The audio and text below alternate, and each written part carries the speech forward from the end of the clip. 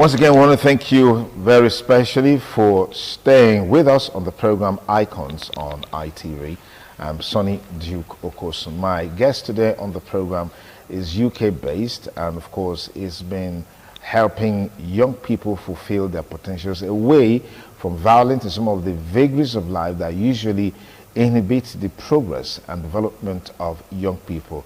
Isosa Hekoma, Big Sosa Hekoma is with us in the studio. Thank you for joining us. Now, you said a while ago that you are in school now, studying criminology and sociology. How has that experience been for you? Obviously, at first, I'd definitely say it was very, very difficult because not being in education and then going back to education, it's easy for you to feel like, you know what's the point?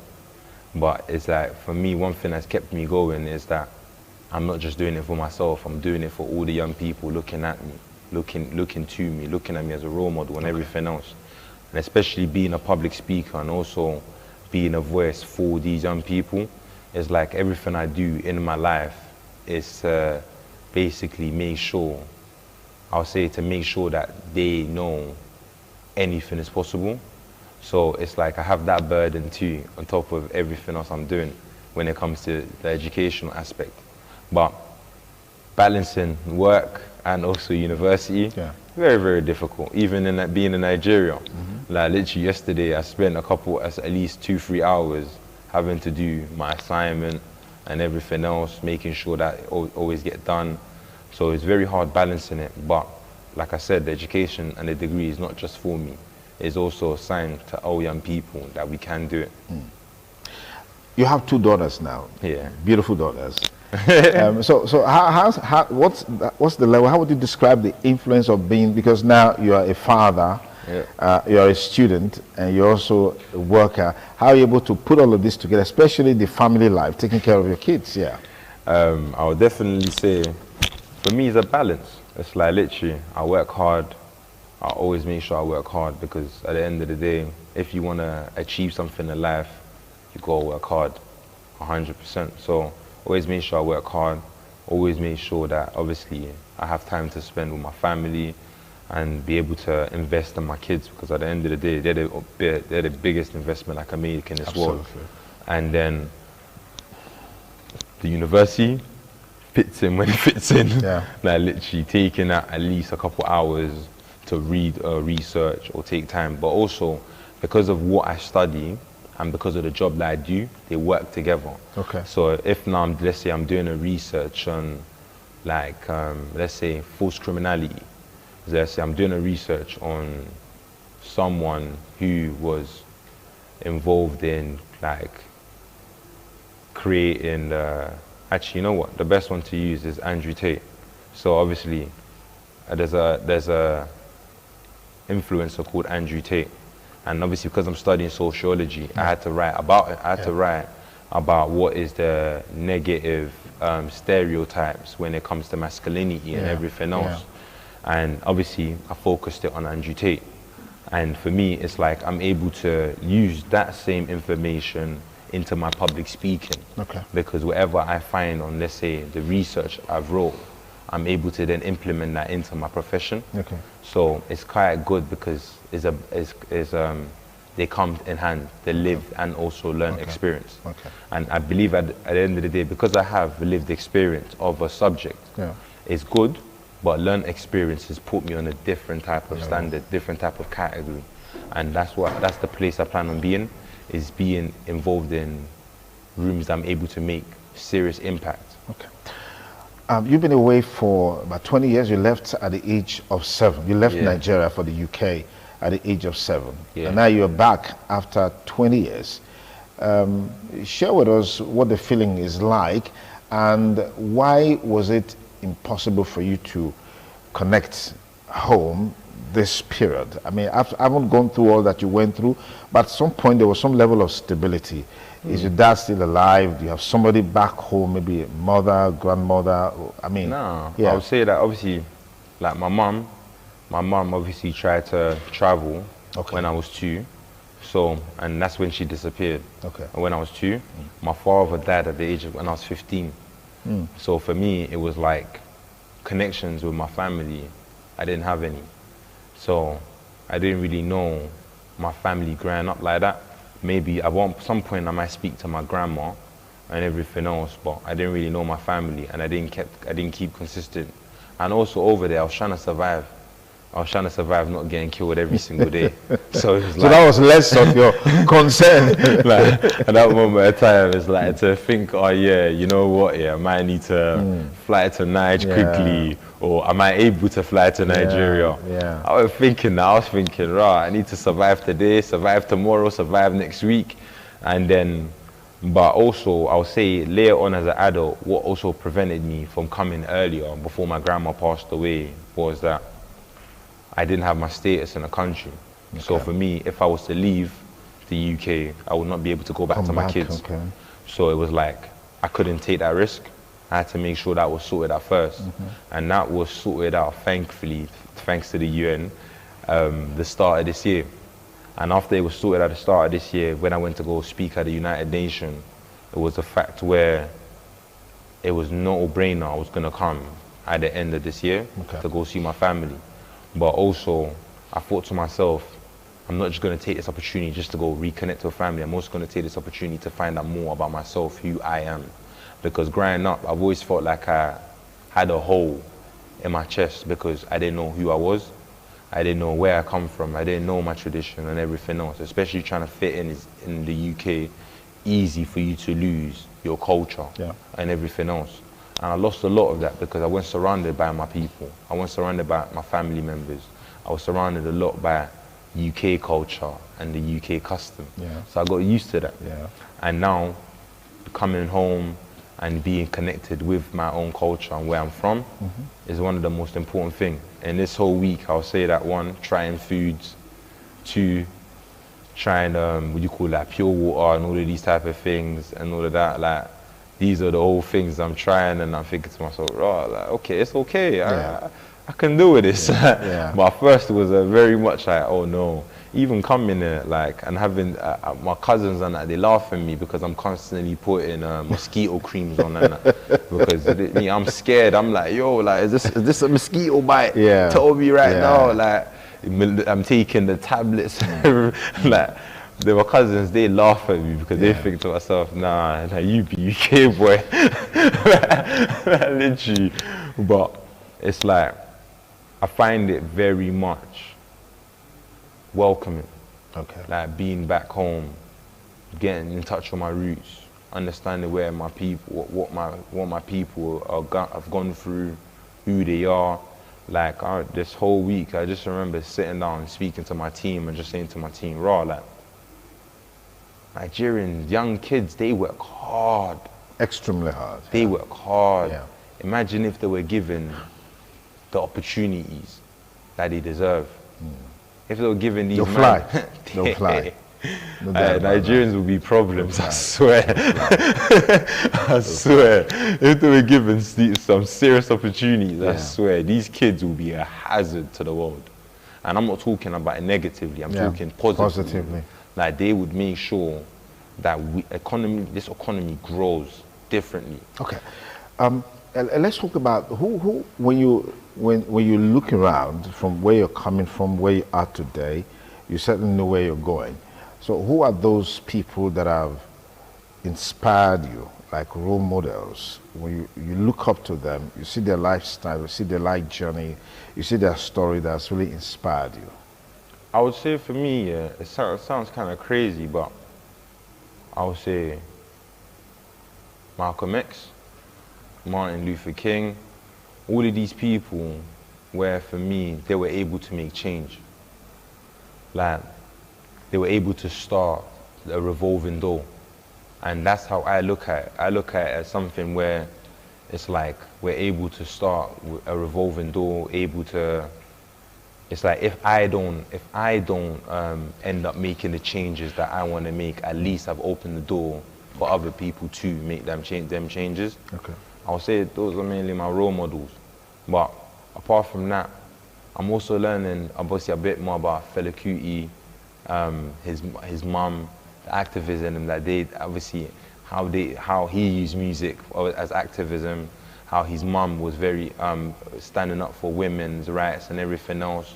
So I'm also learning about my own people, my own activists and my own culture, where I'm so prideful, I'm so proud of, like, literally, and I'm happy that I'm able to make them changes in the UK, but also now pushes me to think, okay, I can make them changes there.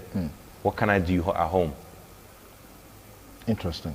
I mean, when I first saw you today, I concluded that probably you're a rap artist, or maybe you're doing hip hop, or you're doing any of this stuff, the way you look. So this genre of music, which of them, really interests you the most? Which, what would you say? Music. That question? Yes, music. Yeah. What type of music? Yeah. Me, I'm a Benin boy, man. I like Charlie Poppy. I'm a Benin boy. All right. I know you left pretty young at age 7. So then you could speak Pidgin. Yeah. Can you speak Pidgin now? You see, Sabi speak Pidgin. I'll say the most I probably know is how far now, how you did. Literally, even my grandma, my grandma and my aunties and that, they tried to teach me obviously Tutu, Yoruba, like Akaro, Ekaso, all of these type of things and that. So for me, it's like I'm learning. Okay. I'm learning. So apart from how far now, how you did, how your side. Okay, it's improving. It's getting better. What do you call it? You know, I'm learning. Okay, I know a few things. I can understand. That's the main thing. Yeah, I can understand. Okay, now back home, you've been interacting with people, right? So, what projects do you have, like a platform to engage young people, dissuade their mind from violent activity? I mean, if you've been following some of the happenings back home, there's been a lot of issues around cultism, gangsterism, and all of those stuff. So do you have maybe like a project or a platform to have that sort of engagement to dissuade their minds from stuff? So for me right now, is basically, I feel like to make change, you got to understand the field and the economy you're dealing with. And that's where I believe this trip was very important for me. Because coming here at first was very much focused on trying to understand why people take that risk to travel illegally out of the country. And then obviously understanding that opportunities and everything else was one of the main things. Okay. It's a thing where, like, obviously I have a charity in the UK. So it's a thing where for me, I'm trying to then obviously see what opportunities I'm able to create over here for young people too. And I'll say it's creating work, creating, like, literally wanted to create like resorts and all of these type of things and opening more opportunities for young people in this country. But like I said, you've got to understand it to be able to think of a solution. Yeah. And that's what I feel like this trip has been for me, is understanding. I'm here for like a month. Wow. I'm here for a whole month. I'm not here for no 2 weeks or 1 week and then think, I'm going to leave. I'm here for the whole month. I'm here till January. And the reason I'm here till January is because I really want to understand everything. And I don't think even after that month I'm going to understand everything. I'm even sitting there with my team planning to come back next year. Okay. Like, I'm planning to come back a lot more so I can start implementing and be involved in making these changes back home. Okay. Because at the end of the day, yes, I'm able to make changes in the UK. And I'm very happy I'm able to make changes in the UK. But I'm Nigerian. That's where I'm from. Yeah. This is where my people are. Like, if I'm not able to help and make changes with my own people, then really and truly, who am I? Like, that's one thing that's important for me. That's one thing I take pride in. Like, literally, I'm able to make changes in the UK and I'm happy. The influence and everything else, being involved in the government, being involved in the policy changing, being involved in researches, being involved in documentaries, and being the face of forced criminality in the UK, I'm happy about that. But then now I've moved over to then being a face of criminality when it comes into the United Nations. Yeah. I'm happy about that too. But I'm also Nigerian. I'm gonna have to come home. My kids are gonna have to come here. Definitely. Like, literally. So if I'm not able to make these changes over here and also help my people, lad, I don't really feel like I've done enough. So for me, the vision is more than the UK now, more than the United Nations. It's also making sure I'm able to create something here. Like, if it's a little something to start that change, then that's cool. But able to create that. Okay, what's your advice for Nigerians in diaspora who had the opportunity to make impact, but a little bit reticent coming back home like you did? I spoke with someone today in Canada. He was saying, he heard that back home there are insecurity challenges, people are being kidnapped. You didn't hear those stories? Of course I did. Would I be comfortable to say that, maybe because of your past life journey, that really didn't bother you? I wouldn't say it didn't bother me. I'd definitely say this I'm coming into a new country, like this. I might have been born here. This is also new for me, though. Like, so 100%, security and safety is always the important thing for me. But I'm also very, I'll say, aware of my surroundings. I'm able to read rooms, and they're also able to be observant. So for me, although that these things do bother me and these things do worry me, but I also believe that if we had more opportunities over here and them opportunities were created over here, that it'll be less. So it's a thing where, like, I can't blame people for how they're living or what they're being forced to end up having to do. Okay. But what I can do is come from a non-judgmental perspective, come from a open-minded perspective, to be able to understand what went wrong and how it can be fixed. So for me, yes, I'll say yes, I was scared. But two, I'm also aware of the fact that personally, I know how to read a room, and I also know how to read threats. I've survived, I'll probably say 10, 11 years of people shooting at me, people trying to put holes in me. Like, so it's like, for me, a month, I can do. Interesting. Like, literally, I can do the month. All right, as we gradually conclude this interaction, how do you spend your time? You're not working, you're not schooling, what do you do for leisure? I'll be real with you. There's a lot of people ask me this question of how do I, like, calm down. Yeah. There is no such thing as calming down if you want to achieve a goal or achieve a vision. Okay. Like, I'll say 24/7, we're constantly working. And that's just not, I believe if I can run a drug phone 24/7, I can run a business 24/7. And that's one advice I'll give every single young person. If you can run a criminal organization or be part of a criminal organization, then 100% you are a made entrepreneur, 1,000%. And that's one thing I encourage all young people that I work with in the UK. If you can run a phone, you can run the business. That's exactly what I end up doing. I use the exact same formula and the exact same, I'll say, structure of running a drug empire to create a business. That's exactly what I've done. And I believe anyone can do that. I just like that parting shot. If you can run a drug empire, you can run a business. It's basically, giving it the energy, that same energy that you had, and then of course you realize your potentials and fulfill your dreams. Big Sosa, it's been a pleasure talking with you. I'm sure there are lots of things to learn from the conversation so far with our guests here. Please don't fail to leave a comment on any of our social media platforms where you'll be watching this video. I would like to know what you think about this interaction. If you learned something, please share with us. We'll be glad to know. Thank you so much for coming on the program Icons on ITV. I wish you the very best. Thank you very much for having me. Thank you. Thank you.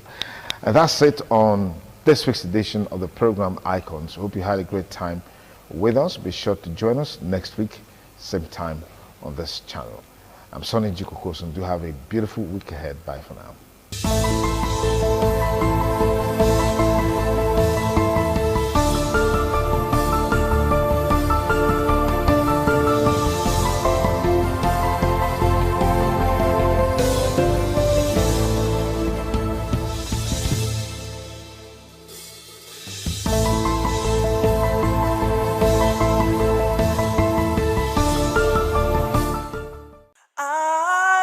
ITV.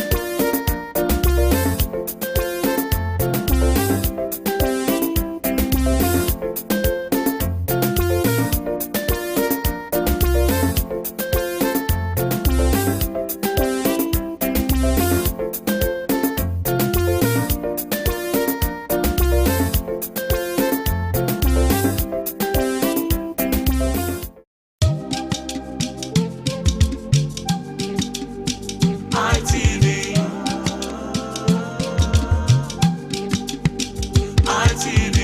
ITV, certainly the best.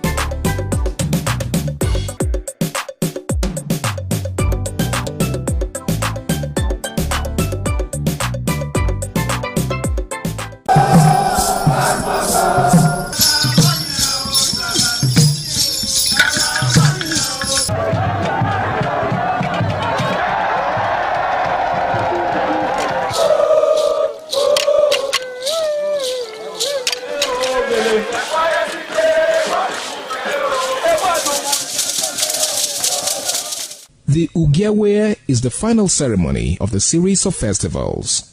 It is one of peace and lightheartedness, following the more solemn of the ritual year. Ugewe is the festival of the Ewe leaves, a symbol of good luck and joy. It is the most popular of all that heralds the dawn of a Benin New Year, new vow, newness of life and freshness of life, and a new hope for the future. In the evening, the Ewe leaves are presented to the Oba of Benin in grand style in a colorful ceremony. The Ihogbe Society, amidst singing and dancing, bring the sacred leaves that symbolize good luck, blessings, peace, and prosperity. Each of the senior members of the Ihogbe proceeds to give the sacred leaves directly to the Oba of Benin, and others put theirs at his feet.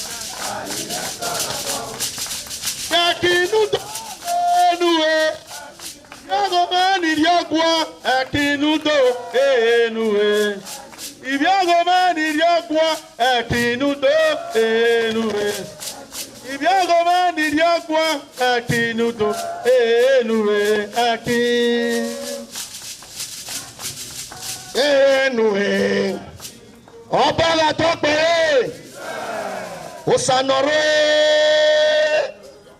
Umadogemo Agmoye ni awoge wae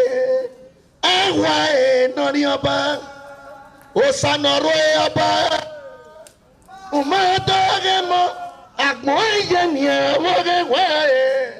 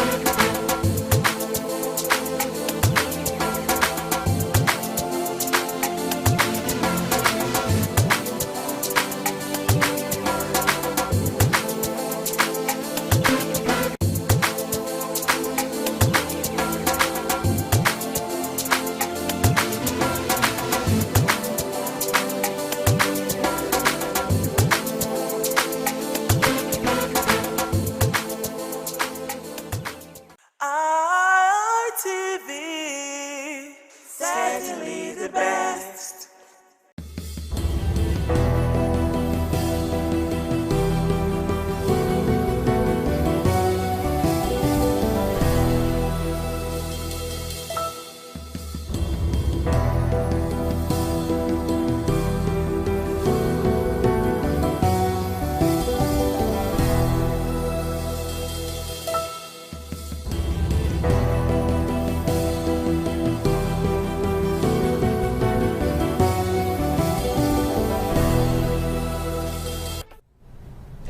Thank you so much for staying tuned. If you just joined us, this is TMI. Here we are talking about Wednesday's edition. It's so good to be here this morning, and I know that definitely been waiting for us to come up with what we have in store for you this exciting morning here from Benin Network Studio.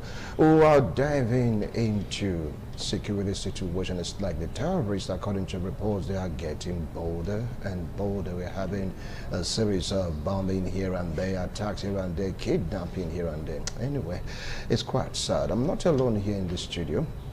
I have my colleague, co-anchor, Anu Oluwapo Stevens. Anu, good morning. Good morning, Wilson. How are you doing this beautiful Wednesday morning? Oh, well, I am great, thank God, and good to be here. How are you? Well, I'm fine, thank you. You know, thinking about the current situation of the country tend to like make me wonder, how did we get here, and how long do you feel will remain this particular debacle, because it is getting scarier by the day?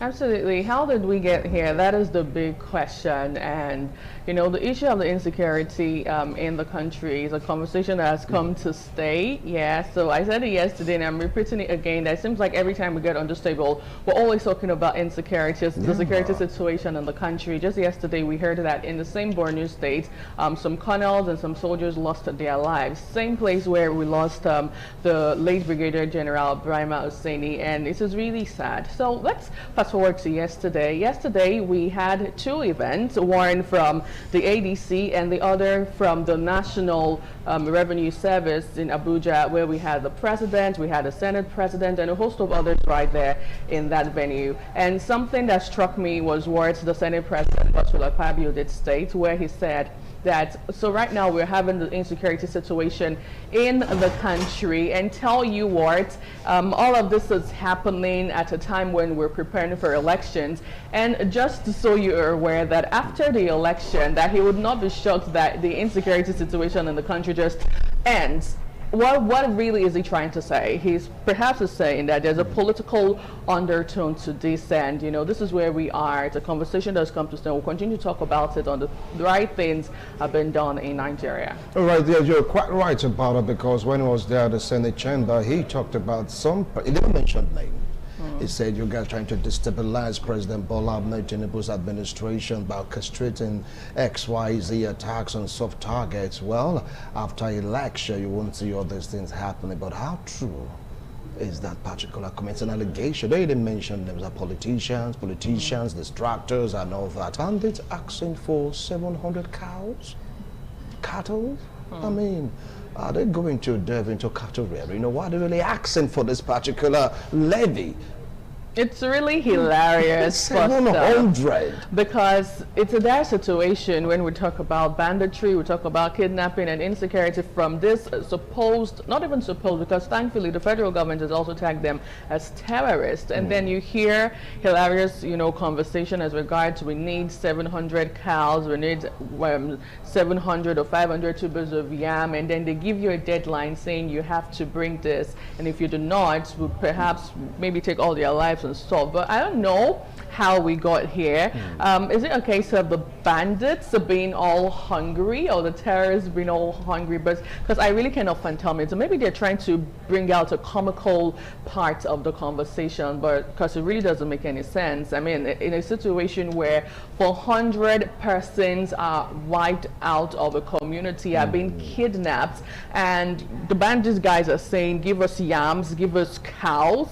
Well, I think there's a relation with cows and the bandits. I was thinking that maybe that could just be a new tactics. Infiltrate the southern part of the country as if you are a cattle header, thereby amplifying the farmers, how will I put it now? The farmer headers clash. Right. Maybe that's what they're planning to do right now. I don't know, but 700 cows, it doesn't make sense. It doesn't even add up. It doesn't add up. It doesn't. But I think the governors in that particular region, the northern governors, would be in that better position to tell us why perhaps they are making such a comical, demand for cattle and for yams. Maybe very soon we'll soon be hearing rice or beans. Because it's only rice we get to share in Nigeria, so maybe we'll also get to add beans pretty soon. Yeah. Things are really getting scary in some parts of the country, and we are like, wondering how are we going to get out of this situation. They're coming there about the day, general killed, colonel killed. Come on, what is really going on?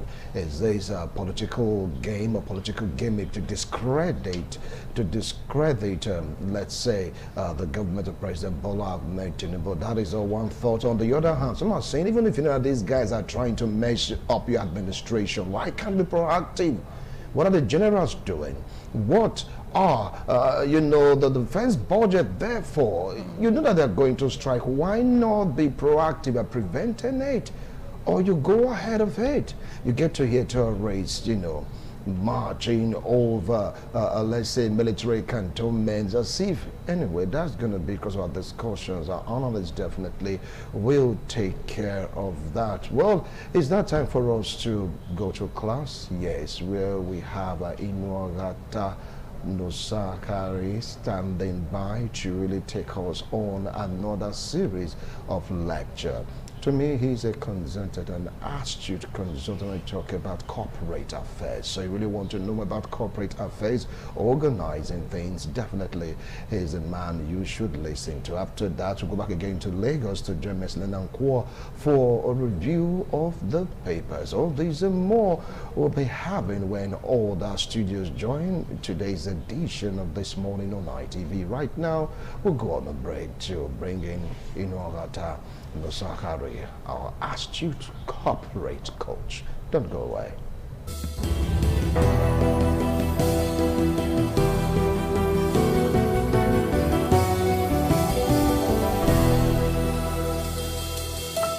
Inuagata Nosakari is still my amiable name, and I'm so delighted to come your way one more time to make your day a premium value one. I've been on the series of driving workplace productivity with emotional intelligence, and today I am starting the fifth component, the fifth pillar of emotional intelligence, which is social skills.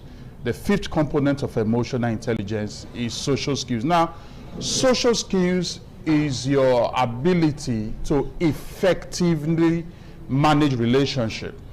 Social skills is the relationship management side of emotional intelligence.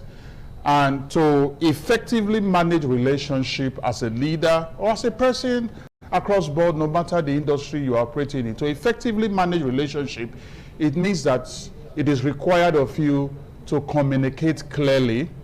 It is required of you to influence positively. It is required of you to effectively build rapport. It is required of you to effectively manage conflict, de-escalate tension. It is required of you to foster collaboration, in the work environment or in that organization or system that you are working in. Social skills, which is the fifth component or pillar of emotional intelligence, is the relationship management side of emotional intelligence. Is your ability to effectively manage relationship towards achieving desired outcome. Very, very important. Now, if you take a deeper and a closer look, social skills is that crucible, is that pot whereby all the other first four components of emotional intelligence come together to achieve desired leadership outcome.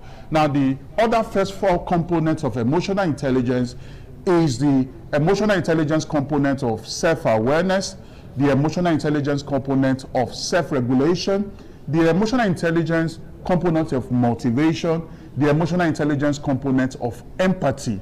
Social skills is where all these other components of emotional intelligence come into full expression. Is where they are put in action, especially for you as a leader. The emotional intelligence component of self-awareness help you to be aware of your emotions, how they affect people, and also how they affect outcome. The emotional intelligence component of self-regulation helps you to be able to control your emotions, especially controlling it appropriately under pressure, under situation of serious pressure. The emotional intelligence component of motivation ensures that you are able to exhibit that resiliency despite the fact that there are limitations in the workplace. All the resources you need to make things happen are not really there, but all the same, you put in that force, you put in that pressure, you are resilient, and that resiliency is not just all about what you know, which is very important. It now extends into your ability to work effectively with people. It extends into your ability to work effectively through people towards delivering amazing leadership output. This is very, very important for you as a leader. So social skills, like I said, is the crucible, is the pot where you cook all the other components of emotional intelligence. Remember the emotional intelligence component of self-awareness, the emotional intelligence component of self-regulation, the emotional intelligence component of motivation, the emotional intelligence component of empathy. All of them come together in the pot, in the crucible of social skills, towards ensuring that you are able to deliver desired outcome, desired result, as a leader. Very, very important. Remember what I said earlier just now, that your effectiveness as a leader, when you lead people in that organization, when you help teams, it's not just anchored on what you know. You need to also learn how to effectively work with people. You need to also learn how to effectively work through people. And this, at the end of the day, will make you to be a very outstanding leader. Now, when a leader lacks social skills, what could possibly happen in that work environment, in that team or organization, is employee disengagement, where you see employees or team members no longer having that unalloyed commitment and dedication, to team tasks or team assignment, to workplace responsibility. Employee disengagement. Then lack of social skills by a leader can also result to, conflict escalation.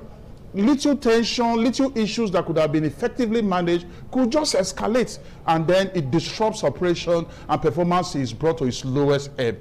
When a leader lacks social skills, it can also result to policy failure in organization, in systems. So it is very important for you as a leader to see how you can build social skills, which is, managing relationship effectively. From the beginning, I said social skills is your ability to effectively manage relationship towards achieving desired outcome. And this requires you to communicate clearly. This requires you to build rapport. This requires you to positively influence. This requires you to foster collaboration.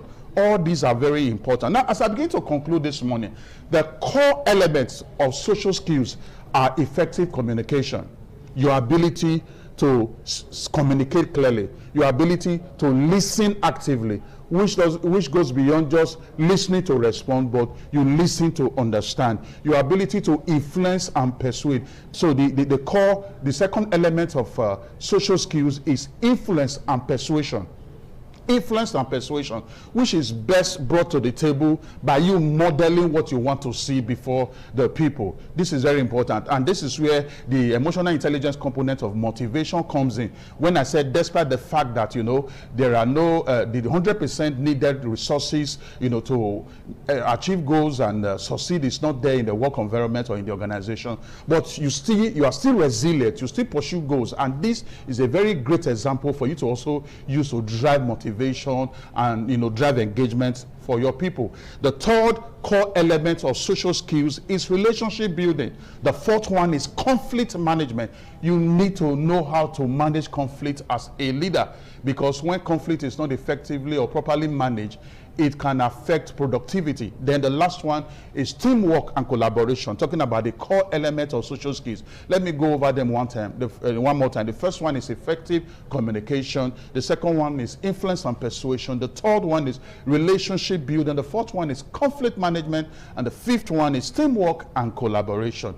I seriously believe that profound value have been added to you today. So what you are going to do, you are going to stay with me on this series as I continue next week. I'm going to bring case scenario for us to use to, work together and analyze these social skills, which is the fifth component of emotional intelligence, where all the other four components of emotional intelligence come together. And then we'll make a better leader out of you, create a better work environment and create a better society for ourselves. Send me your inquiry, your question through my email, inuaghata@gmail.com, inuaghata@gmail.com. Send those questions, send those inquiries as you have been doing, and then provide answers to you, and we build a better workplace for ourselves, a better society for ourselves, and a better world for all of us. I'll be seeing you next week, Wednesday, and when I return, I will still remain the amiable.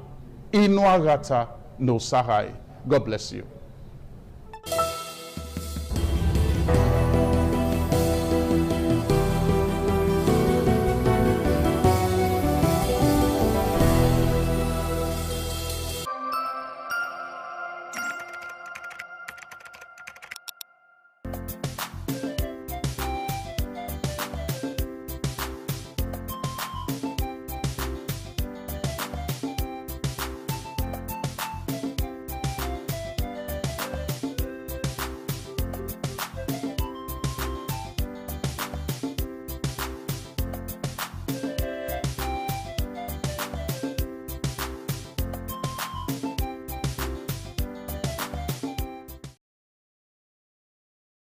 Many thanks for staying with us. We're still on this morning on ITV. I am Marcelina Unko, and we will be reviewing the papers this morning. The first papers that we will be reviewing is The Nation newspaper. The big headline on The Nation newspaper says, NRS raised tax revenue from 711 billion naira to 3.6 trillion naira in 2 years. Another headline there says, you get that on The Nation newspaper. Another headline there says, ADC expels Nafiu Bala Abejide 5 orders. You get that on page 3.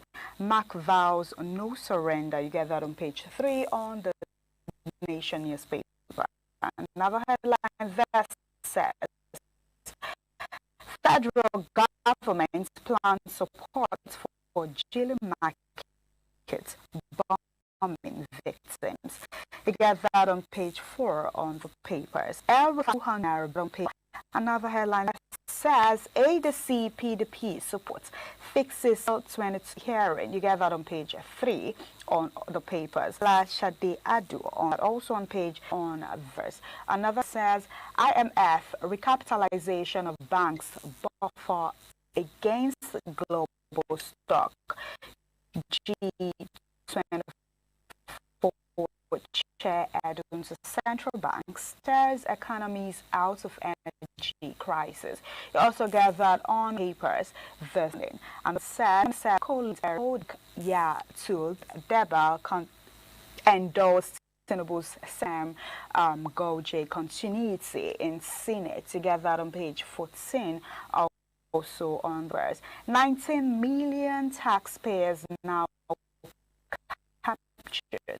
Tinubu reforms key to growth. You also get on the paper, grab this paper and go through them. Or I was still on the review. Let's take a look at the next daily, the Guardian newspaper. The big headline on the Guardian newspaper says ADC on the brink of 2027 exclusion as court battles deadline draw near. You get that sees also on the Guardian newspaper another headline that says Borno Benue top NBS records of 338 and he cross 14. Get that on 3 Guardian newspaper. Another one says RFI gets 200 million naira bill as court imposes gag order in alleged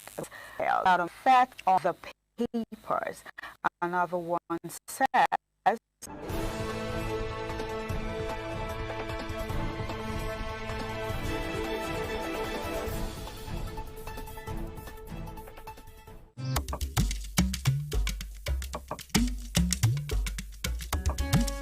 revenue 3.6 trillion naira monthly, says NRS boss. You get that on page 3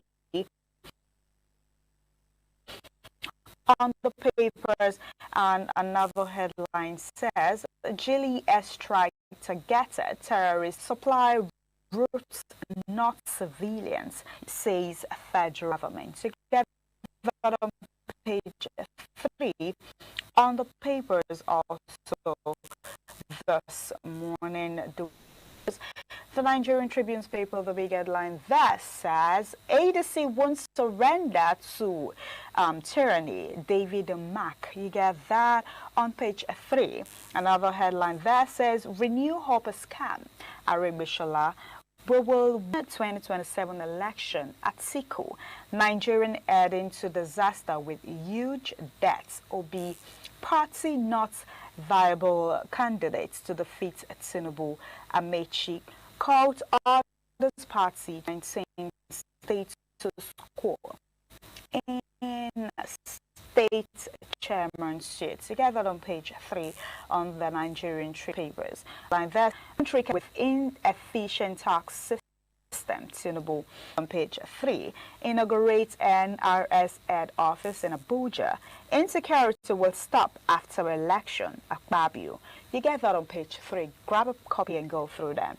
Another headline there says federal government defense air force insists Borno airstrike was precision operation. You get that on page 21 on the papers. Olubadan at Jimobi orders deny plots to impeach Makinde. You get that on page 21 on the paper. No money exchanged hands in impeachment plot. Oyo Speaker. Another writer says Olubadan throne should not be dragged into dirty politics. Oba Ladoja. You get that on page 21 also. Another sub-writer says, stop peddling rumors, ex-Oyo Speaker warns Ogundoyi. You get that also on the page on the Nigerian Tribune's paper. You get that on page 21. And another headline says, Supreme Court orders accelerated hearing on PDP, APC leadership crisis matters. A writer says, fixes April 22 for definite hearing. You get that on page 3. Also on the papers. 2027, Ogun Muslims demand governorship slot. You get that on page 18 on the paper. Also on the papers, on health, news tool test detect 90% of colorectal cancer study. You get that on page 4 on the papers this morning. Do well to grab a copy and go through them. And the big picture on the Nigerian Tribune papers talked about the NRS. Yesterday, what happened yesterday. You get do well to grab a copy and go through the Nigerian Tribune papers. Okay, moving on, let's take a look at the Daily Sun papers. The Daily Sun papers, the big headline there talks about insecurity. Says Akpabio fingers opposition on insecurity, expresses optimism situation will end after 2027 polls. You get that on page 6 on the Daily Sun newspaper. Another headline there says IMF downgrades Nigerians' growth to 4.1%, cites inflation, spiking fertilizer prices, global risk. You get that on page 2 on the Daily Sun newspaper. Another headline there says 2027, Nigeria will not coronate Kabiyesi in Aso Rock ADC. You get that on page 6, on page 8, and also on page 26. PDP ADC Supreme Court, OK speedy hearing. You get that on the papers this morning. Let's take a look at another headlines which says the US-Iran war trigger jet fuel crisis, pushes local airfares to 135,000 naira from 92,000 naira. You get that on page 25 on the papers. Another headline that says INEC chairman wants to get away with illegalities at Siku. Get it on page 6. And the writer says Nigerian collapsing, says Obi. You also get that on the Daily Sun papers this morning. Do well to grab a copy and also go through them. That is all we have on the Daily Sun newspaper. Let's take a look at the next papers.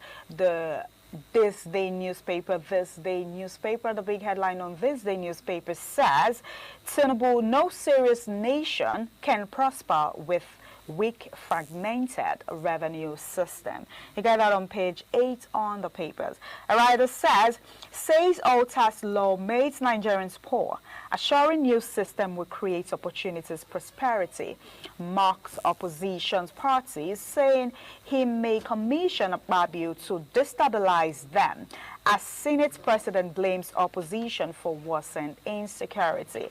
Another headline, another sub-writer says, declares a net reserve would have been $2 billion inflation, 120% exchange rate, $3,000 per naira as parallel segment.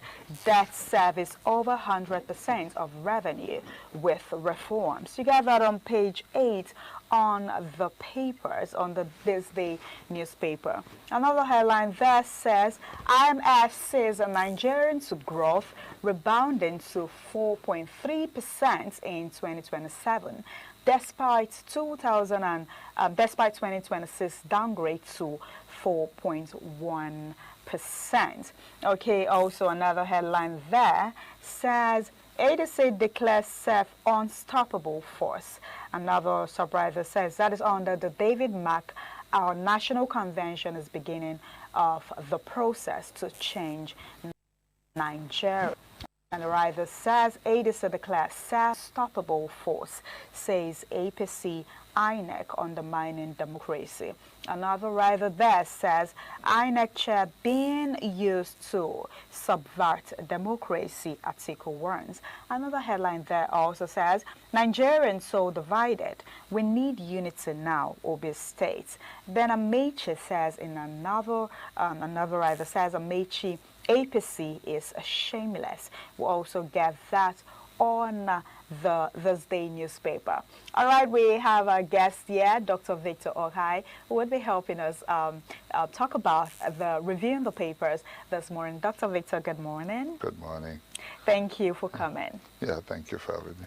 All right, on this day newspaper, the big headline talks about David Mark, our national convention. We know David Mark is the new ADC chairman, which says our national convention is the beginning of the process to change Nigeria. I know that is our main topic, but let's just talk briefly on that.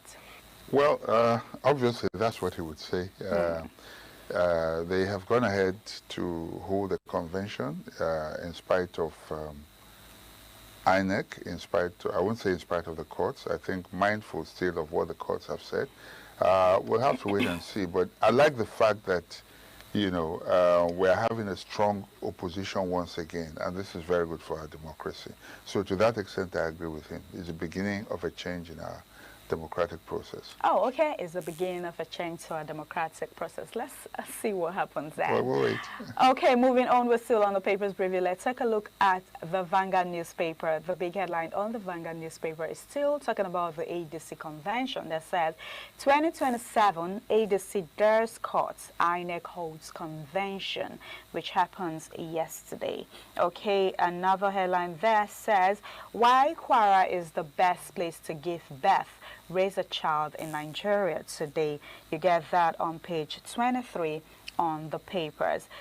Gili airstrike, no innocent victims, defense ministers. You get that on page 41 also on the papers. Okay, another headline there says, okay, Dr. Victor, let's talk about this Kwara state. You know, it says why Kwara is the best place to give birth, raise a child in Nigeria today. Do you think so? Do you agree with that? I would have to read the details to be able to understand that. But I mean,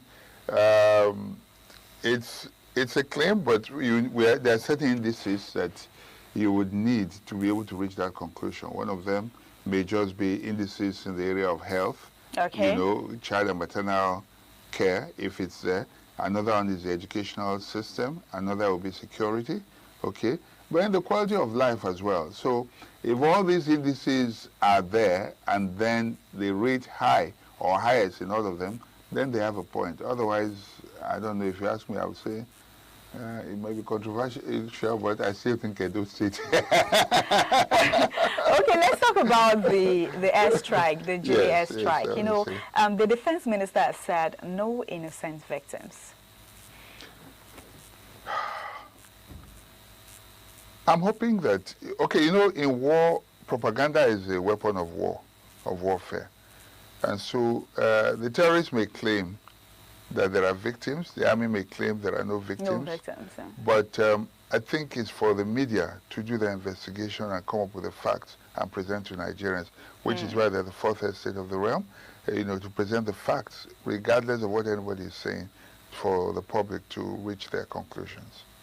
Okay, thank you so much for that. Let's take our last papers for today, the Daily Trust papers. The big headline on the Daily Trust paper says, ADC expels Nafi Bala, Abejide unveils nests and move. You get that on page 3 and also on page 4 on the papers. Another headline there says, despite bail, El-Rufai to remain in custody. You get that on page 5 on the papers. Also another headline there says, old tax law impoverished Nigerians. Tinubu, you get that also on the papers.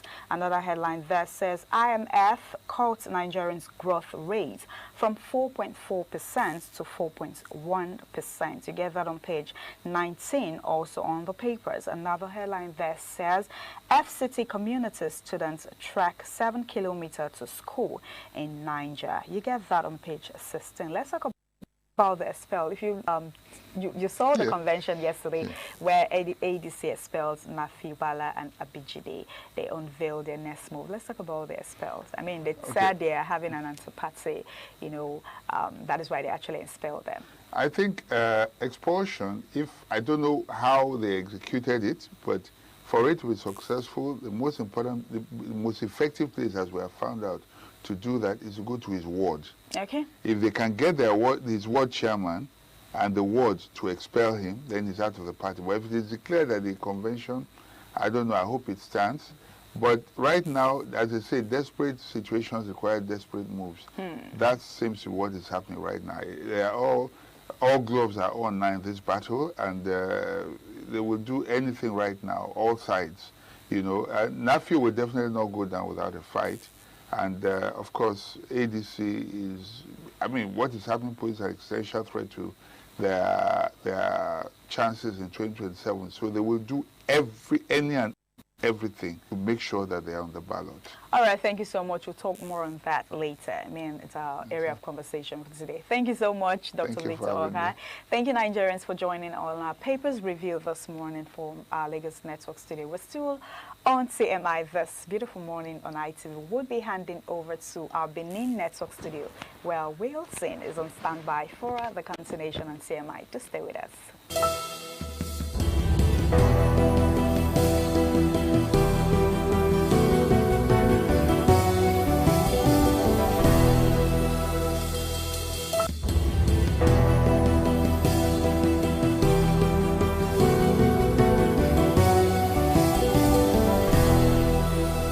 Thank you so much for staying tuned. If you just joined us, this is TMI, Wednesday's edition. I want to tee off the first discussion segment, which centers on security.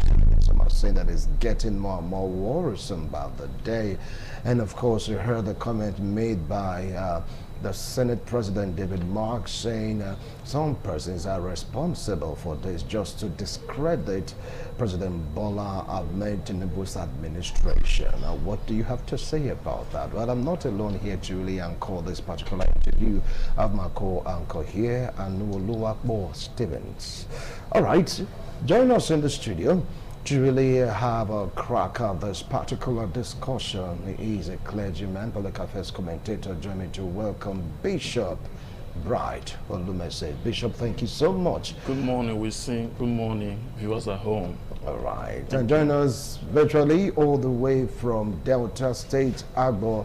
He is Professor Owen Olowu, lecturer in UNIBEN, public affairs commentator, political analyst. Prof, thank you so much for joining us. We say good morning. Good to see you again after a long while. Yeah, after a long while, really. You are flexing right now in Delta State. All right, we're expecting Comrade Austin Ogometiti to join us also virtually all the way from Canada to really, you know, share his own views and opinions on this particular discussion. All right, so since you are here with us here in the studio, it's proper we start off from you, Bishop. Now, it's like the bandits, the terrorists, they're getting bolder by the day. And we've been suffering some serious loss. If you take a look at the general that was killed yesterday, Colonel also was alive, and Nigerians are like worried. Are we really winning this war, Bishop?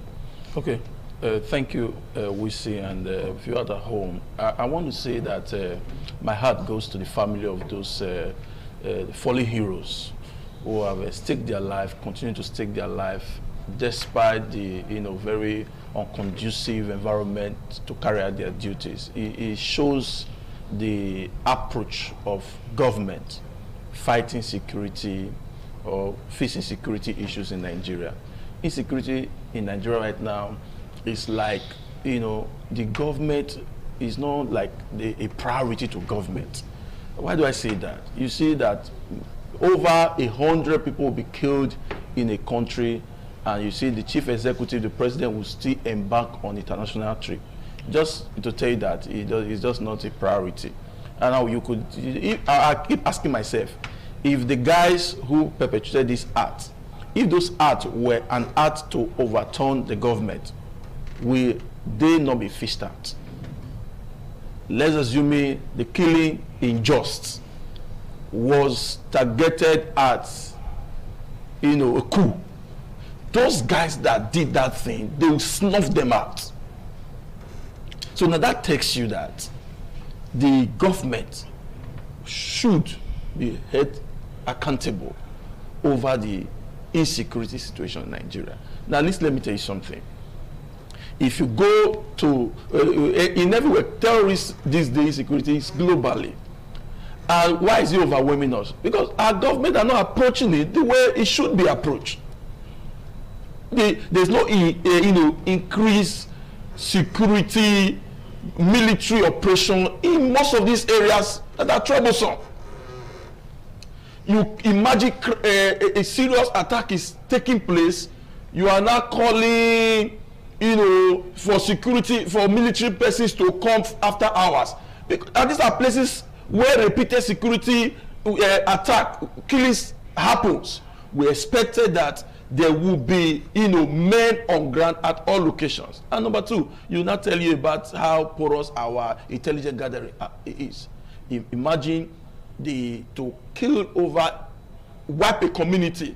It's not a day plan. So you mean the SSS couldn't snuff it out or wherever? It means that our investment in that environment is poor. And number three, which is the three multi-dimensional approach to fighting security, is the economy situation and all of that. If you look at right now, the problem we have now is the problem of inside, and I listened very carefully, the recent guys that were killed, they went to repel an attack, and while they were coming, they were ambushed. Who gave that information? Now that's to tell you that because of the economic situation, because when crime continue for a period of time, the citizens begin to believe that government is part of this. They will not begin to, who do we follow? If we don't give these people information, maybe tomorrow they come after us. So, in other words, it's a terrible situation. What is expected government to do? One of the things I keep asking myself, what is the state of the military men at the war front? Are their family being catered for? Because as a family man, anywhere you are, and there's this chance that your families are not taken care of, your input will affect your input, and all of that. I read and followed up. Somebody, one of the young man put a story on Facebook that this is how he gave a lift to a military man who ended up saying that the man was going to check on the wife who just had a set of twins and lost one. After a year, this time they gave her permission. I don't even have sufficient transport to get there. He gave me somebody. I reached out to her and said, okay, please, we want to also send money. The reason why not just to send money, we want to actually find out if that's truth, if that story was true. And we found out it was truth.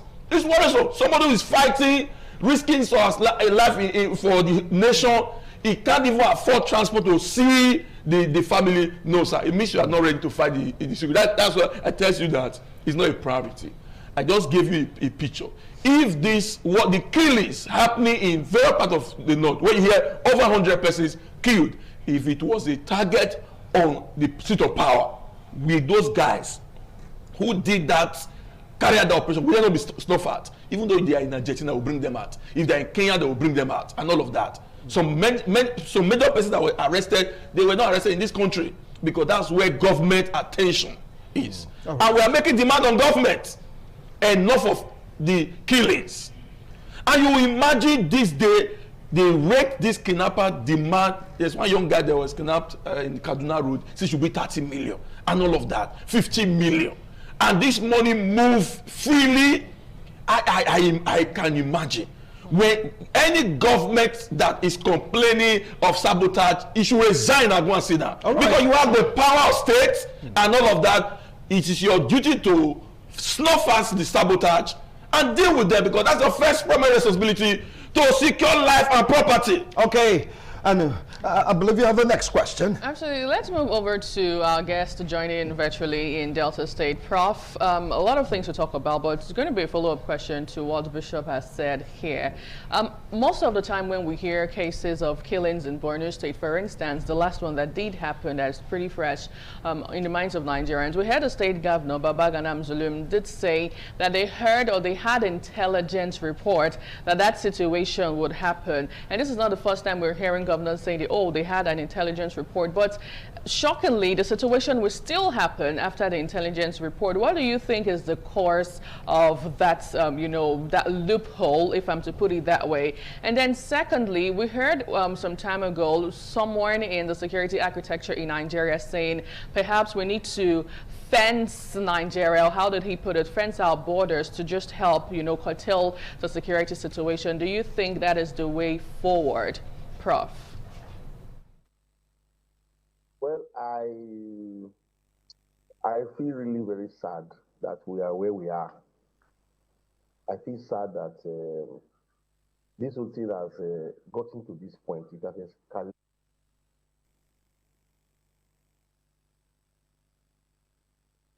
You know, life us on a daily basis, and it appears nobody seems to care. I really feel sad about Scott said.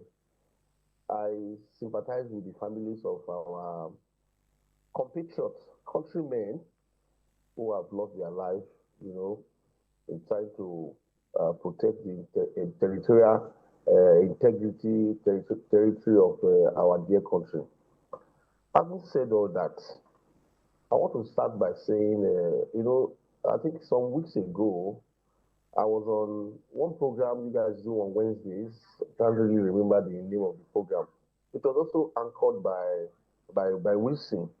The main anchor of that program, I think Egosa was on leave, so Wilson anchored that program.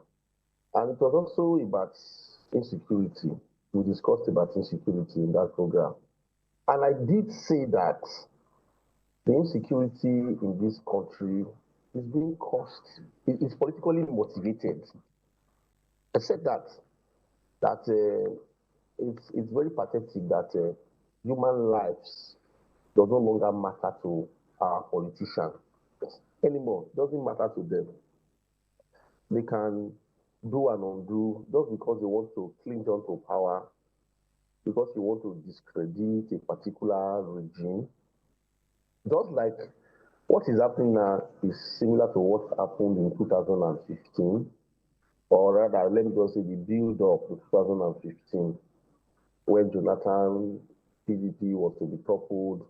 You know, several parties came together to form the APC, and then, of course, later, I'm sure there were testimonies of how people were imported from outside the country just to destabilize and discredit the government of Jonathan.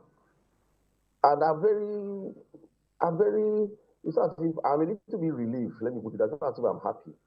I'm a little bit relieved that the top government official, in the person of Senator Godswill Akpabio, came out to tell Nigerians that he is sure that security situation in the country will improve once the 2027 elections are over.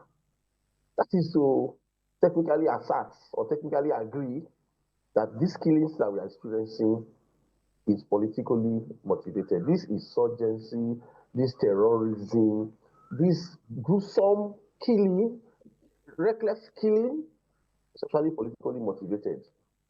That is to tell you the stuff, the kind of politicians that we have.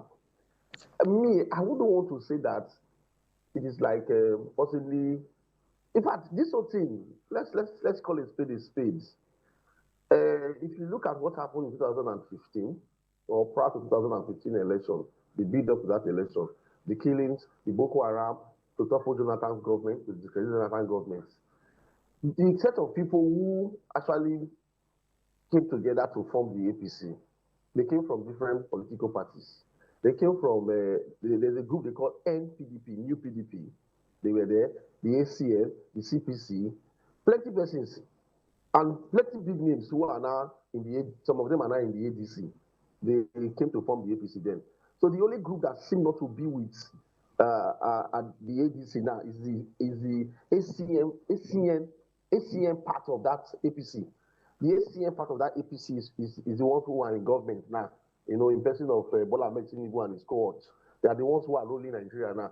The remaining people who joined to form the APC, the CPC, what is it called now, the New PDP and the others, they seem to be gathering again and, you know, wanting to go and join another party like the ADC. So one will begin to ask, this whole thing now, I'm also very impressed about something, even though it's little, but I think we should also give some level of commendation. I think yesterday or so, I think I read on the papers that government has named 48 individuals, if I'm not mistaken, and then about 12 corporate organizations that are sponsoring terrorism. They have been flagged. And we just hope that this information that has been released to the public, that the government will make good use of this information to tackle insecurity. Then on what you said about intelligence, intelligence came and still the attack still took place, and we lost a highly decorated military officer, a brigadier general, and all that. It's quite unfortunate that we have what is called what we will call internal sabotage. Internal sabotage, and also too, what we will also talk about a level of communication, level of command. That is what. All right, Prof. I will definitely come back to you. We'll come back to you, Prof. Well, you heard Prof. raise series of, what I call it now, points, so to speak. He said this can be likened to what happened during the build-up of 2015 general election when President Goodluck Ebele Jonathan was the one in charge at a particular period. He also talked about sabotage in the ranks, after all, like what you rightly said. Some valiant or gallant, so to speak, yes, gallant soldiers went out there to repel terrorists. On their way back, they were ambushed, and we lost a general, lost colonel. I mean, top, you call them big fish. Now, talking about politics and security, do you feel that what Prof. opined, borrowing a lead from what the Senate President said, do you think that is what is playing out even right now? And if the answer is yes, even that Nigerians are falling into the same sentiment that made them to say, Jonathan, you must leave power, you must relinquish power by the power of their votes. Okay, thank you, Wilson. Oftentimes I hear government agency come to say we are trying. While you were campaigning, you didn't tell us you were going to try. You told us you are going to fix it. All this issue of is what they did in 2015 is fallacy. People are dying. We want you could see no political way. Now, what are government agenda in fighting terrorism? Can you tell me? Can anybody now come and say this is the blueprint? Okay, now that we are aware this was what they did then. Let's say their reputation. The Chibok girls were taken during the eve of 2015. Now again, we saw what you call the community against school children. All of them are taken. What another blueprint? If it were political office, wherever, they will find solution. We are saying that Nigeria's life matters. This issue, see, let me tell you, okay, you're talking about Nigeria. Terrorism is not just related to Nigeria problem. Every other regions are fighting where you even have monarchies, where you even have tyrants. They're fighting terrorism. So is the 21st century terrorism? What are their agitation? These are people who doesn't want Western life. These are people who want, why are they targeting? They target schools. They don't want all of that and all of that. So government will rise up to the occasion. This issue of, okay, now let's assume the narrative was correct. Now this set of people who are in government now, they brought the imported machinery to dethrone the other government. Now, if they were their machinery, they should have settled them so that there will be peace and all of that. Now, are you telling me the same machineries? Because some of these narratives, you see that most of the problem we have people who, of the leaders, they talk too much. You know, during the Jonathan time, Obasanjo wrote a letter one time to say that President Jonathan is training snipers and all of that, which wasn't true. Peradventure, he had intelligence that there are people who he didn't find out what they were. So the attention was beamed into fighting a man that don't even know anything called snipers or whatever. And that's the problem we are fighting. We don't really, the intelligence, they know much investment in the intelligence to really get where this agency, Nigerians. That's why Trump is telling you that, look, these guys, they are not Nigeria sponsored. There are people in the Middle East who wants to make the earth unrest and all of that, who raise You watch over sometime few months ago where some young guys raised flag from another country in their own country and all of that. So that gives you something. So government, my own worry, it's not like where there's terrorism or wherever, it's a global trend. My own worry is that it's hitting us badly because our government is treating it with kid gloves. Our government aren't doing enough. One of the biggest challenges that we will face, and that what we are facing now, I said it there in 2015, that our government is not doing enough campaign. These terrorists will now begin to recruit our people, which they are doing now. That's why they are massive. Our military are trying. The more you kill, you say they kill over how many here before you know thousands have come out because the recruitment process is massive. Can your government guarantee any of the people in the north 3 square meals a day? No. So if a terrorist guarantee you 3 square meals a day better life, you see they have adopted you, okay. They've employed you. Now speaking about the government, is it a case of the federal government being overwhelmed, the security architecture in Nigeria being overwhelmed, and do you think we need foreign intervention at this point? Okay, no, it's not about first of all, we are not overwhelmed. We're talking about the political will. Just like you say, what Prof said just now, he called about sabotage, internal sabotage, or whatever.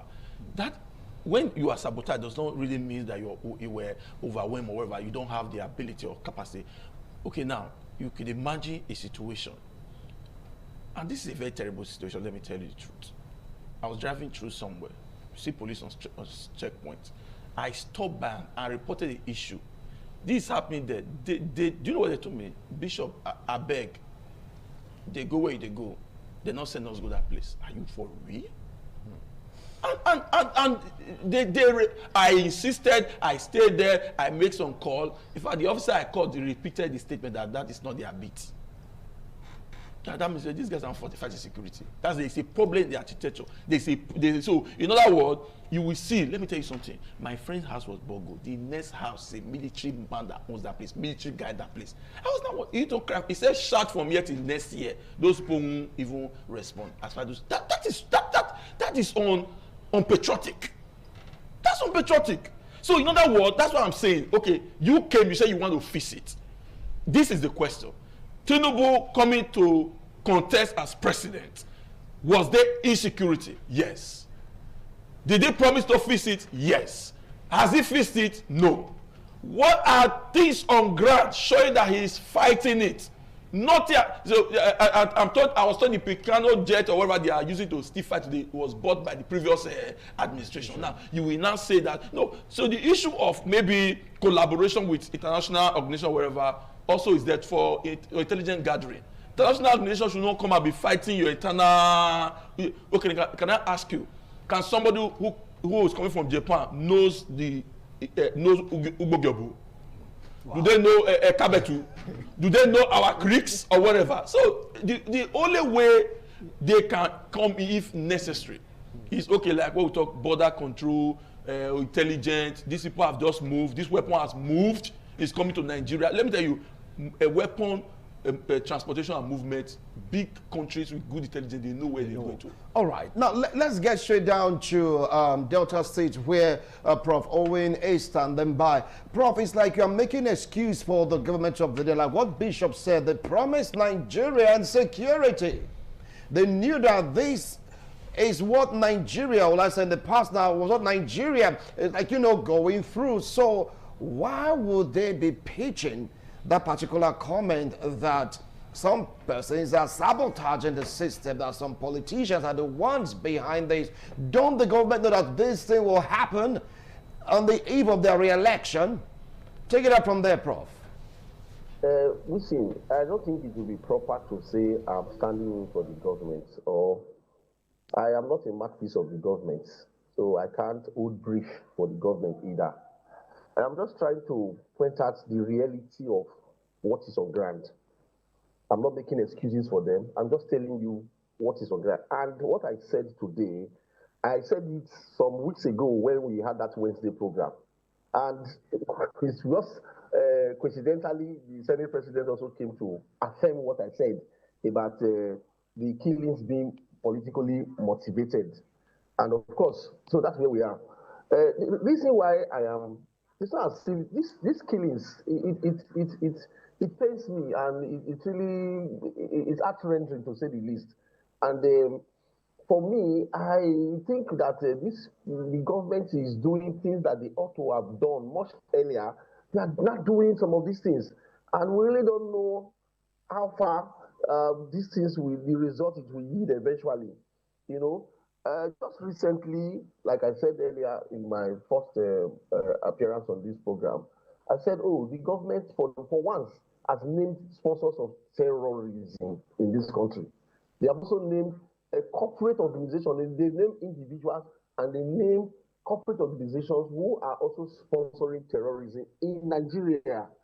This is something that is long overdue.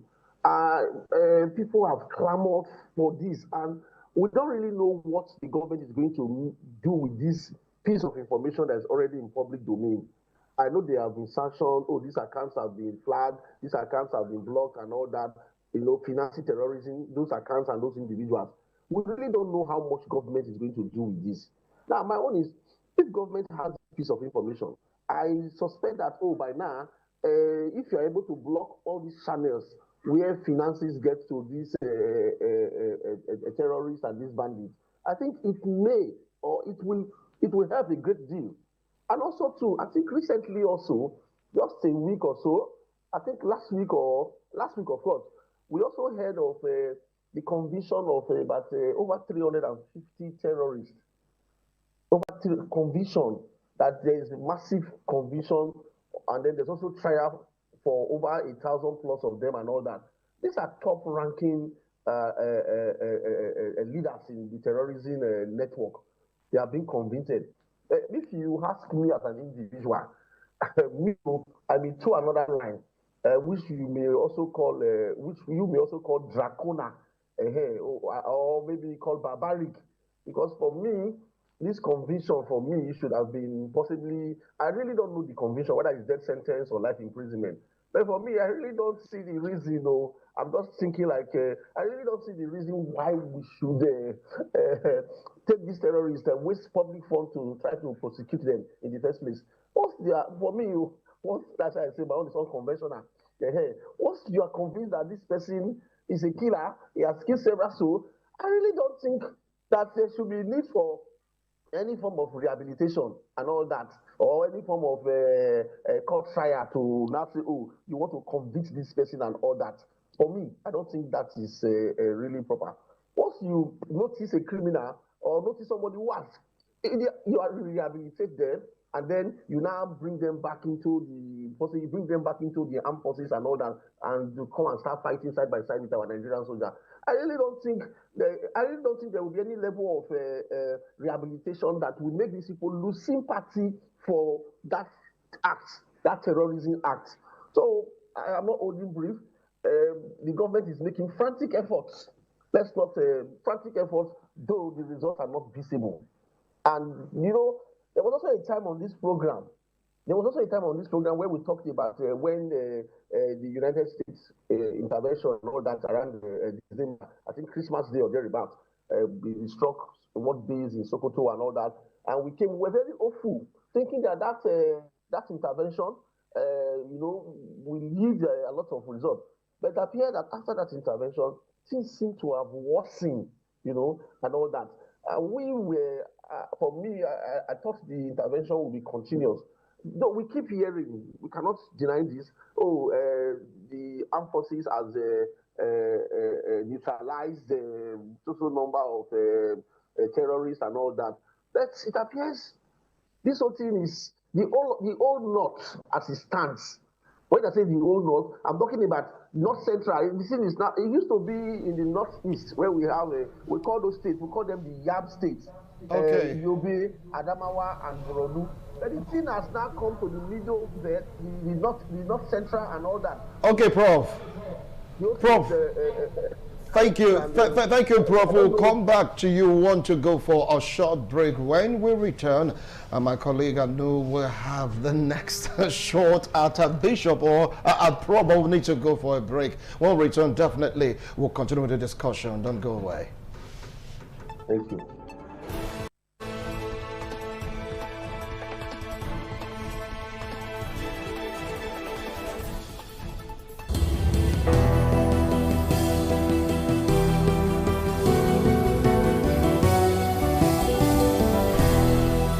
So much for staying tuned. If you just joined us, this is TMI reaching you live from Benin City, Edo State, South Nigeria. And I believe you have the next line of questions. Absolutely, because I saw how Bishop was all, reacting here when Prof was having his conversation the other side.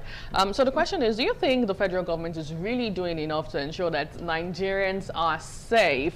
Because take you back to what happened recently in Plateau, Jos, when the president went there, I think with the Minister of Communication, whatnot, and then they said that they are going to put out surveillance camera to ensure that it's been curtailed to a fault. But really, is the federal government doing enough? Let's not forget, a couple of months ago we saw that Donald Trump tagged Nigeria as a country of particular concern. Thank you. I'm very sure you already know my view. Federal government is doing nothing. Don't say whether they are doing enough. It's like, let them start something. What are they doing? What is government program in dealing with the issues on ground? President Tinubu went where? Did he get to where the incident took place? No. He was at the airport. He just go to the airport and campaign and come back. That is it. Did you see the reaction? The elders of the place wearing happy and all of that. The reactions are there. Did these people really care? And all of that. They don't care. But the point I'm making is that this call is not just criticizing government. No, it's to call government to their responsibility. There are what in 21st century we want to use a surveillance camera to fight terrorism. Who is saying that, please? Why are these people like this? And all of that. We are saying right now, the level of intelligence that nations are using. I was in a particular terminal traveling. I was traveling from which part of this country? A security lady just came and picked up a guy from the queue and all of that. See, that is the level of the level of what do you call it? Intelligent gathering is that when you are thinking evil there, they can get it. Call it psychoanalysis. See, that is the so now please let me tell you. The point is that you may not get immediate results. Government spokesperson address Nigeria. This is what Nigeria are building this level of intelligence. This is a long-time problem. Remember, this terrorism didn't start with this administration. We only entrust them with the power, hoping that they can fix it. So this is the projection. We expect that they'll build systems, build strategy, start something, and we'll begin to see that there are efforts to help, to curb, to stop the terrorism menace. Okay, now that's what we are demanding. The way people are going, no, we expect there will be massive military, activities going on in these areas. Okay, let me tell you, what kind of encouragement will you have? The military may remember they are also human. Now, they went to repel an attack, they were ambushed. If an attack is going on, you are calling them to come and repair, they first of all take it, watch themselves. They have families. So that you now ask, what is the combat response in that environment? I'm very sure we have a Air Force. Are you sure you are getting what I'm saying? If there were Air Force monitoring that environment, that ambush won't take place. And all of that. So that's what we're saying. Government not doing enough is out of it. They are not. We want to see what they are doing. They just doing the same thing previous government have done. Complain, blame game is politically from the first day Tinubu took over power, killings, there were killings that day. And all of that. So what do you mean? Was it 2027? No, this is a reality on ground. What we are crying as Nigeria, is that please, people in power, we have entrusted you. You have the money, you have everything. Get gadgets. This is where you link with international organization. Get gadgets. One of the best surveillance, intelligence gathering people on earth is Israel. Get their intelligence system and all of that. Liaise with America. Liaise with any country now that can help in gathering information. Okay, now government is expected to see that. How do you gain confidence of people back? Let's assume we are coming now. We now see stop and search. Why is this happening? Say because there is surveillance that insecurity will take place, and they repel it. You see that the citizens are now begin to. Do you know how much we pay to? If you don't pay to protect your house now, you're on your own. and all of that. So please, like I'm saying, government is not doing anything. If they are, they should come and tell us, because when you get to other clients, you see what they are doing, the approach. Our borders are still porous. From when this insecurity, mass influx of non-Nigerians into Nigerians, the president of Blessed Memory, Buhari, said, people carry arms causing this man, they are not Nigerians.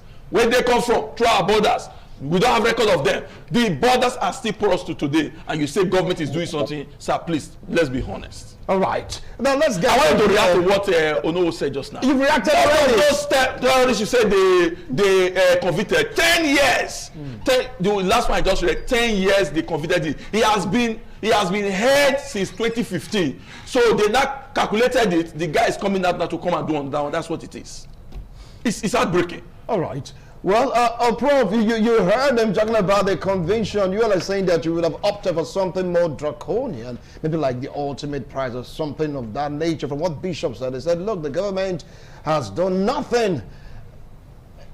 When we talk about security situation in Nigeria, would you agree to that? Because from what is seen right now, the government has done absolutely, zeta, zero, nothing about the situation. Well, I it's not speak to issues, logically.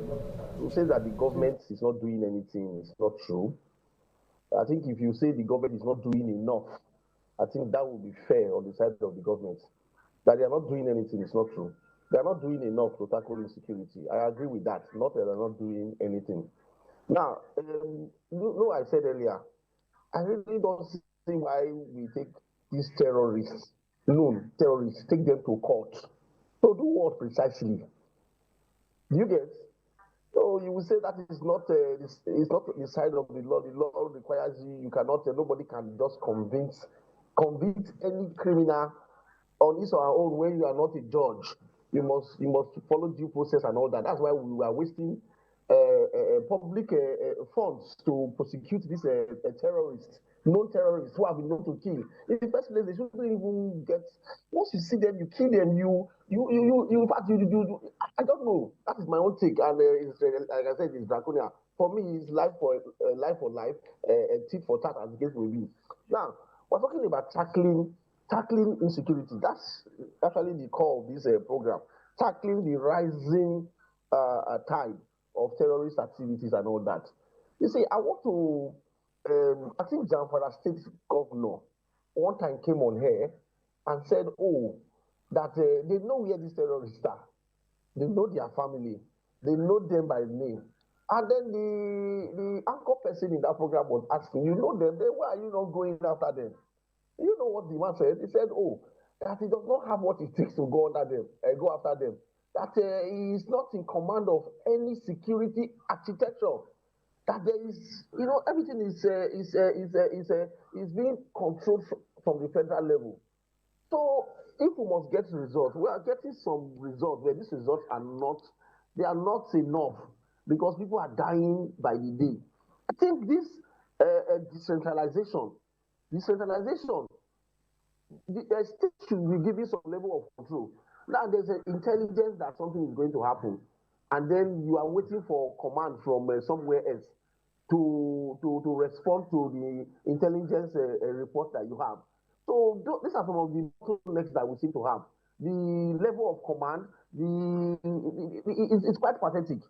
I think that if we must move forward as a country, in addition to, we're talking about Donald Trump, recently I also read in the papers that he commended Nigeria for conviction of this 350 or whatever. So I really didn't know the detail of the conviction. Like he said, now they gave some people 10 years, which for me, I really don't know the basis of which those convictions. I'm sure those convictions were done based on the level of their involvement in the act. I think so. I'm not a lawyer, but I think convictions are done based on the level of involvement in the act. So if they give somebody 10 years or somebody who has spent 15 years, apparently maybe by the law, the level of involvement should be more than that. Well, thank you. So thank you so much, Prof. We should make effort to decentralize the security architecture in this country so that state government can have some level of control Thank Even you. local government can have some level of control to tackle this security because that is where it is actually biting the most. Thank you so much, Prof. The time for allotted to the Benin Network studio is up because Abuja Network studio is standing by. So, well, luckily, I will say, fortunately, so to speak, is still the same discussion. So, Abuja will take it up from here to really expatiate on this particular issue. Bishop, I really want to appreciate you. Thank you so much. We now move over to Abuja Network Center, where Tolu Guntume is standing by. Tolu, over now to you.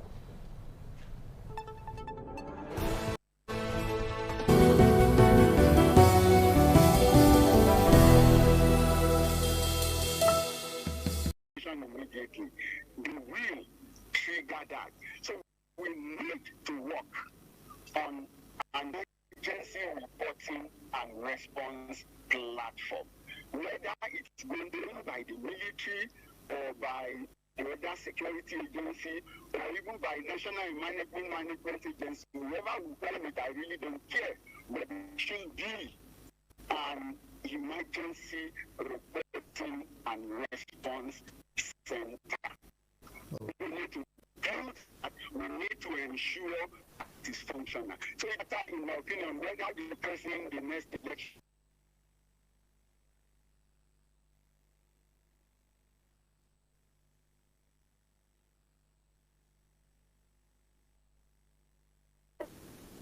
express to the time shouldn't be that you have reported things for the military, hardwares, and we are in almost a state of war, and then the same hardwares will sit down in Lagos Port as some people are alleging.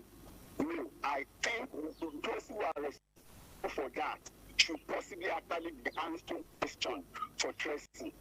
That's the truth. Okay. If such things as being counted around do happen, the people who are involved with the delays, that you procure, they arrive in the nation and they are still delayed in leaving the country, let them employ. If they have forest and keep them there. The civil defense for me is undermanned, so you need to shut them up. The police is undermanned. You need to employ more policemen. The same thing goes for the other military wings. Employ more, equip more. Now, even in the process of employing more, if we are employing and recruiting rightly and training rightly, we will actually be reducing the number of unemployed people in the society. Now, when you reduce the number of unemployed people in the society, the number that is available to be engaged or be deceived or be enticed by insurgents become much less. And for every new person you employ, you give a lifeline to more of their family. So a lot is there. And of course, the Senate and the House of Reps should sit down as speedily as possible.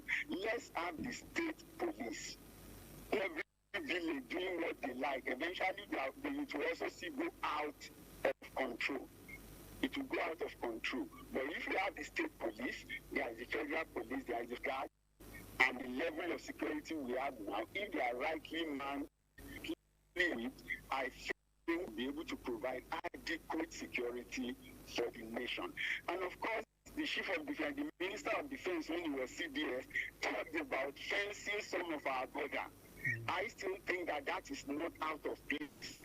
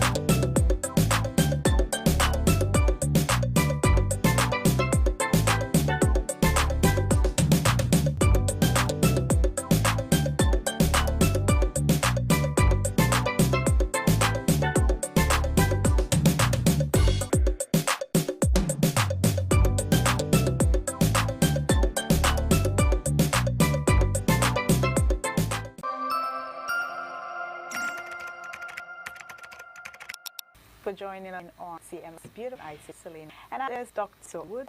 So, yesterday in about outcome and constitution and of David Mark-led leadership. So today, as eyes out on the African Democratic Congress at its oldest much anticipated national convention yesterday, a gathering that could redefine Nigerians' opposition politics ahead of the 2027 elections. While party conventions are often routine, this one carries unusual weight from leadership structuring to talks. And also expectations are high that the ADC could turn itself at a full or to the ruling establishment. But so far, clear outcomes remain uncertainty. It is these strategic meetings to build a united opposition or behind the same battle for control. That is what a lot of Nigerians are asking. Time when many, at this point are demanding stronger alternative and accountability. The real is whether the ADC beyond politics and present a uniform. So today, can they truly lead a coalition strong enough to challenge power in 2027, or is unity still out of the reach? I believe so very strongly. For the first time, I feel that we are beginning to have positions since APC left the opposition. ADC is the first. I mean, PDP didn't play the part of opposition very well because a lot of the leaders of PDP migrated to APC, and so it weakened the base of the party and it's been further decimated. But for some, I think I see a united group. For whatever reason, whether they are ideologically driven or whatever, but one thing is clear, there is a formidable opposition party finally against the party. Okay. I mean, then it used to be PDP versus the APC. Now you think the ADC there? No, ADC for sure, because what you see is people who have, but who are not happy with the ruling party, who have come to join them, people who are in PDP, who don't believe in the ruling party who are there, and other elements of the opposition as well. So it's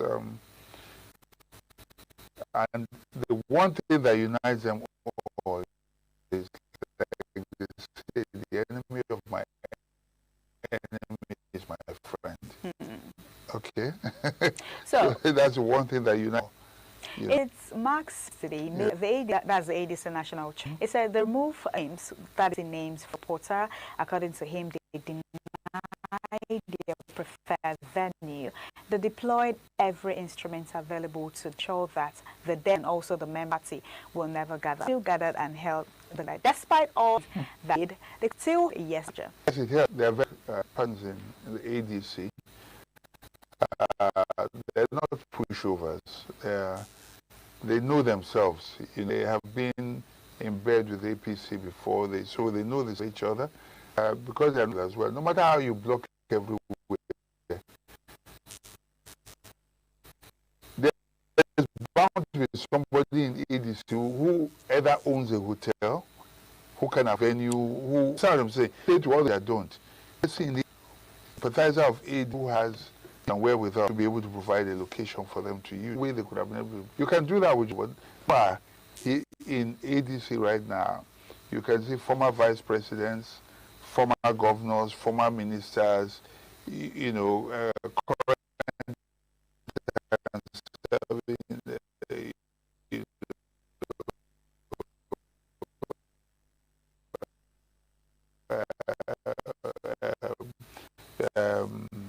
if you like, senators and as well. So it's quite true. There's no way to stop them. They are matching themselves. They are almost equally matched. The only advantage the APC has is that of incumbency. So if you just ending on the yesterday, if you watch most, there's one of the Dino as that, you know, they didn't put AC for them, and they even brought, but the AC was still not, according to him. We signed and agreed. We paid all the money we supposed to. We were here 11 p.m. yesterday when they told us that they should evacuate the building, and that the order was from the minister, the office of the minister, yes, some week here, that they should evacuate the building, that they even turn off the AC. If you saw most of the video yesterday trending on the internet, you know, they were fanning themselves, because the building was hot. I mean, and with all of these, we saw that the convention still, you know, they still held the convention, even with the court, what the court told them, the convention still, you know, they still held the convention despite all those challenges. Nothing was going to stop them, obviously, because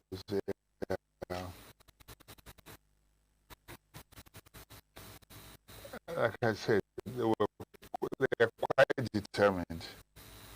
And we closely would have tried this. They use all sorts of tactics. You either arm trees, threatening, and I've seen cases, you know.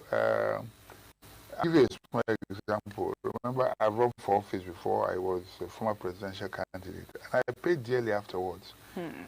The reason is that what they do is, those who are doing business, you are then automatically labeled a person, a PEP. Person of what you call a politically exposed person, and so any your business, not your personal account, when a company does business with you, people in the government will say, so you are financing my enemy against me. That's how petty. So you are financing my enemy against me. Your normal business that you run, not yourself.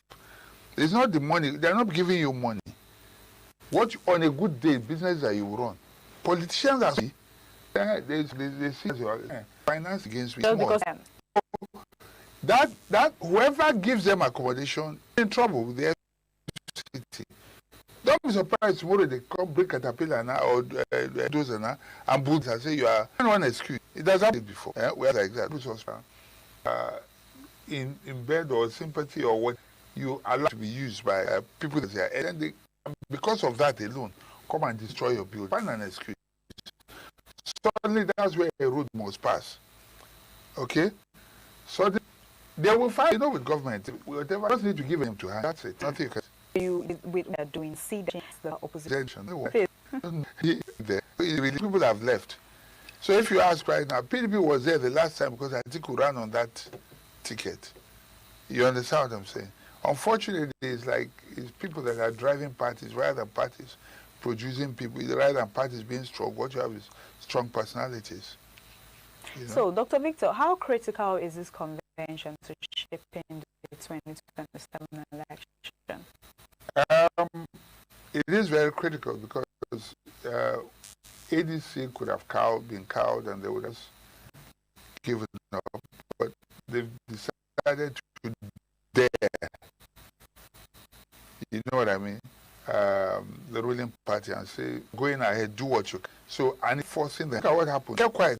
Had succeeded, you know, but they now, and then the other thing else when they say this revalidation of, if they kept quiet, that thing. Did you see the crowd that pulled out yesterday?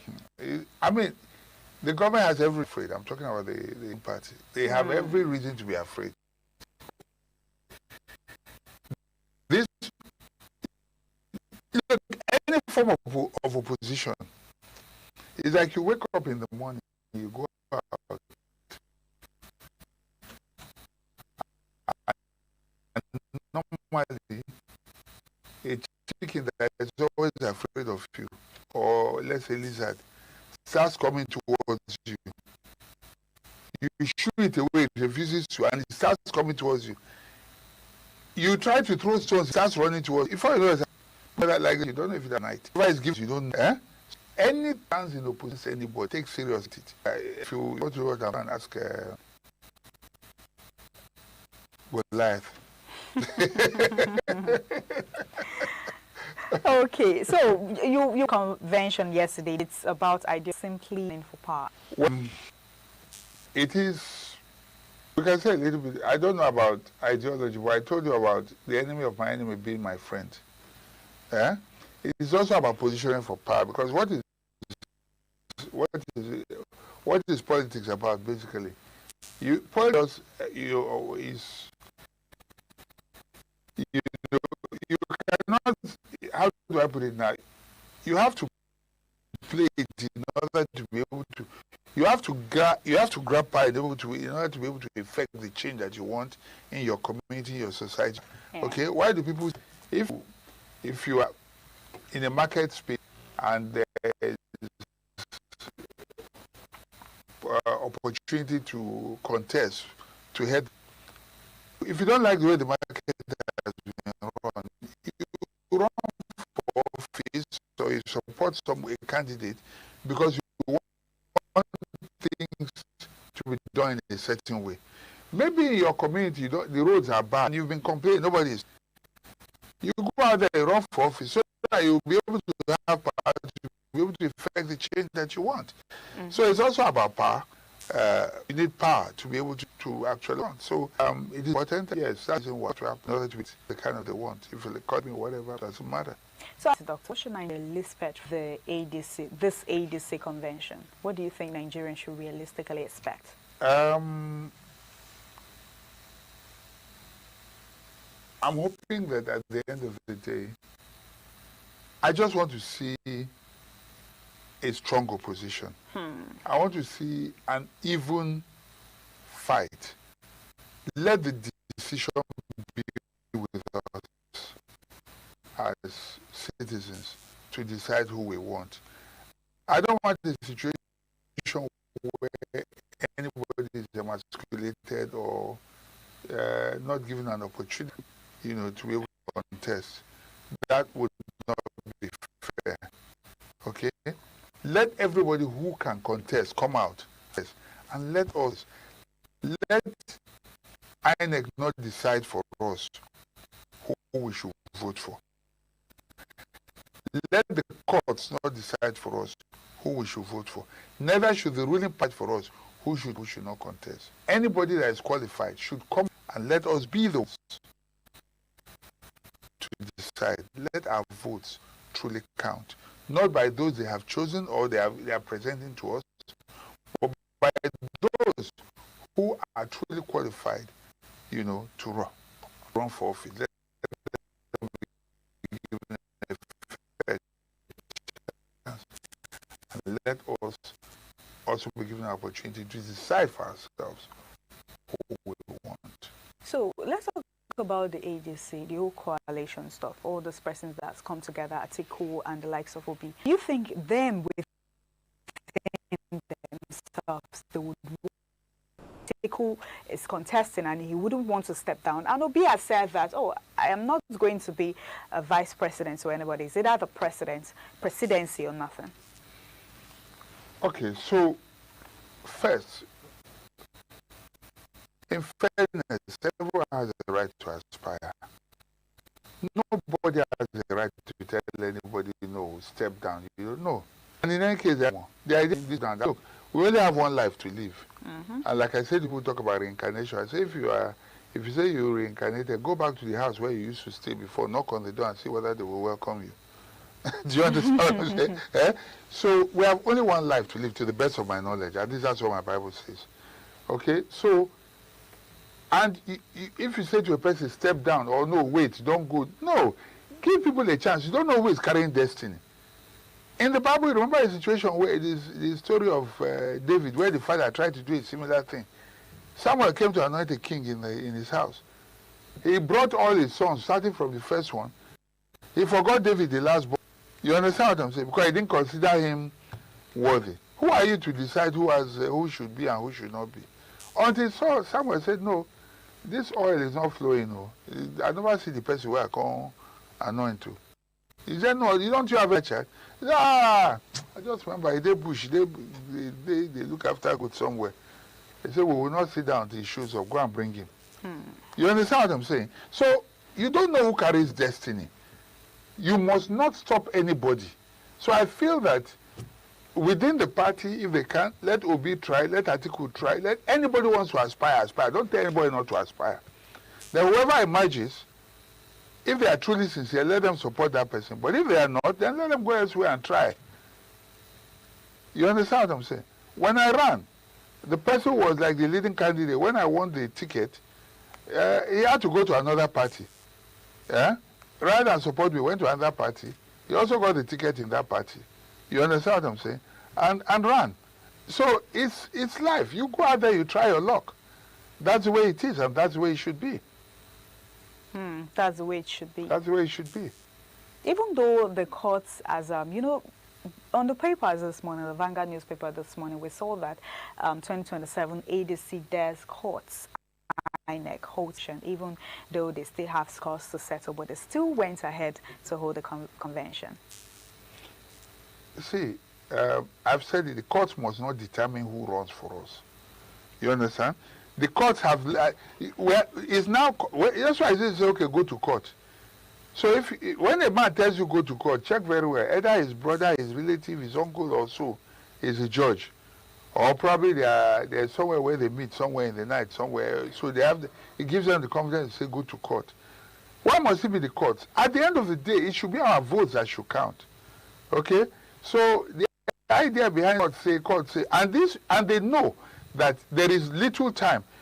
In my time, in those days, 2019 when I ran, what happened was, primaries was around, was it October or November? Election was February. Okay? Now, Electoral Act just came out, and then they just say April. There's no time to even think. You understand what I'm saying? There's no time at all. And what that means is, if they don't do anything now, they will lose out completely. So I think it's better this way. Go ahead, do the convention, and then you can sort out other things later. Because if you don't do it now, you will lose out at the end. Lose out in the end. And so what they have decided to do is go ahead and let this in on. So if the status quo ante or status quo, whether balloon or whatever it is, tomorrow, let it base has been out and have any work. So just let them go ahead and do it. And I think that's what they have decided to do, and I think it is the right thing to do. Let the courts truly decide, but they have done it. So if the courts decide after all that they're on the right path and they have not, then they don't go ahead. They don't have anything to show they have not elected new chairman, and when they're not supposed to do happen. So they have done.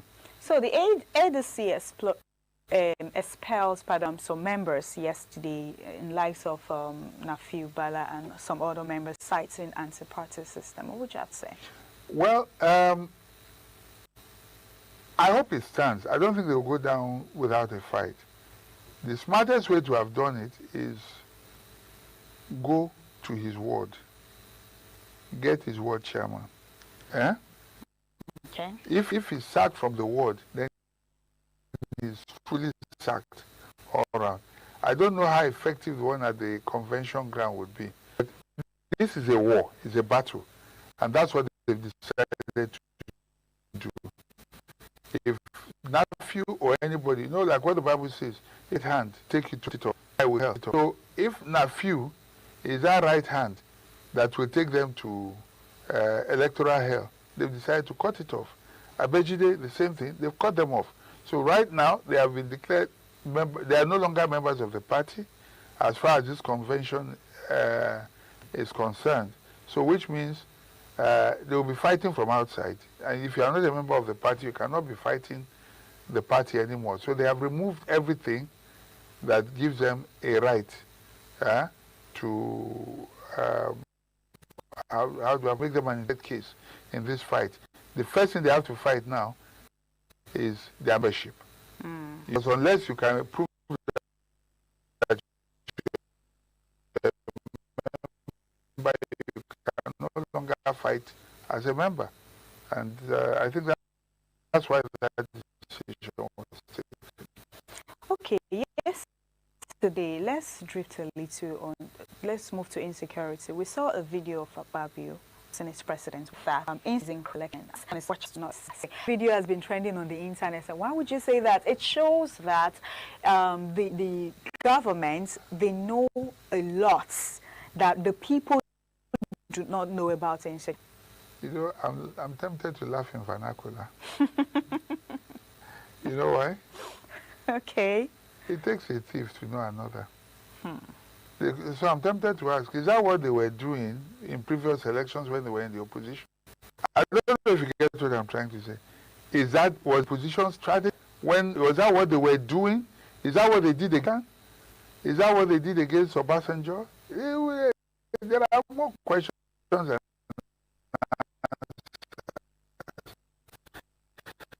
so maybe that is strategy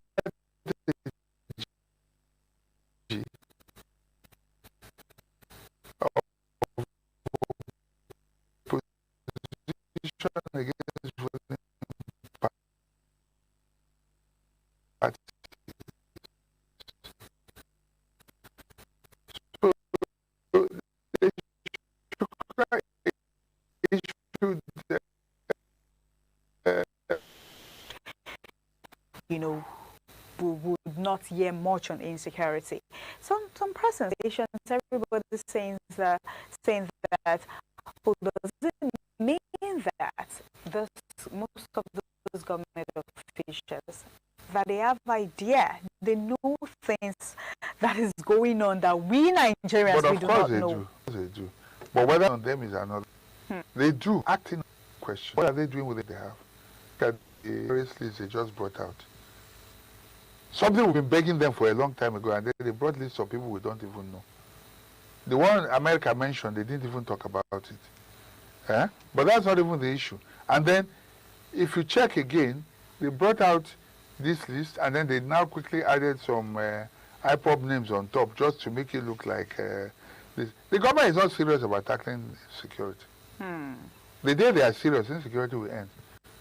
Just the other day, 15 people died in Haiti. They declared 3 days of mourning. Nearly 10 army officers died in the past. Chickens, nobody cares. Every day lives are lost in this country. Nobody cares. A president goes to you go to Plateau State where people died. You stay at the airport. You couldn't even go to town to see people. You're asking them to come and see. Because of what? You are a president? Then why go at all? You go to mourn with people, and then the next day you are off wearing a Ashwebi and you are going to Abeokuta to go and commission projects. I don't understand. There's a lot that is happening that is not normal in this country. Okay, back to our conversation for the day. ADC declares SAF unstoppable force, says APC INEC undermining democracy. Do you see ADC changing things? I mean, a lot of angry insecurity spoke about the insecurity situation, and they do not want the president. Most Nigerians, of course not all Nigerians, are contesting for the second tenure. They want a change, you know. Okay, let's try something else. Let's try another party, and their focus now is on the ADC. According to you, it's looking like it's one of the strong opposition parties. So, do you see ADC doing anything different when they are being given a chance for the forthcoming 2027 election? Okay, the big question is, who is ADC, who is APC? Okay. The only difference between them is P and D. Okay? ADC people. From P to A. Then some from APC have joined ADC. And maybe a few from ADC have joined APC. So, these are just platforms. It's the same human beings you see in all these parties. the same set of human beings.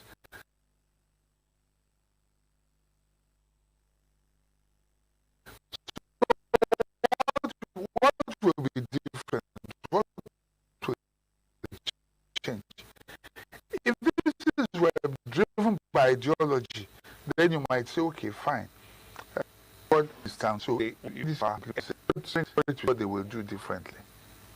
Neither is APC telling us or what they're going to do even differently from what they're doing now. So it's the same set of people. So you might find disgruntled people who don't have a chance in APC in 80s. Okay? People like Amechi were in APC. Yeah. Erufai was there. But a lot of them. So what is the difference? Was Atiku not also in APC? Of course he was. You understand? They started APC.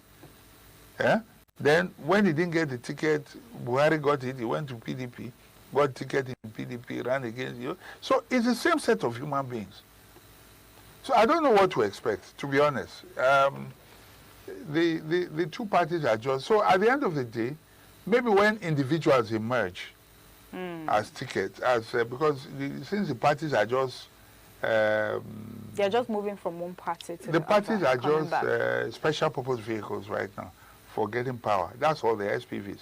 So since that is what they are, all we'll have to wait and see is who are the individuals that emerge. Okay? So when you see an individual that emerges and it's somebody you see that has a good track record, maybe it will give us comfort. But right now, for me, it's not about party. It's about the individuals. It's about so the now individual. we should be watching. So we'll look at, is it a devil and an angel, or we have two angels, or we have two devils, the lesser of the devils. That's the way it is. So what you're saying now is it's not about the parties. I mean, most of those persons that are in the ADC, they've been in the they are all the same thing. They are all the same. And we should be looking out for the individual. That's what we should be looking. Yes, whoever is coming, strong character, who has proven integrity and track record, and we can say yes, we can rely on this one. That's what we should be looking out for. And only God knows those who will be on the ballot in 2027. I mean, election is just by the corner. It's by the corner, but every day, nobody has tomorrow. Nobody has tomorrow. Tomorrow is not promised to anybody. We don't know those who will be on the ticket, no matter what. Look at what happened in Kogi some years ago. Governor Audu, late Governor Audu. He was there. He actually even won the election, but he died before he was sworn in, and they had to do a runoff. So nobody knows who will be on the ballot. So at the end of the day, when they come, when INEC presents towards those who will be on the ballot, then we can then say we want to go this way or the other way. Okay, we keep our fingers crossed to see what happens, and we're looking forward to 2027 election. Yes, may God give us life, good health, and the best candidates. All right. Thank you so much, Dr. Victor Ohai. Time. Thank you. Nigerians, thank you all our viewers for joining our Lagos Network studio this beautiful morning on CMI. I am Marcelina Unkwa. Do stay with us as we hand over to our Benin Network studio for the continuation on CMI.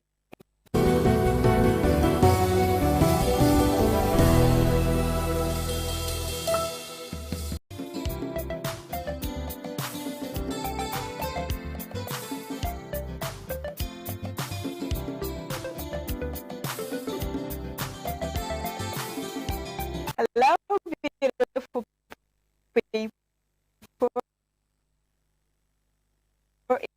It's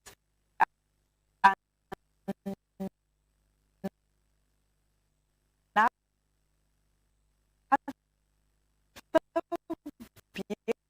beautiful Wednesday morning.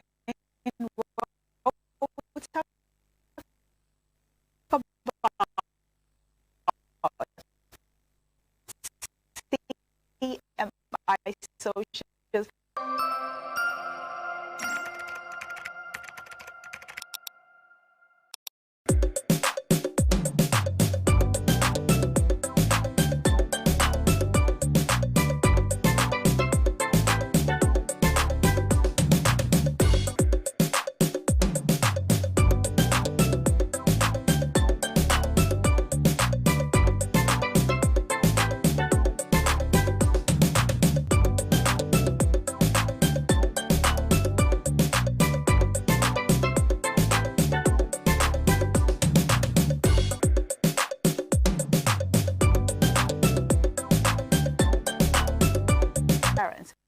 Nigerians exercise their democratic right to choose freely and without intimidation. The era of dictatorial tendency must end. Stop saying one thing and doing another. Let's take a look at another reaction. This other user says, if all these quotes were put to work, today might be a great day. The quote hits relate other than somewhat less motivational speeches. Okay, that is for on social. Mish and where the Senate President Godswill Akpabio said insecurity is increasing because election is coming. As soon as the election is over, watch out. The first 2 weeks you will not hear a single bomb blast. Godswill Akpabio, Senate President. Take a look at the video before reaction. You are sitting today. Sitting. As election is over, watch out. The first 2 weeks, you will not hear any single bomb blast. Because people are sponsoring it to distract you. They don't know what else to do. So this man is too in the area. If the governors are attracted to him because he's taking very good care of the states. He came in with less than 18 governors. Today he has almost 32 governors on board out of 36. So where do we belong? How do you win election when you don't have the structure?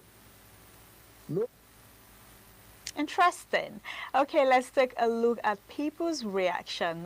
This person said, it's misleading to suggest insecurity is deliberately paused after elections. Nigerian security challenges are deep-rooted and require consistent, long-term solution, not seasonal explanations. This is not the kind of statement that should be made by a Senate president. So let's take a look at another reaction.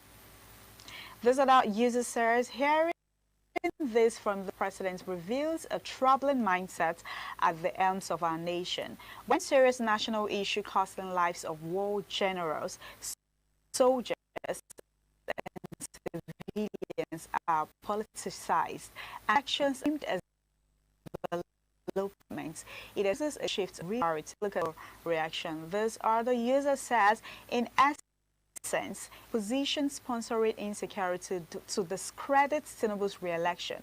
It is why Tinubu has failed to secure the lives of Nigerians, because it is all politics and targeted at his 2027 ambition. Have we ever been this unfortunate with leadership? That's a question. Let's take a look at another reaction. Okay, this other user says, it's really shameful that the Senate president attributes insecurity to, instead of carrying out his constitutional duty to the mobility for the executive, he is busy shading them with flimsy excuses. Okay, let's take a look at another reaction. This other person says, I think the next administration must prioritize a leadership school of politicians. It must be made compulsory. Leaders should not talk recklessly like this. It is not one of the politicians.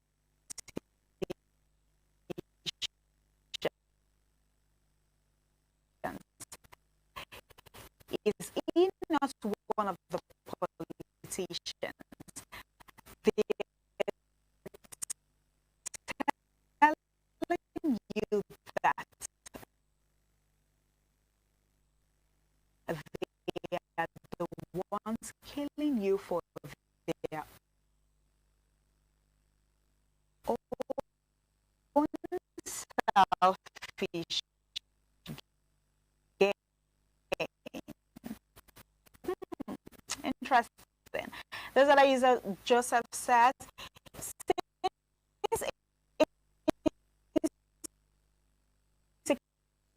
insecurity is on the rise, the government should also their gain leaders, saying it will end after the election is like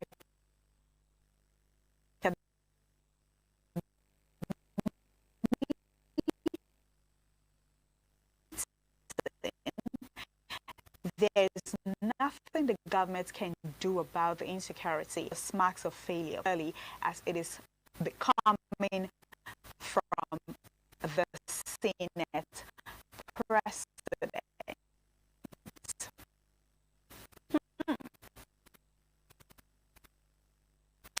Interesting.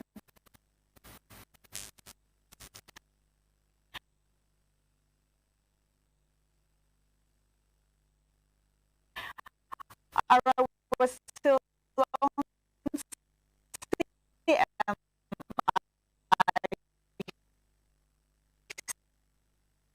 So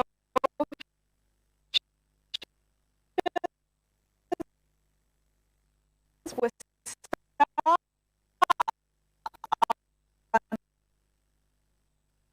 not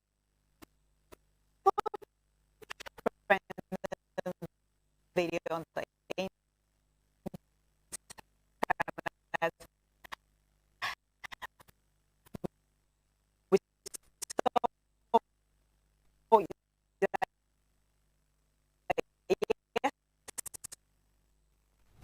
Well, thank you so much, Ms. Selena. The insecurity situation in the country is a conversation that's come to stay, but let's hope that moving forward, we'll be able to move out of this to the greener pasture. This is where we get to end things up today on This Morning on ITV. Big shout out to you for being a part of the show. We'll do this again tomorrow. Join us again, same time, right here on the show. Please stay safe.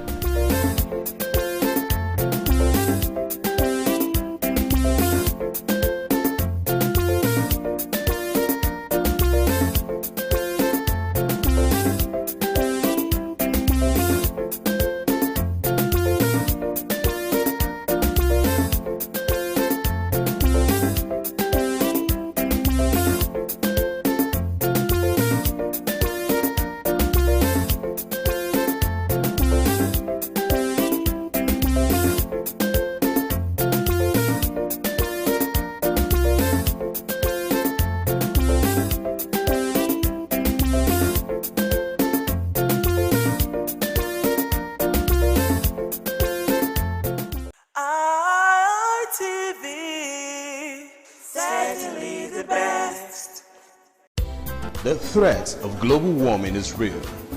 You have seen the destruction of lives and property as a result of incessant flooding. Make the environment a conducive place for all to live in. Stop polluting the environment. Protect the environment today. This message is brought to you courtesy Independent Television and Radio.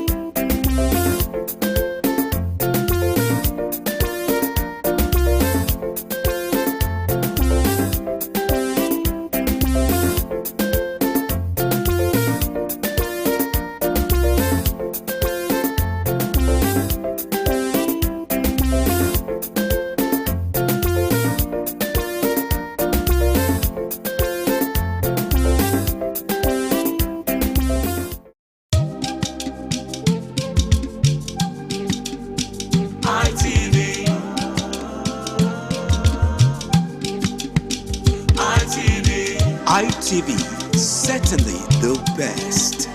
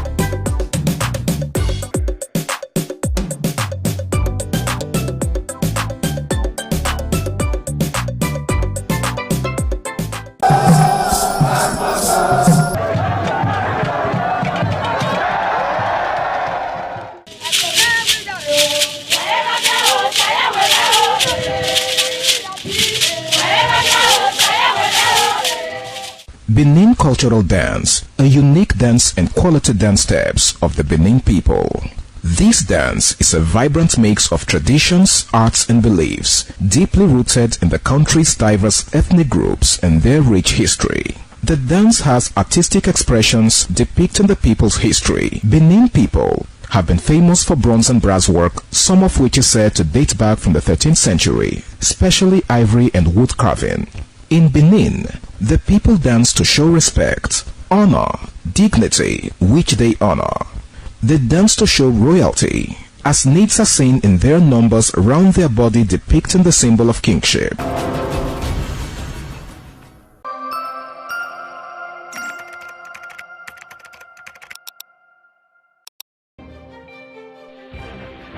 This is ITV. Certainly the best. Hi, good afternoon, and thank you for joining us on the program Woman to Woman. I'm Adisu Sawage, and today on Woman to Woman, the topic is going to be like this: my marriage counselor and I, your marriage counselor and you. Most women don't like to visit marriage counselors. You know, there are times all you need is just some prep talk to make your marriage work. Sometimes all you need is some spices to add into your marriage, and your marriage will work. It is not every marriage, no matter how bad it is, that ends up in divorce. There are times a little bit of contact with your counselor makes a difference. It could just be something small.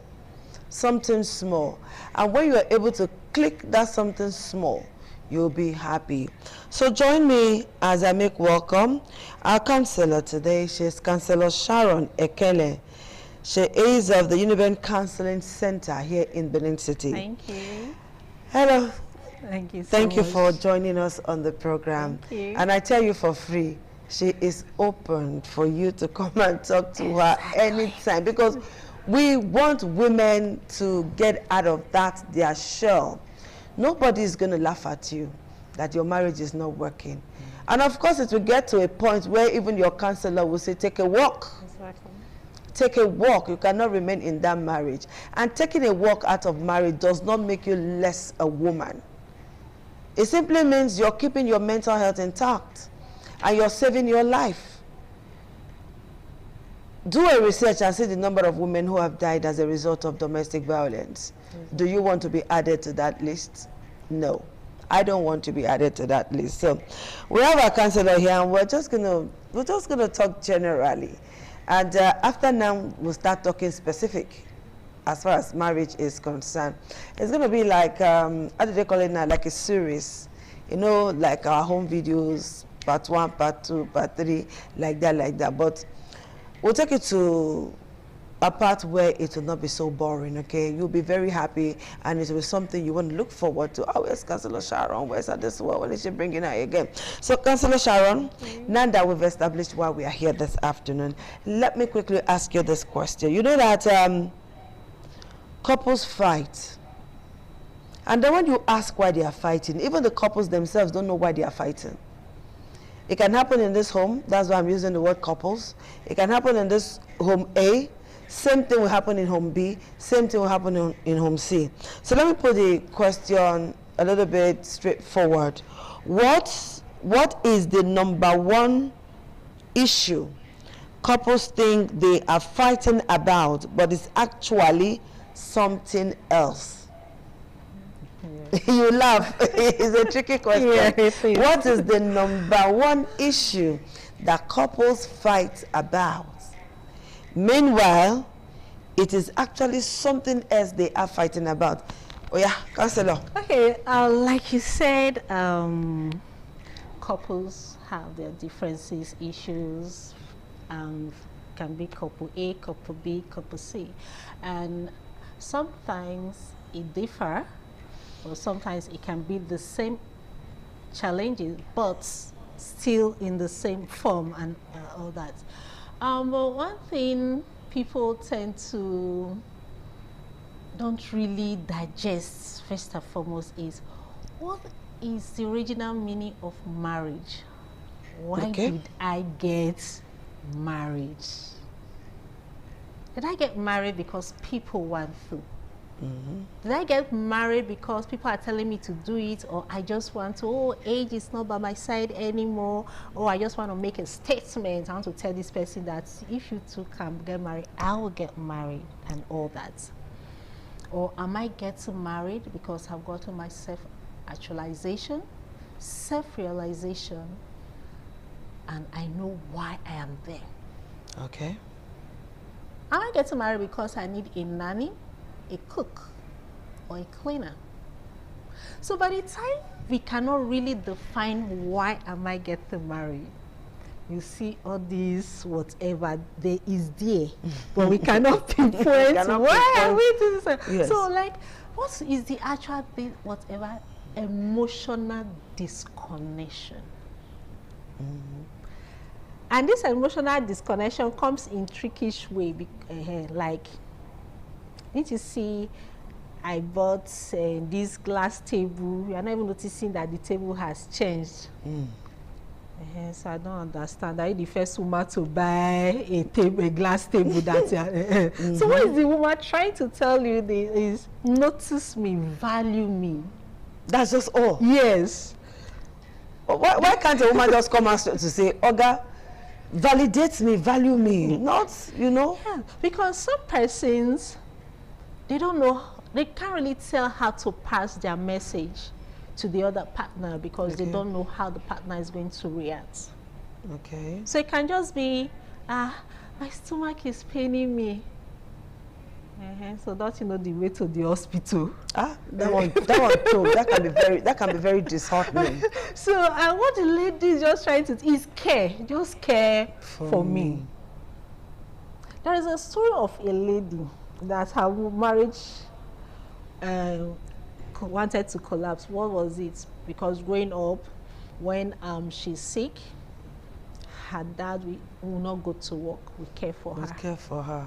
So when she got married, she was sick. She was looking for her daddy and her husband. Yes. So and the man, okay, take care of yourself. I'm going to work. We're like, I don't understand. I'm sick. You are going to work. Wow. I'm not getting married again. It's not supposed to be that way. So these are these little things, but everything ties to emotional disconnection. So what's your ideal healthy argument or healthy quarrel in a marriage? Because definitely couple will argue, they will quarrel. So how do you explain healthy arguments? Healthy argument has to do with respect. You respect my view, my opinion, then allow the other person talk. So let me hear my feelings, my mind. Then, oh, okay, what do you have to say to that? You say yours. Then understand the feeling of that person, not at the end of the day, like, please excuse me, you always love throwing tantrums as if you are a baby and all that. So by the time the major key point is when you begin to understand yourselves. Like I tell people, you find out that marriage is like home video. Okay. Once understanding is just there. So maybe I come to you, I'm like, I didn't really like the way you just walked out on me. I'm like, okay, come now. Okay, I'm sorry. Yeah, let's come and talk. And then you find out that the atmosphere, before everything, you go back, I said nothing happened before. Everything will just change at once. I was discussing with somebody and I said, that woman you're talking to just now, is she your wife? He said, no. I'm going to talk to my wife like that. I said, who is she? It was like, as if you don't know her, this way, as if you don't know. I said, so, see the way you're talking to somebody who is not your wife. So will you talk to your wife like that? And I say, marriage of how many years? I will not be petting my wife. I felt so bad. So how do we get men to understand the fact that whether marriage is 10 years, 20 years, 30 years, 40 years, 50 years, a woman is a woman. Whether she's 18 or 80, she needs some level of validation. She wants to dress up and hear you say, you look good, you look fine. How do we get men to that point and take them away from that myopic? Some men do, not every man, but most men. How do we take their minds away from that? We have been married for so long. What do you need validation for? If I don't love you, why are we still together? Exactly. Why are you not saying it? Why are you not acting it? You know? Yeah. Is it a woman who should bring the man to that point, or the man is supposed to just know? Regarding this aspect, it all has to do with healing emotionally. What is this man's story? Where is he coming from?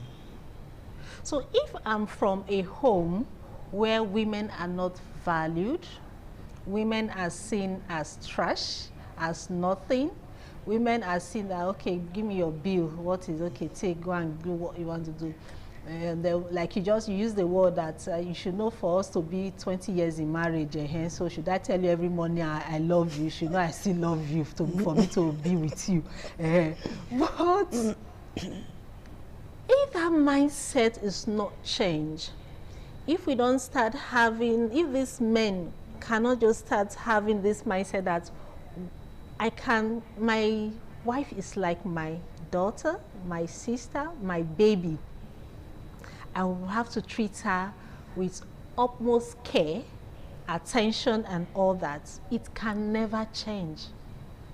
So it's just, few men that really, really key into that and see the value of why I should always hang around my wife, appreciate my wife. So you just have to do it on learning what they've learned. And do you know that the few men who even do all of that are being mocked by their fellow men? Yes, they call their woman rapper. You see them? They mock them. They tell them that I can't stoop so low. Why? Because the society have so programmed some men to make them think, oh, you are the man, you are on top. By the time you start doing this, the woman will start seeing you as a nobody. But it's not so. Like I tell some persons, have you tried ever like being part of your wife's world? Just be part of her world, then see the difference. Like me, I like using myself as an example. You don't tell me if my mother like, hey Sharon, come here, I have to talk. Well, like, then you know, so I'm not like, Mr. Akele, I told you if you want to communicate with me, this is the way you see. Okay. So, it's not every woman that has that time. So when he started trying it the other way around, he started seeing results. How sweet yes, how sweet it was and all that and everything. Than to like, hey, I'm the man. You should the head. When I'm talking, you listen, you whatever and all that. So if some men can just let down their pride and ego also, it will still go a long way. Yeah. To make these women feel accepted and loved. So at what point should the woman recognize that the friction, the problems, the fights, the quarrels, and all of that, the very not so palatable attitude, if I may use that word, of the man is actually not a normal marriage stress, but a red flag. Okay. Yeah, when you there's disrespect, not once, not twice, you are being talked down on, you are being belittled, the man sees you as you don't have any value or worth, and like what they always see, the word most men use, what do you bring to the table? So please excuse me, what I am the table. Yeah. I am the table. So what do you have to offer? And when people are talking you too, you want to still talk, and when they make you feel worthless, like a nobody. Then when there are continuous physical abuses in the home, so verbal abuses, physical abuse, financial abuse, religious abuse, cyber abuse, when all these abuses are always reoccurring in your marriage or in a relationship in a home, those are already red flags already. But unfortunately, most women don't see that red flag until they are either maimed or maybe the man will just unalive them. Even then, they will not even know that, oh, because dead men don't talk. So some women will know. They will see all of this. They will see all these abuses you've talked about, even up to physical abuse, but they will still not leave. They will not look for the services of a counselor. And then we have this set of family members that we think, that we believe, that we put into your head that, look, this thing you're about to do is wrong. You cannot leave your marriage. Once you are married, you are married. There's no space for you in the family house again. You know that kind of a talk. It brings the woman down. So what should a woman do in this kind of situation? Yeah, in this kind of situation is for the woman. Like I tell every woman, I think everything should start from in the beginning of a woman's life. Build yourself. Have your self-worth. Have your self-identity. Know whom you are. By the time you know your worth, you know what you are made of. Once you see all these red flags, abuses, you give yourself a break. But unfortunately, a lot of women are not emotionally and psychologically healed. So like in the last program we did, I talked about someone not being loved, and there's an abuser telling me, I love you. And the abuser is giving me all that I need and nobody ever gave me. So they will always want to stick around. Then some persons are from home that they think marriage is just the escape route. They will tell you that this my husband then is better than where I am coming from. So let me just remain here. I can't go back to where I am coming from. Even with the abuse. Yes, with the abuse. They want to remain there. So it's not the fault of a lot of women. Like I say, the beginning most times is always faulty. So that is why you find them, they stick in the abuse, they remain there until their final days. Either they are being admitted in a mental asylum or they are in 6 feet below at the end of the day. Okay, it is often said that an apple does not fall far from the tree. Suffice to say that this man in the lives of my gender must have copied this character, like you said, where they are coming from. So how do we now begin to raise men? Okay, these men have already been raised. There's nothing anybody can do about that. Now, how do we begin to raise men with empathy? Men that will be there for their women. Men that would not say, what do you want? Money, take money and go, you know? Men that we care, like you said, that we live the life of their wives. How do we begin to raise such boys? Because even as of today, some women are raising such men. Yeah, exactly. Because you will not allow your son to do domestic chores. You will not allow your son to do anything you believe is a woman's job. That is the beginning of this era. So how do we change the narrative? It's not even allowing the boys even doing domestic work. Some will even put it into their sons that you are the man, so you are to dominate, you are to rule. Like, can't you see the way your father is doing it? That is how you that's how it's supposed to be. Yeah, how do we do that? Is as a mother, a sister, aunt, whatever relationship, female relationship you bear in the life of that male child, is just from the beginning. Start saying it into it, practice it. If he has sisters, cousin sisters, that all of them are the same age group, let them know that, oh, even though he's the junior, and those ones are even older, let them know that as a man, it's your right to protect a woman. It's your right to love a woman. It's your right to cherish a woman. So let them know that it's also your right to always fight for a woman. Oh, let's go to the household jobs. It's not meant for just one party. You and your sisters can do the job together. All right, so Sharon, let's take a very short break here. When we come back, you'll continue with this very interesting discussion on how to raise men who will love their women for who they are. We'll take that break now.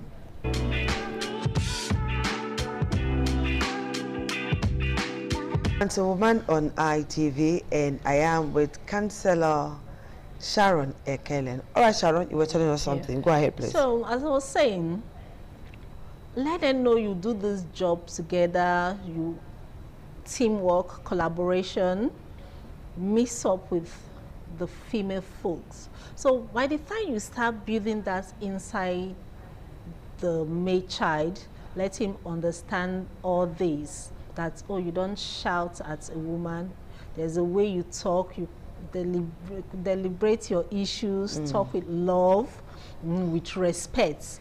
Always respect a woman.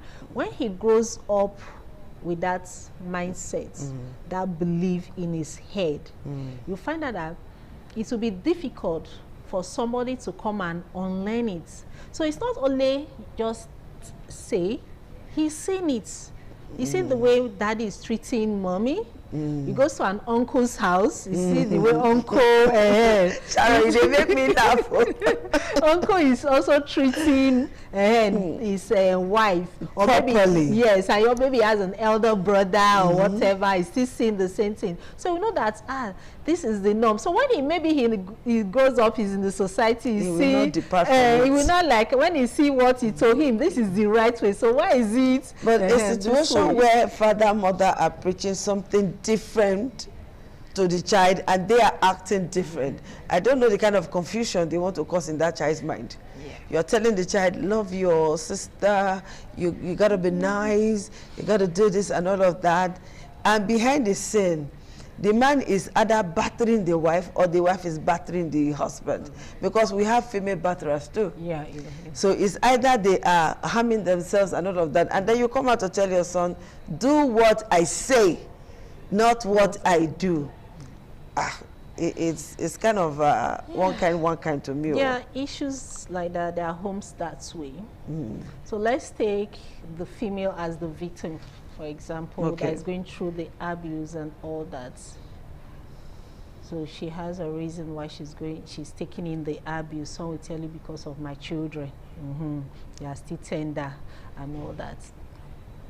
When she is faced with such an abuse, she can sit the children down and make them understand this is not the norm. If daddy is doing this, it's not the right thing daddy is doing. So like you say, female batterers and all that, the same way daddy unlearn it for the children. Okay, let me ask you this last question before we go, and I need an answer in just 30 seconds or thereabout. Now, At what point should a woman seek help, either from a counselor, from a pastor, or anybody who can talk right to her? At what point should a woman do that? Immediately you find out that your mental health is now becoming affected. You cannot reason anymore. So cry out. So some persons will tell you, is it not just verbal abuse? Everybody takes abuses in different form and different ways.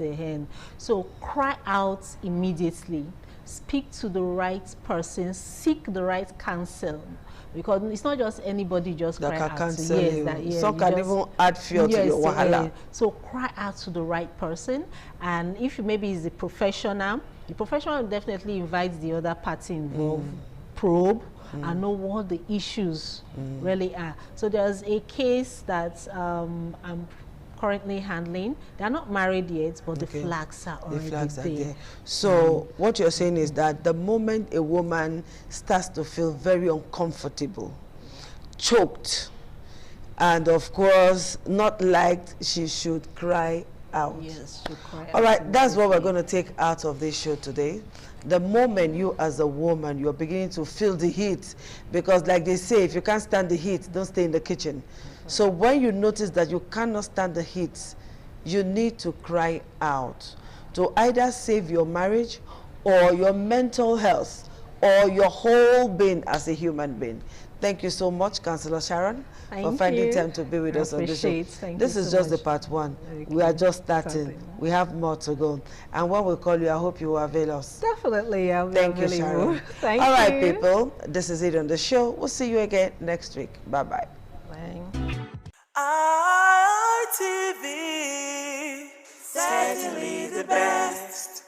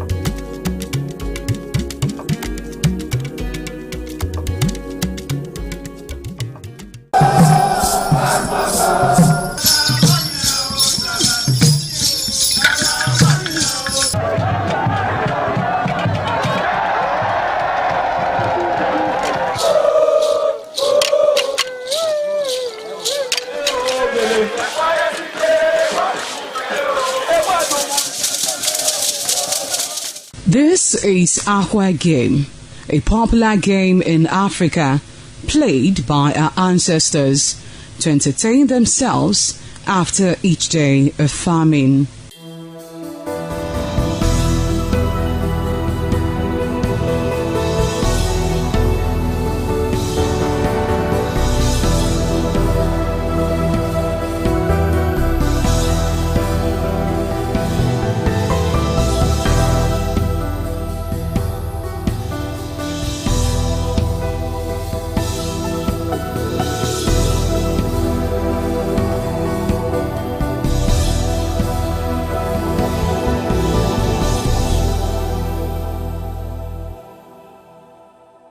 It is also relevant in our coronation in Africa.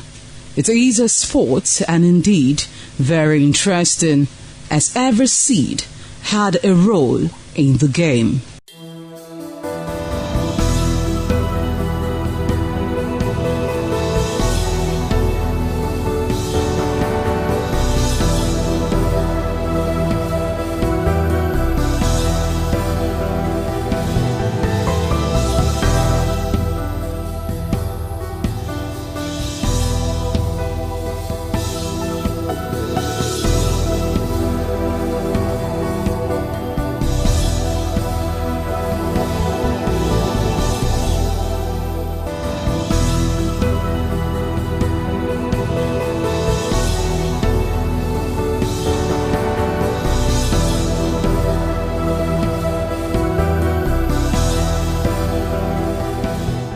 Playtime is 45 minutes per set.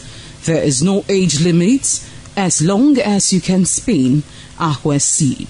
Ayo or Akwe game, known as the game of intellectual. This game requires a lot of mathematical skills. Akwe game is played with carved wooden box containing 12 holes.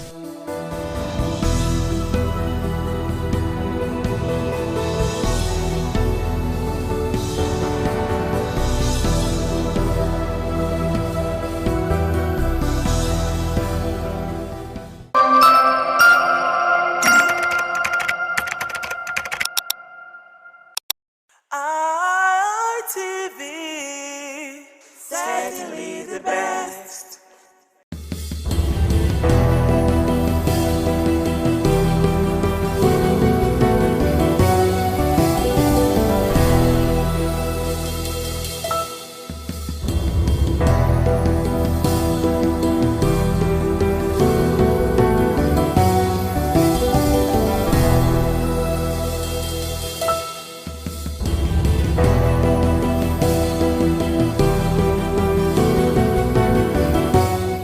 Hello viewers, welcome to Viewpoints on ITV. I am Caroline Okonji, and today on Viewpoint we're going to be talking about the current electricity issues and situations that we as business owners, as individuals are facing in Nigeria, as over 80% of households lack adequate access to grid, as Nigeria's electricity sector suffers from chronic liquidity trap and infrastructural decay, leading to frequent national grid collapses, with generation dropping below 4,200 megawatts, far short of the 4,000 megawatts required for its citizens and population.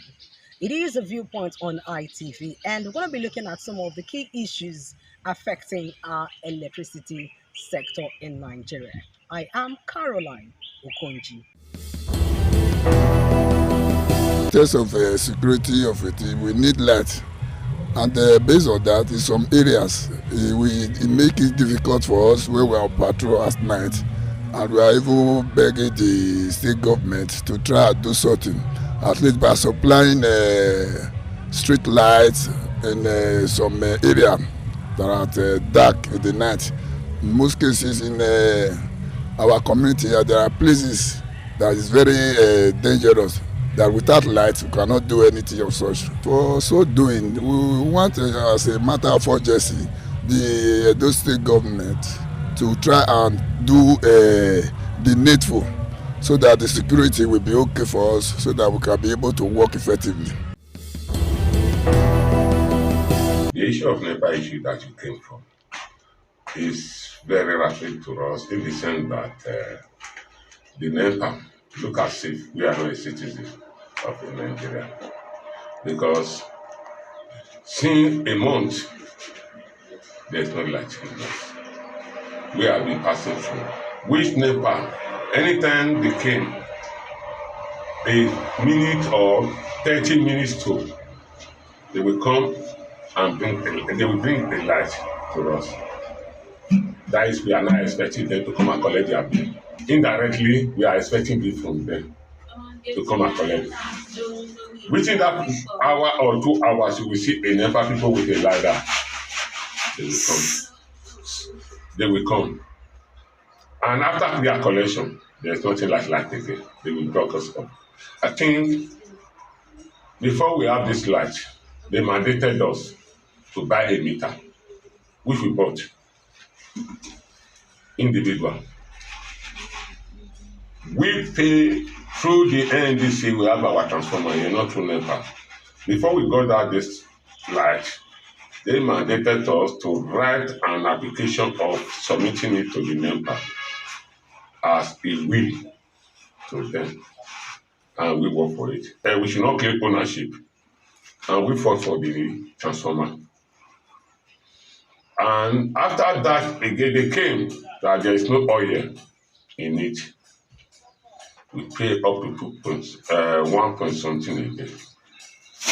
Before, after all that, they came up again, said it was meter issue again, that every community, every houses have to have a meter, which we did. We have to. I have my own receipt. I have my paper meter in my residential house here. So after all that again, they came up with a past bill. We, before we make that transformer, got that transformer, we've been glass out for 10 years here. They came with a bill to us again that we need to pay a standing bill. We went to Testament, their office there. After we left the one at the bypass, they were delivering us before they now refer us to the one at bypass. I don't want to mention name of the manager there. Got in there again, he said we have to go for all those things. We need to fulfill the things we did. After that, they now on the light for us. As they on the light, not up to a month, we were still in blackout again. So at the end of it, we went again. They said it was according to them, that the electric wiring merge. That was the cause that they now cut us off again from EOY again, which we not pay. We need that amount again. The Chile community, which is the Kabetu, Igbo and Igwekimi. After that, they brought a light for a week again. After a week, they cut us off again. They said, EOY is owing. We now went to the office again and told them that if EOY is owing, does that mean it affects our community? We are blackout. So I told you this. So before we sort all those things, we have already made up our mind. We can do away with our NEPA. When our father was living with a lamp and all these things, we were enjoying it. We cannot be paying for what we are not using. We cannot be paying for what we are not using. So if they feel they want to cut us off from this NEPA issue, they should cut everybody off totally, so that we will know that we are not with NEPA. Not that after 3 weeks, they will not bring a light under 2 hours or 3 hours. They will come and collect their money. It's unfair to the masses. The electricity issues and challenges that BEDC in the state is devastating, in the sense that as a minister, I suffer a lot in terms of electricity. As an individual, not only me, the entire people of Edo State, and not only in Edo State, Nigeria as a whole, we are really facing electricity challenge in the country, in the sense that we are not getting constant light. Even though the tariff of electricity is high, people don't even get the light. I don't know how the government will enhance constant light for the Nigerian people, especially in Edo State here. We are seeing the government are not taking a proactive step towards this direction. But if the government will be able to ensure that people are paying for electricity and they are not getting electricity, government should take a drastic step in this direction by making sure if people have constant light, people will want to pay for it. But a situation where you don't see light, at the end of the month, you see BEDC personnel coming to people's house to come to cut lights, is really a problem. My major concern is that let them provide us electricity and people will pay for it. But a situation whereby we don't have constant light, out of 24 hours, people cannot boast of 3 hours light in a day. It's a problem that we are really facing. People who are doing business cannot do business effectively. People who are doing business, they want to make sure their foodstuff does not get spoiled. Nobody can preserve their food again. Even though they cook, you cannot preserve it. Even though electricity for our artisans to work, they cannot get electricity to empower their equipment in order to boost productivity for the entire society. It is really a problem. The state of electricity in our country, in our state, is very poor. Very, very poor. We don't know how government is creating effectiveness on this aspect. We say Nigeria is generating electricity and the neighboring are getting electricity, and the people that are in this country are not benefiting it. Nigerians, we are crying. As a person, I am crying. We don't say as an individual we don't want to pay for electricity. We are not saying that they should give us light for free, but let them make light available and let people pay for it. They often tell us the national grid is collapsed. So ultimately, it's to develop enough capacity, the whole process of generation, distribution, and the rest of it. And then the enabling law. The happy thing recently is that they have said it's deregulated. State governments and private investors can now enter the electricity market, generate and sell. So we do hope that will be a great deal of improvement, because without electricity, really, we are going to remain in the Stone Age. We cannot industrialize. Even domestically, we cannot have the comfort we should derive from electricity. We should consider all the options, whether the new sources like wind, solar in our country, so that we're able to generate enough for our consumption. The darkness is a cover for any kind of nefarious activity. Yeah, so if the place is not well lit or substantially lit up, people can ordinarily hide under the cover of darkness to perpetrate just anything, not just robbery, kidnapping, and whatever you have. Yeah. Don't also forget that we now have private investors. The government doesn't have so much to do with electricity anymore, apart from regulation. So they also have to maximize their profit. So it may have been a mistake in the first instance, divesting from electricity at the level of government. Let me talk about the state where I live, where I reside. The total blackout is nothing to write up about. We really suffer when it comes to light. Edo is suffering. I think our governor is trying to, we have to do more. Our Excellency, Senator Monday, our governor of Edo State, executive governor, you have to do more when it comes to that light issue. We are suffering. There are some of us who can provide electricity for ourselves, solar and all that. Maybe a generator, this was the case, but not everybody. And so at this junction, I think it is expedient that our governor looks straight into this issue and solve this problem. What would I call it? I don't know the right English to use. The right English right now, we have serious problem when it comes to light. Businesses are going down. Those selling drinks, those who have koro, without generator, you can't do anything. And the J is on the high side. Those small jewelry, those are better past our neighbor used to buy then 30,000, 10,000. Now you can't buy it. Then the other one is the Tiger and the LMX 1 point something for ordinary generator. So it doesn't make any sense at all. So we're begging on our executive governor, the governor that knows what to do, to please to look into us and save us from darkness. Then when it comes to these funny BDC people, we're raising a child that came from the US and the others. The first thing they learned in Nigeria is NEPA don't bring light. Children brought from abroad. NEPA don't bring light. Can you imagine such? And so these funny people, 2 days, they'll bring the light, on and off for 2 days. The next thing they'll come with their estimated billing. They start dragging people, wires and all that. It's high time. I think it's high time we stand our ground and let them know that we're not fools.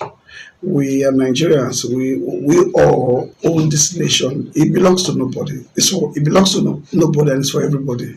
We should stand our ground and fight for our rights. This BDC, I bet may they pack, may they go. NEPA still better pass. You can't go out at night when there is no light. The security issue. What the government is trying, I know cannot chrome them in one day, but we individual too, like the police used to say something, say something. But sometimes when you say something, they use it as a bait. And so we need to. Edo State government need to give us security as well. Nightlife in Benin is almost gone. But I also want to say kudos to our governor. For the first time, it was December free of bloodshed. It was wonderful. December, look, we have most of our people in Nigeria right now, those living in diaspora, those living abroad. Many of them came December and this January. And, they came and they're enjoying it. So I believe our excellent governor, our excellency can do more about that to give us more security like this. If you're traveling from Benin to Akure, Benin to Ifon, those roads are no-go area at night. You can't date. So I believe with all hands on deck and our governor and the police, our CP, let's hope and pray for our action governor to do something about insecurity.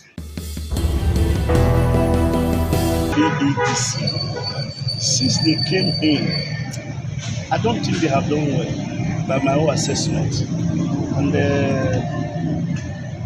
darkness is synonymous with demonic things. And they have thrown their city into darkness, Benin City, Edo State as it were, is in darkness. And I think that the government should step into the matter to do something about the situation. Because the way I look at it is that, for me, I think it is deliberate. Because there are some areas that have light. They call it dedicated light. So why can't everybody have the same light? Because there are areas for 2 weeks no light, for 1 month no light. Some people have 3 hours a day. Some people have 1 hour. And if they bring light in this 20th century, people shout, hey! They'll be saying up NEPA instead of up BERC, which is BEDC. So the thing is that government should step in and help us. People are dying, and most people are paying for darkness. They go there, they threaten people, they bring light when it is mounted for 3 days, 2 hours, 3 days, they come and collect money and they shut it down again. So I think the government should step in. If they are going to be thrown out, they should be thrown out and bring people who can give us light, who are ready to pay. It was privatized. That was a good intention by government, but the people that did it, I'm sure they gave it to their cronies who does not know anything about the management of light, and that's why we are where we are. It has really hampered nightlife because you don't work in darkness, and the only thing that is helping us now is this solar that people put everywhere, and some persons that have money to buy diesel and buy fuel. It's not everybody that have that kind of money. So it has really disturbed or hampered nightlife. But government is trying to bring it back by putting street light and everything. So we commend them. We pray that God will give government more power, more strength, more wisdom to do what they have to do. And there's individuals are also trying by helping to lighten up everywhere. So we praise them. But for BEDC, I think they should go. Live better people. The situation of electricity in Benin here now, I will give them at least 30%. They don't give up to 50% from area. But I wish the government can improve, because if you see what will happen to us now, we all they use our hand to define electricity. Some of us will go generator for us, some of us will get solar, some of us will go generate big blister. All these people will get like hotel. So I wish the government they really improve for electricity. All those generators will become condemned for our hand. You understand? So people don't go for it. And money, now they need to put, because that energy, that light will really need that. If light day for this, imagine if you come for here for Silok Road now, government already put light, but in the evening, everywhere will be dark. So where there's light, everything, even the security aspect of itself, anything concerning light is too plenty. Maybe one particular. So we need light. If I come out for office now, if light no dey, we must buy generator. At least from office, I dey buy at least, if I'm not mistaken, 5,000 every day for sure. Imagine a times 1 month, na big money. Until now money. From there, I will see look at it, come here say we want to go for solar. We can use solar to stabilize them, because solar they give us more, make savings from the fuel aspect of it. So if you get light, nothing like light, your light can carry AC, can carry everything for us. And to the noise, no go even give you that noise issue. So we prefer light more than any other thing. The light is our problem. We are suffering for light. You can see our business without light, we cannot improve. we need light. The issue of light is because it's very, very, very low. I don't know if it's very low. We need light. The issue of light in Edo State is very poor. Patronage is very low. You can see we import fuel at least every day 10,000, 15,000 a day. But you can stay 2 days, 3 days, no light. The issue of business is very, very, very low. Very low. So we are begging government to improve the light aspect. Without light, you cannot sell bulb, you cannot sell fan. You understand? When you have light, you prepare to buy fan. Not everybody can provide solar for his house. Actually, we need light.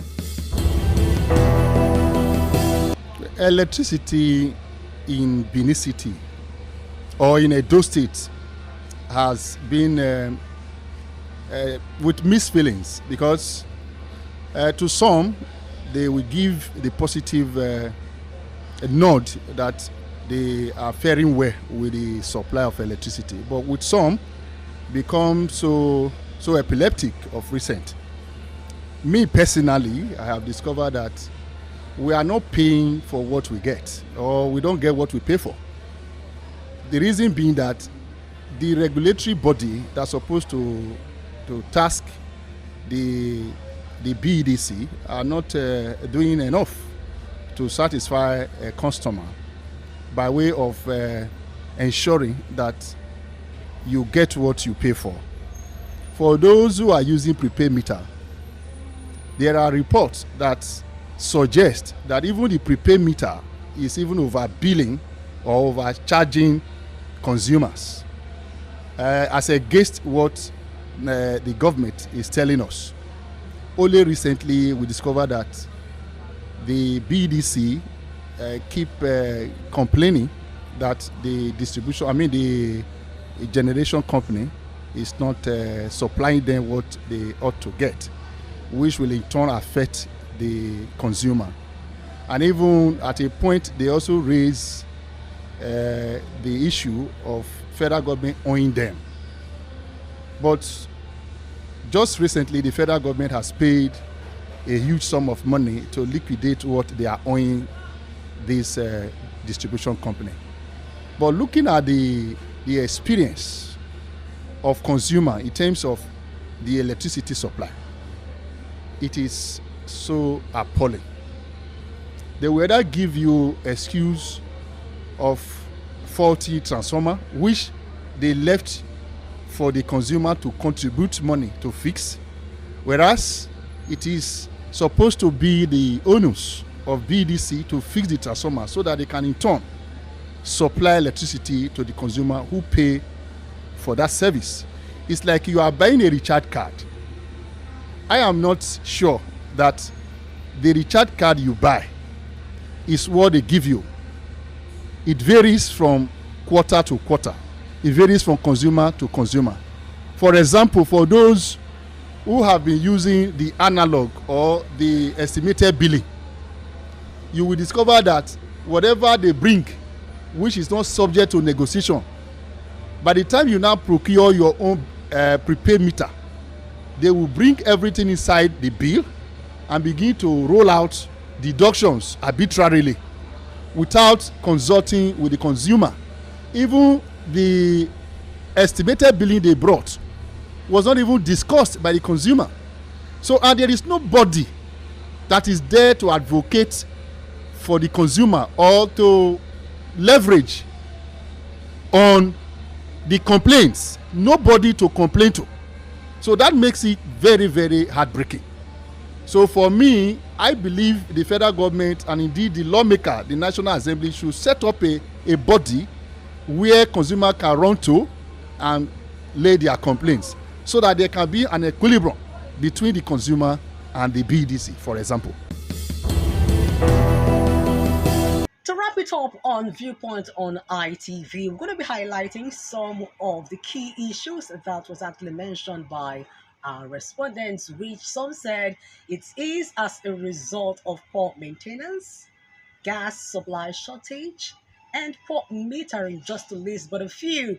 And the government at all levels They are expected to do the needful and do the right thing to ensure steady power supply for citizens in order to boost means of livelihood, especially for business owners in the country. It is Viewpoints on ITV. I am Caroline Okonji. ITV, certainly the best.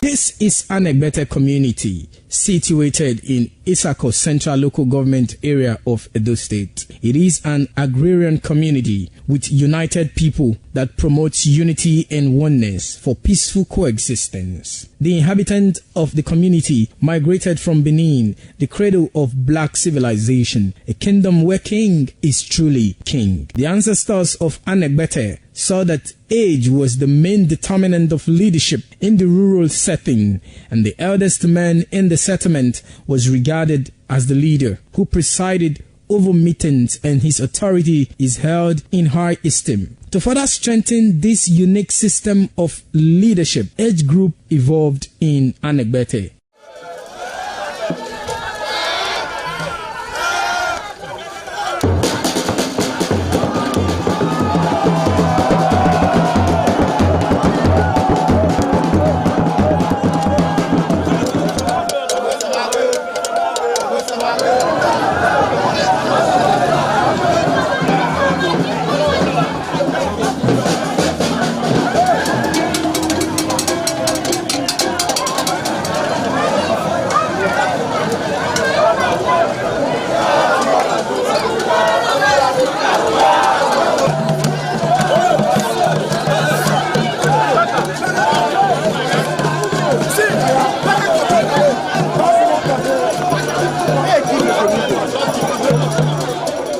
In Anegbete, age group is categorized into two, that is the common and the noble. Anegbete is rich in cultural heritage, as the community at noon saw the commitment of the festival with the first set rolled out in beauty colors to showcase their might and strength, indicating their feet and ready for the responsibilities behold on them. The streets in the community with a feed up of young men and women adorned with the festival. Later, the royal family takes the stage as their children fight out royally and work in the community to showcase their might and fitness.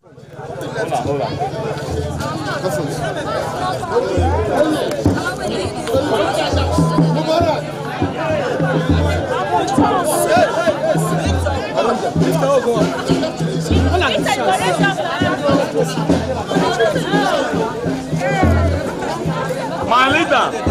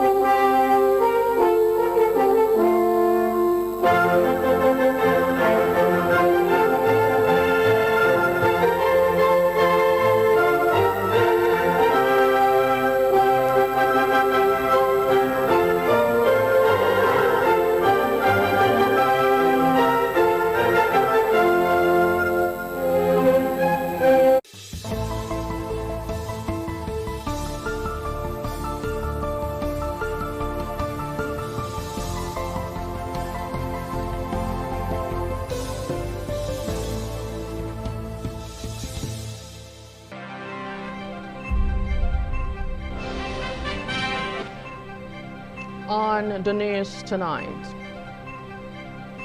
Defense Minister orders retaliation as military buries slain general, other soldiers.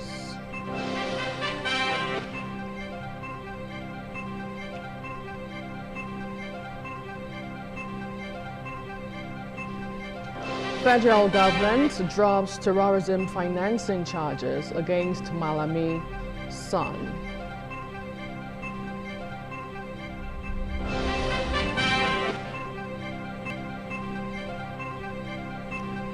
Governor Okpebholo hands over rebuilt Ekuma Poa complex.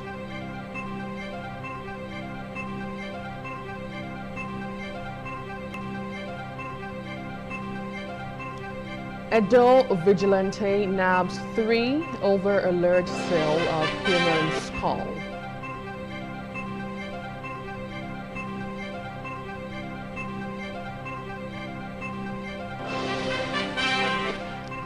Lagos CP Tijani Fatai assures of security on campus.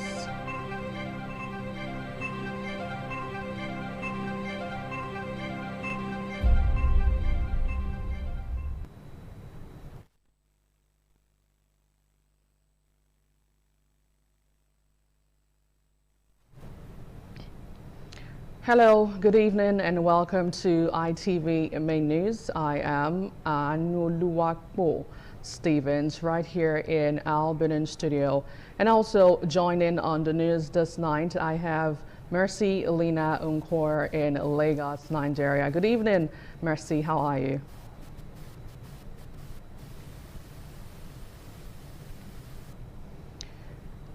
Now, we begin here in Edo State, where the governor of Edo State, Senator Monday Okpebholo, has fulfilled his administration's commitment to handing over of the rebuilt shops destroyed in a January fire incident at the Police Officers' Wives Association complex in Ekuma, a southwest local government area.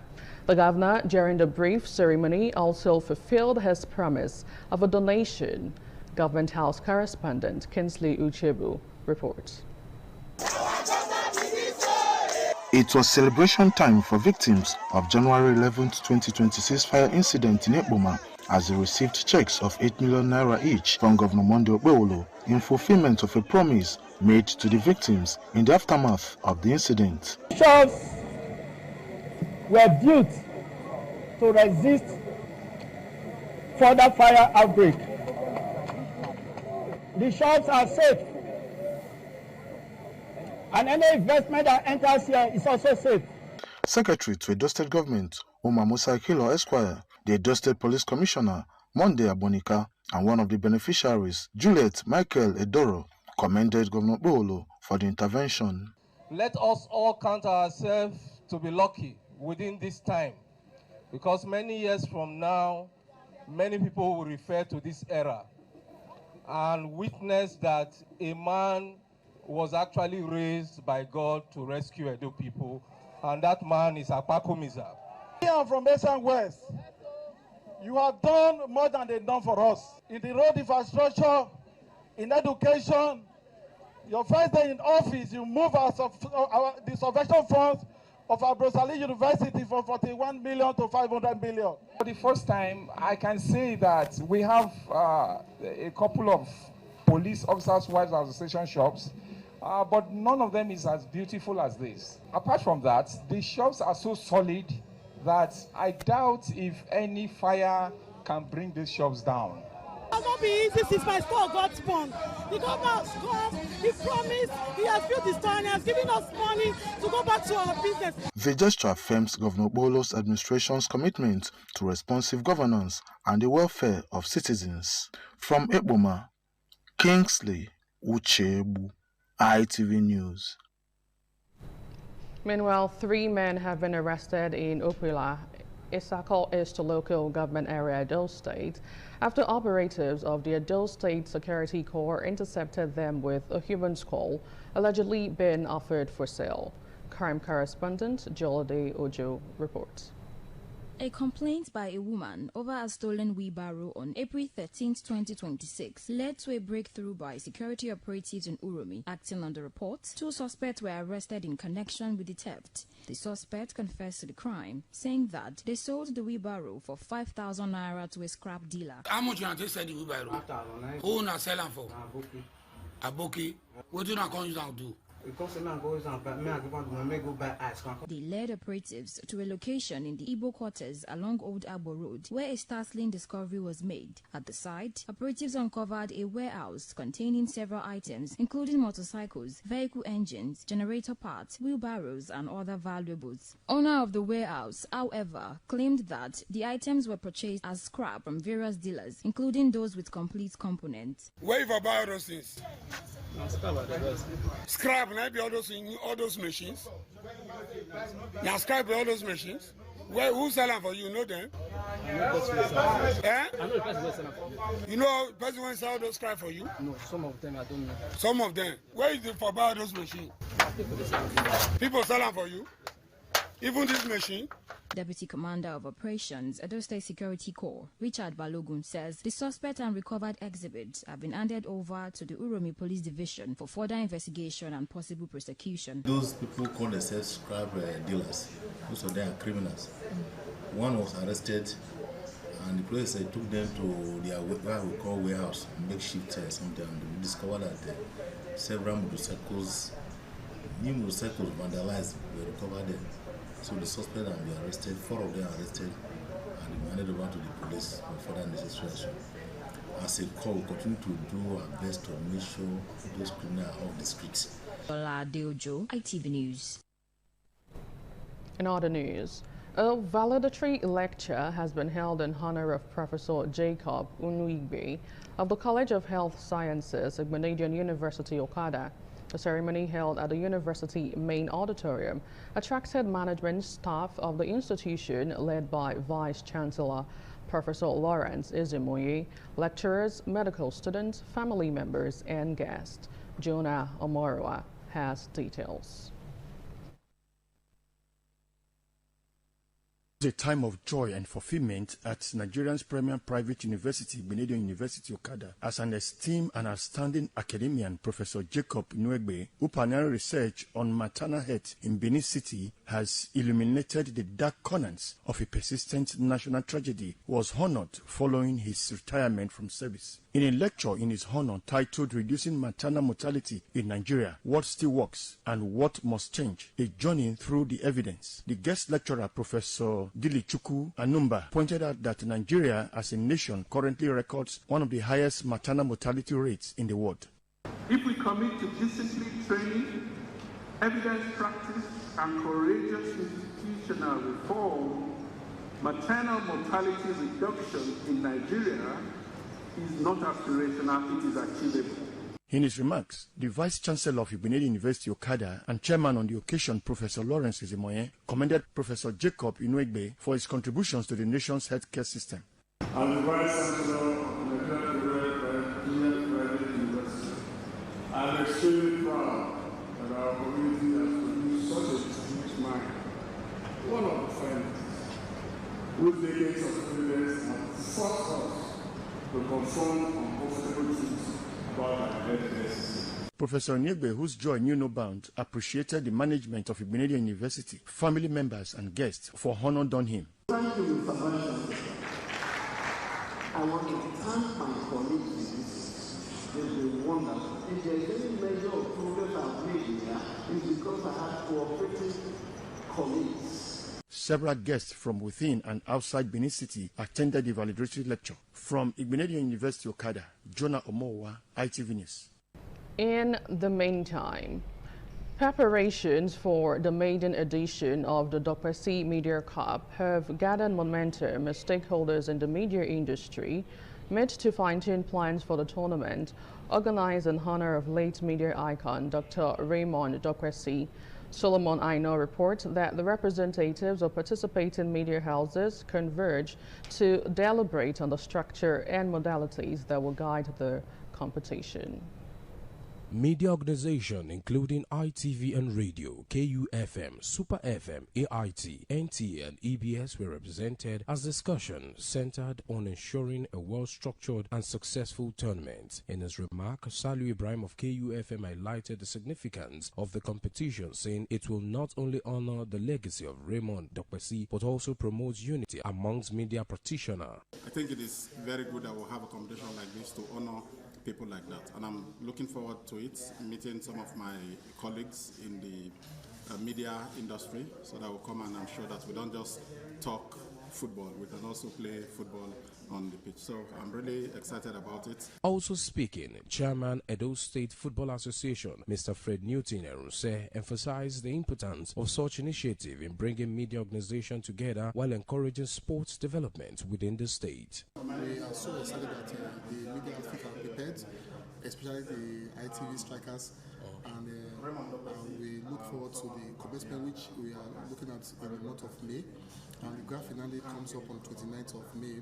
At the end of the meeting, Oben Okenkpawanyi of ITV and Radio, in the company of the Executive Director of Finance and Administration, Lady Celerina Ojomo, and the General Manager, Special Duty, Independent Television and Radio, Mr. Abiodun Mudashiru, expressed confidence in the level of readiness of ITV and Radio ahead of the tournament, assuring that necessary arrangements are in place for a successful outing. We are celebrating our father, Raymond Dokpesi.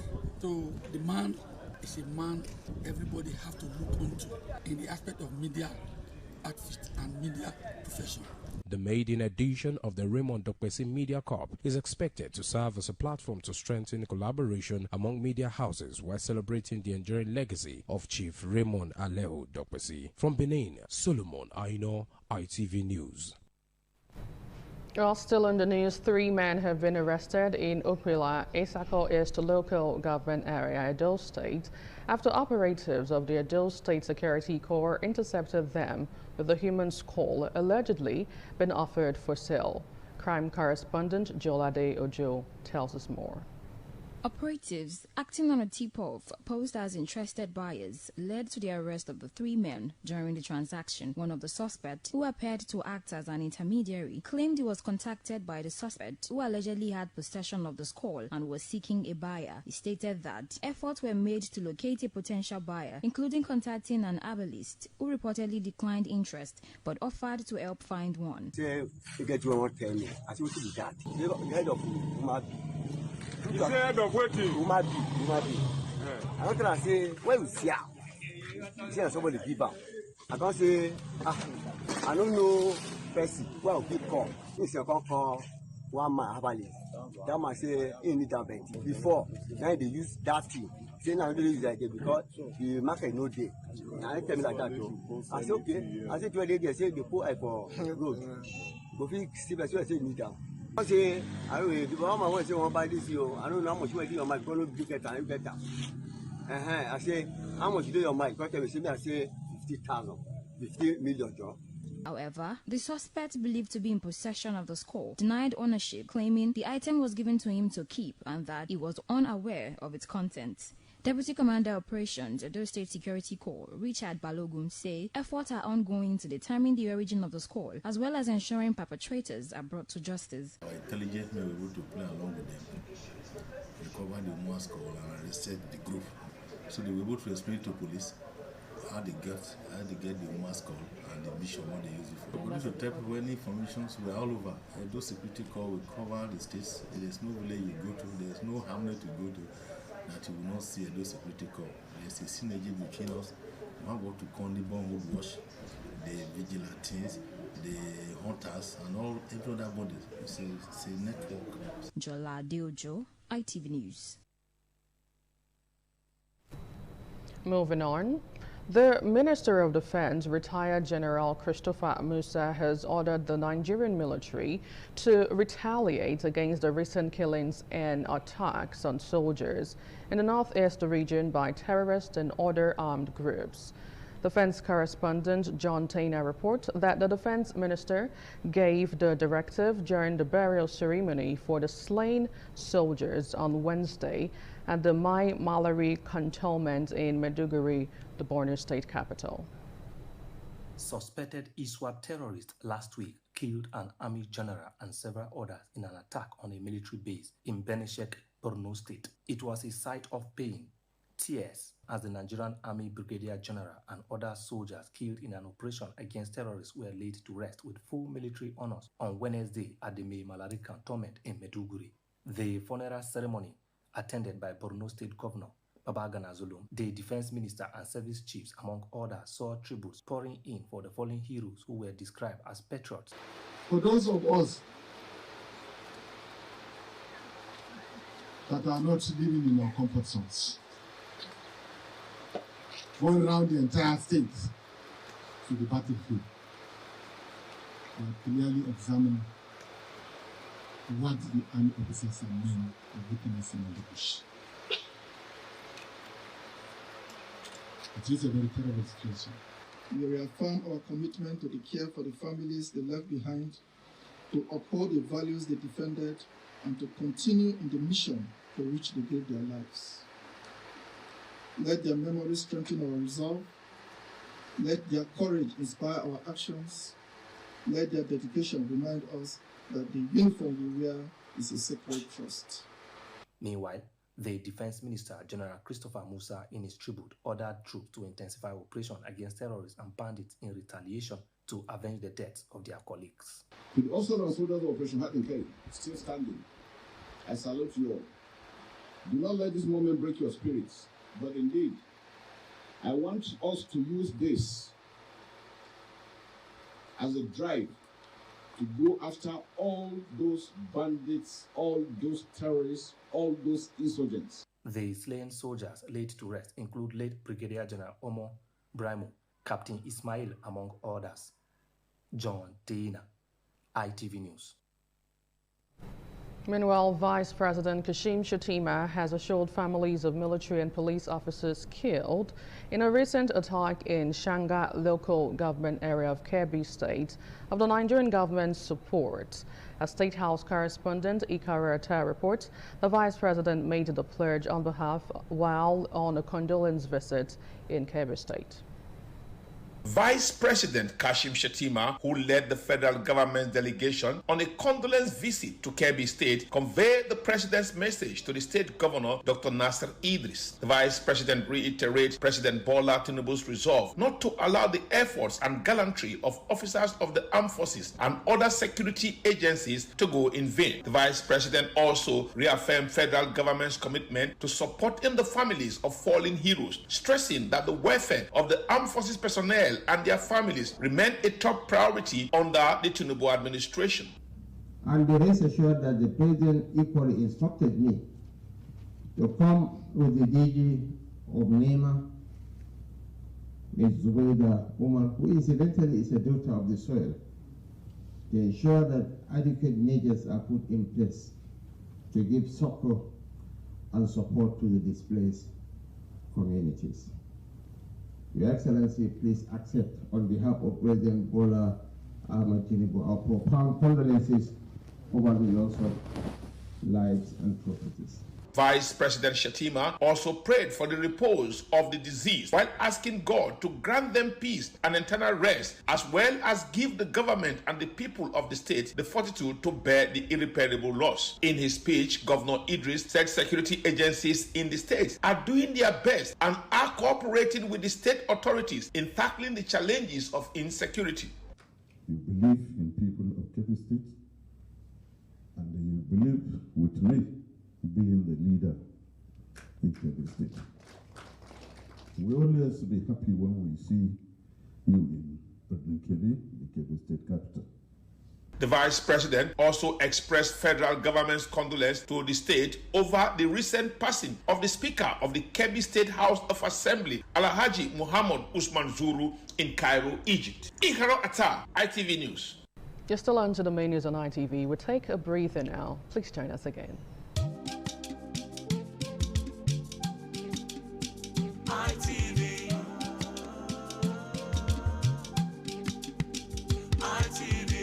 ITV, certainly the best.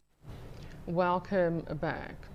A House of Representatives hopeful for Ikpoba Awka Federal Constituency, Dr. Agogo Taye Garrick, under the platform of the All Progressive Congress, has declared his intention as he visited Ward 2 in Eagle local government area, Edo State.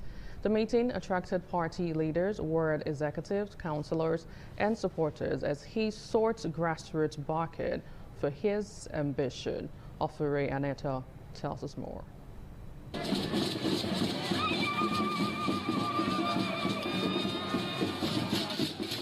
Addressing party faithful in Ward 2, Dr. Orotaye Garrick said the time has come for Ego local government area to have strong and purposeful representation at the National Assembly, assuring that if elected, he will attract impactful projects and policies to the constituency. He outlined plans to collaborate with investors and drive development-focused initiatives while appealing to members to support his aspiration. I want to go to the House of Reps. This is just my declaration in my word. So I'm asking you to send me to the federal, send me to go and work so that we can rebuild this constituency, rebuild the God, rebuild the Kobabaka. My prayers is that you stand with me, spread the gospel that it is a God o'clock. APC leaders, including Ward 2 chairman Usaro Osagiodua, described him as a credible son of the soil and urged members to rally support for his candidacy. We had Ward 2, we had the House of Representatives. Manawe Mafia, Erima Latia, because Oyama Hagbe, Bese, Agwegbe. Our very astute brother, a man of caliber, a son of a God. We, the people of Ward 2, have said it is a God. Time o'clock. Ovima, Ogahia, Etenik Beteniko, Eke ni Maridia Ye, the Mario Boyo Eke, where Azenoriena. Dr. Garrick said he would work to consolidate on the developmental strides of the Edo state government, pledging to attract federal presence and projects that will complement ongoing efforts in the constituency. From Benin, Ofure Aneta, ITV News. A social-cultural group, the Igo Basinwe Movement Worldwide, known for promoting and projecting Edo customs and heritage, has cautioned the All Progressive Congress against fielding aspirants agitating for the creation of more states from Edo. This was disclosed during a press conference in Benin City. The report is presented by Jolade Pujo.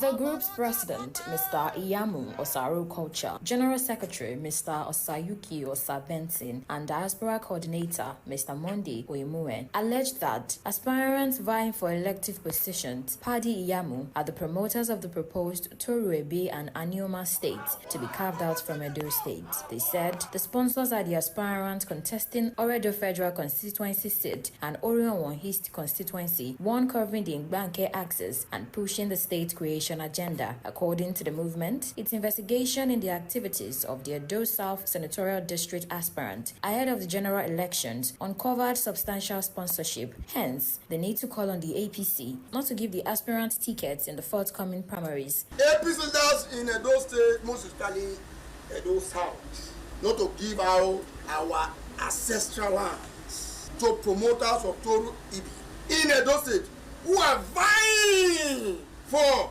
elected position, like Mr. Padi Iyamu and Ndidi Araime and others. Let it be stated, let it be on record that we don't have issue, personal issue, grudges with this set of persons. But our issue, like we have stated, is that anybody that is associated with promoters of Toru Ibe and an Oma state must not be given elected position. Reacting to the allegations, the media team of Padi Iyamu described it as baseless and a political gimmick to satisfy their sponsors, as no facts were spelled out and no form of documentation as evidence. They said the mother of Padi Iyamu is not even from Ijo extraction and reminded the group that Oredo is too intelligent to be cajoled with sponsored scripts, as the APC is a democratic party and the popular vote will choose its candidates. From Benin, Jola Deojo, ITV News.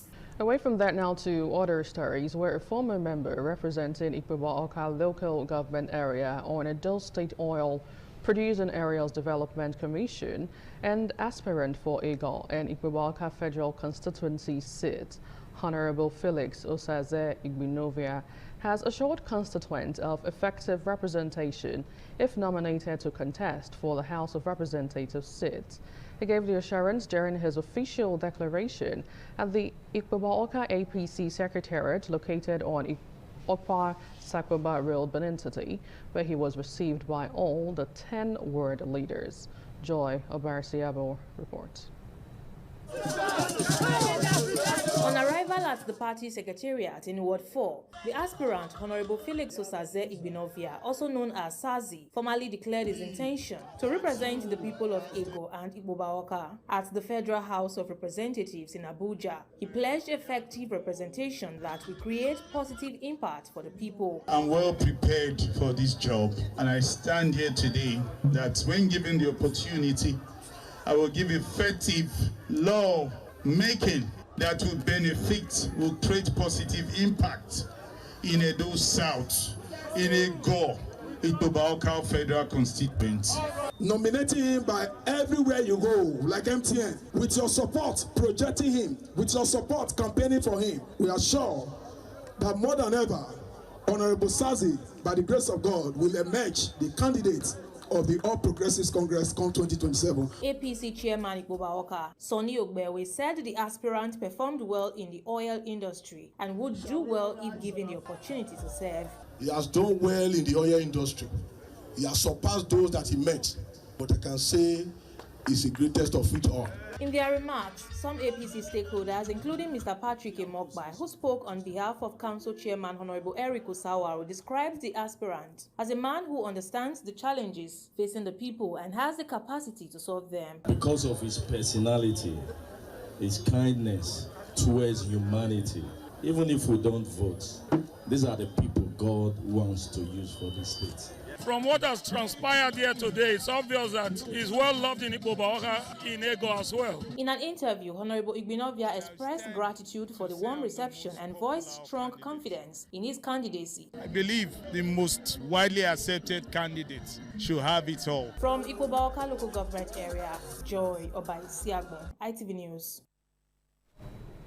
More notable personalities and groups have continued to pay condolence visit to the Deputy Governor of Edo State, Right Honorable Dennis Idahosa, following the death of his mother, Madam Esther Idahosa. Deborah Oberfu has more. The passing away of the matriarch of the Idahosa family, Madam Esther Idahosa, at the age of 95, has continued to prompt an outpouring of sympathy from political leaders, organizations, and community groups.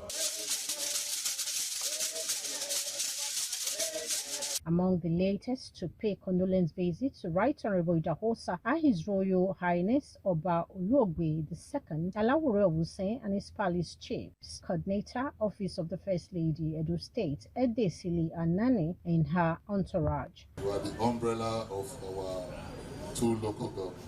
What happened is not a sad issue, it's a celebration of life.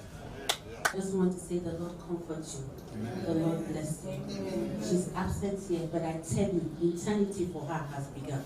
Other groups include security chiefs and officers, politicians, religious bodies, unions, organizations, men and women groups have also been identifying with the Idahosa family in sympathy and prayers for strength and comfort during this time of grief.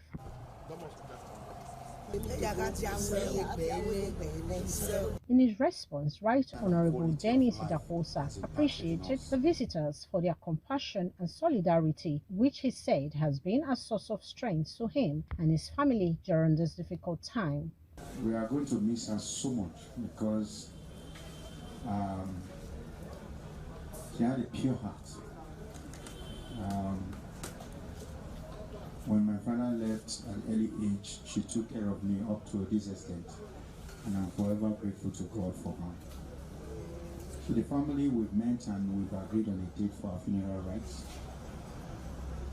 And by the grace of God, it's going to be on the 8th, 9th, and 10th of May, which is roughly about 3 weeks from today. In Benin, Deborah Ubefun, ITV News. We go off on a break. Please stay with us. Well, thank you so much for staying with us. Still on the news, Edo State chapter of the African Democratic Congress, ADC, has suspended former national chairman of the party, Chief John Odige Oyegu, alongside a former governor of Edo State, Senator Osarime Osumbo, and other key members over alleged anti-party activities and insubordination.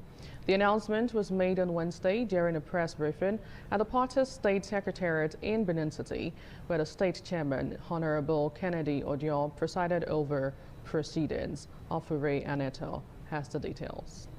Addressing party members and journalists, the state ADC chairman, Honorable Kennedy Odion, said the decision was aligned with the party's commitment to discipline and constitutional order following the position of INEC on the party's leadership structure. The Edo State leadership hereby unequivocally disassociates itself from any world, local and state congresses conducted or purportedly conducted by any individual, group or faction in contravention of INEC directive.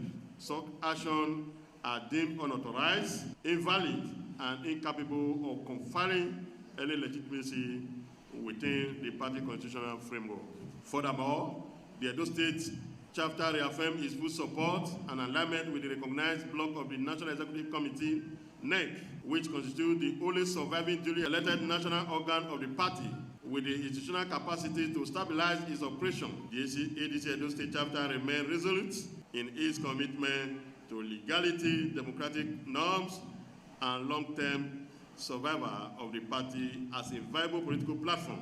Also speaking, the state ADC Grassroots Mobilization Chairman, Pastor Abrufo Joe, announced the suspension of 11 members over alleged insubordination and anti-party activities. Chief John Odige Oyegu, Senator Osarime Osumbo, Senator Lisa Brima, Senator Ehige Ozabere, Tony Adile, Jafaru Somalia, members listed above are hereby suspended for a period not exceeding 3 months. The motion for suspension was put to a voice vote and received unanimous approval from members present. Reacting via phone call, one of the suspended members, Tony Alile, described the action as baseless. Whatever action they took today is a media storm and is of no basics. From Benin, Ofure Aneta, ITV News.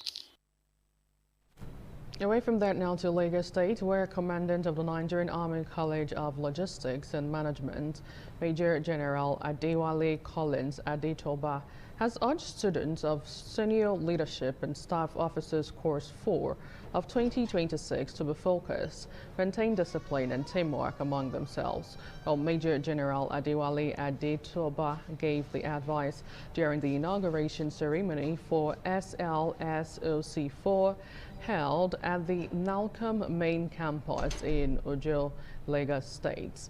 The commandant noted that the ceremony is proof of a new chapter, marking the beginning of their career as staff-trained officers. Now, still staying in Lagos State, where the Commissioner of Police, Lagos State Command, Tijani Fatai, has assured of his commitment to ensuring the safety of lives and property. CP Fatai gave the assurance when he received the Vice-Chancellor, University of Lagos, Professor Folashade Ogunsola, alongside members of her management team during a courtesy visit to the command headquarters. The CP also assured the university's Vice-Chancellor of strengthening collaboration in campus security and sustaining peace within the university community. He also received the Police Officers' Wives Association, Lagos State Chairperson Mrs. Oluwakemi Tijani, alongside other delegates of the association, on a courtesy visit to the command headquarters. We now take a short break. Please stay.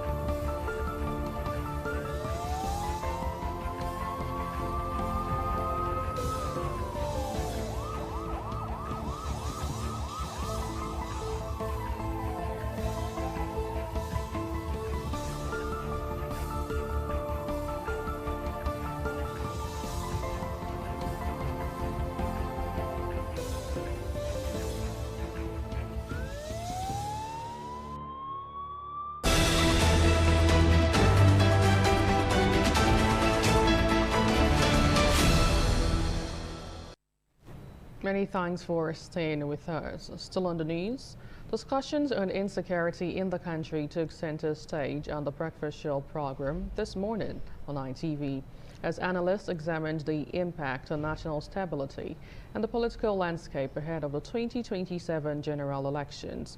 The program also featured conversations on the outcome and implications of ADC convention. The report by Shalom Onugara is presented by Osamudeme Osage.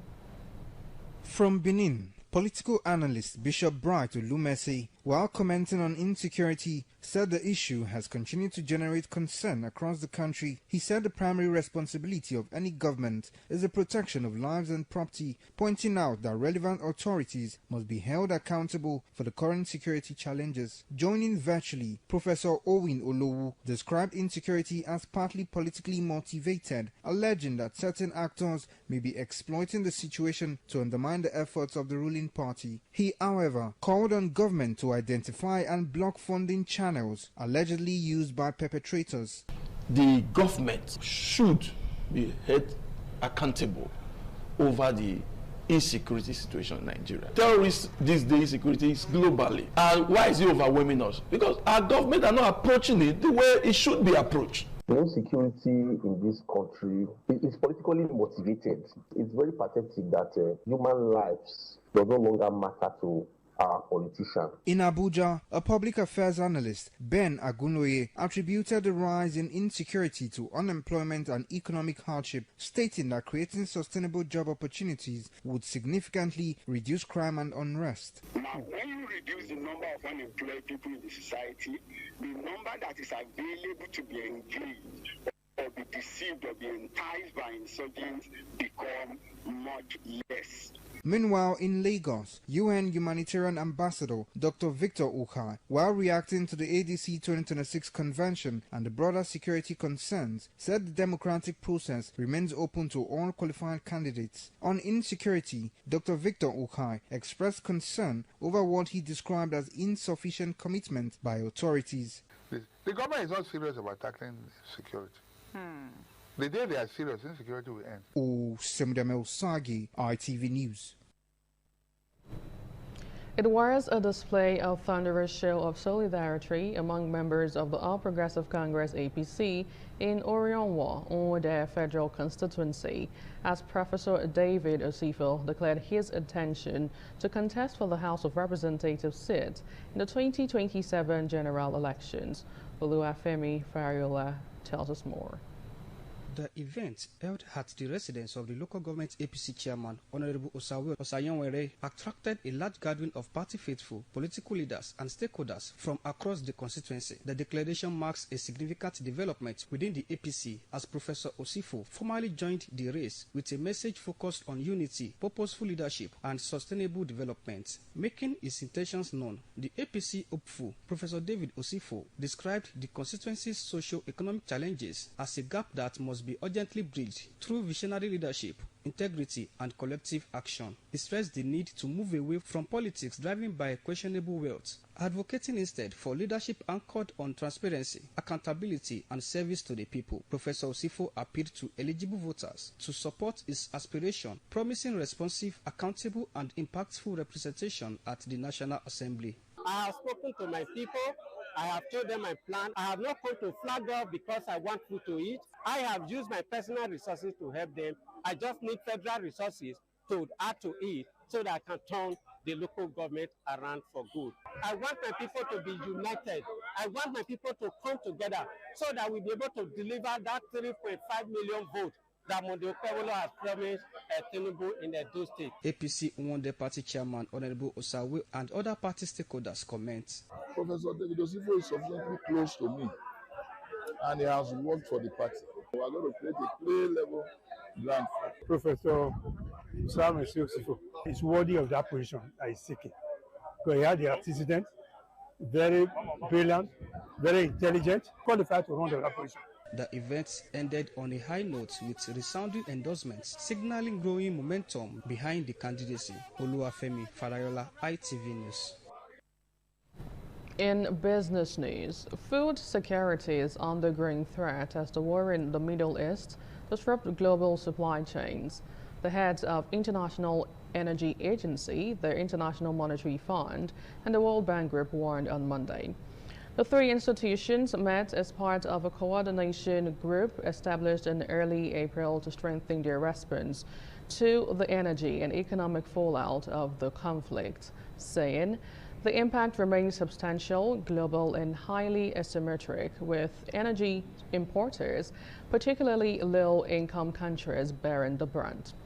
The war, which has driven up prices of oil, gas, fertilizers, intensifying concerns about food security and job losses, while also eroding export revenues for some oil and gas producers in the Middle East. They warned that fuel and fertilizer prices could remain elevated for an extended period due to infrastructure damage, with supply disruptions likely to create shortages of critical inputs across energy, food, and industrial sectors. Well, outside Nigeria, where the U.S. military has killed 4 more people in its 4th deadly attack on vessels in the Eastern Pacific Ocean over the past 4 days. U.S. Southern Command announced the attack in a social media post on Tuesday, alongside a video that showed a stationary boat with outboard engines being hit by a missile and exploding into a huge ball of flames. Dolad Emir completes the report. Justification for the latter attack, according to SATCOM, was due to intelligence details of which were not provided that confirmed that the vessels were transiting along known narco-trafficking routes in the Eastern Pacific and was engaged in narco-trafficking operations. The latest killing of people on board vessels in international waters in the Eastern Pacific Ocean and Caribbean brings the overall death toll at least 105 since early September, when US President Donald Trump ordered the attacks to stop what the White House claims are Latin American cartels transporting drugs to the U.S. This killing came after 2 people were killed in a U.S. strike on Monday and 5 people were killed in 2 separate strikes on Saturday, also in the Eastern Pacific. International legal experts and rights groups say the U.S. military campaign amounts to extrajudicial killings in international waters and that the attacks have targeted civilian fishing boats. Legal experts have said that if some vessels were involved in drug trafficking, those on board should face the law rather than daily attacks. Critics have also questioned the effectiveness of the U.S. military operation, in part because the fentanyl behind many fatal overdoses in the U.S., which Trump has used to justify his campaign, is typically trafficked to the U.S. overland from Mexico, where it's produced with chemicals imported from China and India. Donald Ehiminyen, ITV News.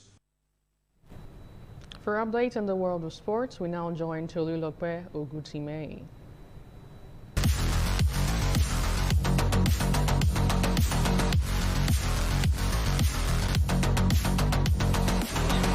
President of Nigeria Football Federation Ibrahim Musa Gusau has pledged full support for reforms aimed at improving refereeing standards in Nigeria. Speaking during a condolence visit by the new leadership of the Nigeria Referee Association following the death of Sani Zubairu, Gusau stressed the need for stricter measures on age limit, education, and computer literacy in referee recruitment. He advocated early recruitment at junior levels and emphasized that modern referee demands strong academic and technological competence.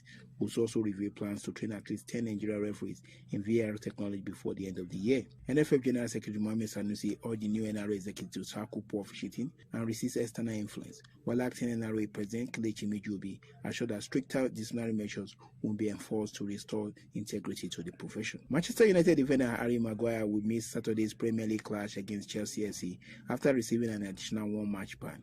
The 33-year-old was sent off during a 2-2 draw against AFC Bournemouth and has now been punished further by the Football Association for improper conduct towards the fourth official.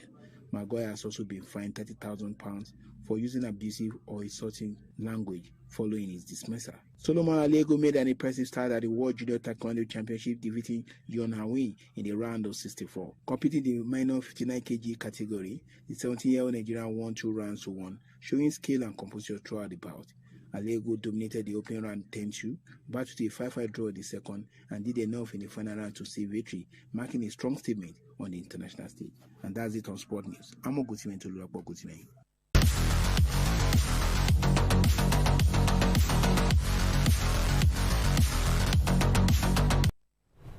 And that ends the main news on ITV. Thank you so much for watching. I am Anuluwakbo Stevens. Good night.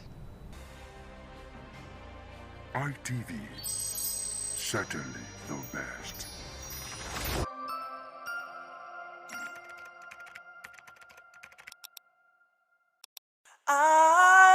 ITV, certainly the best.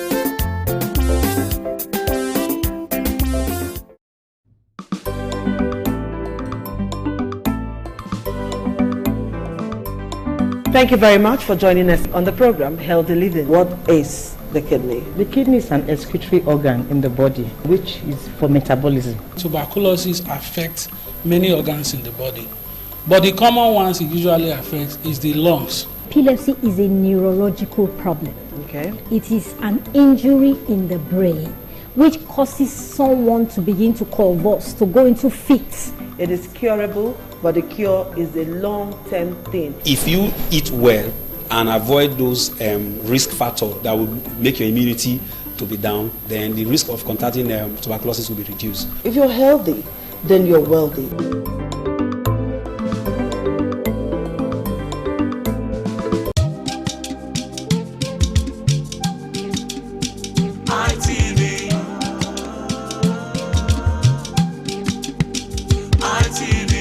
ITV, certainly the best.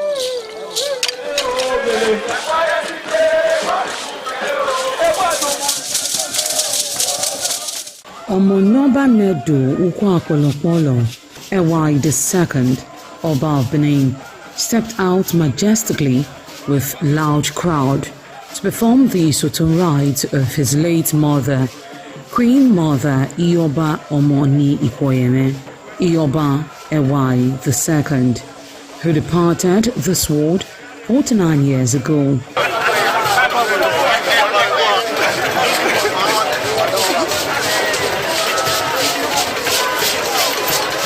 Isoton is a traditional rite of the procession in memory of the departed person's spirit in Benin Kingdom.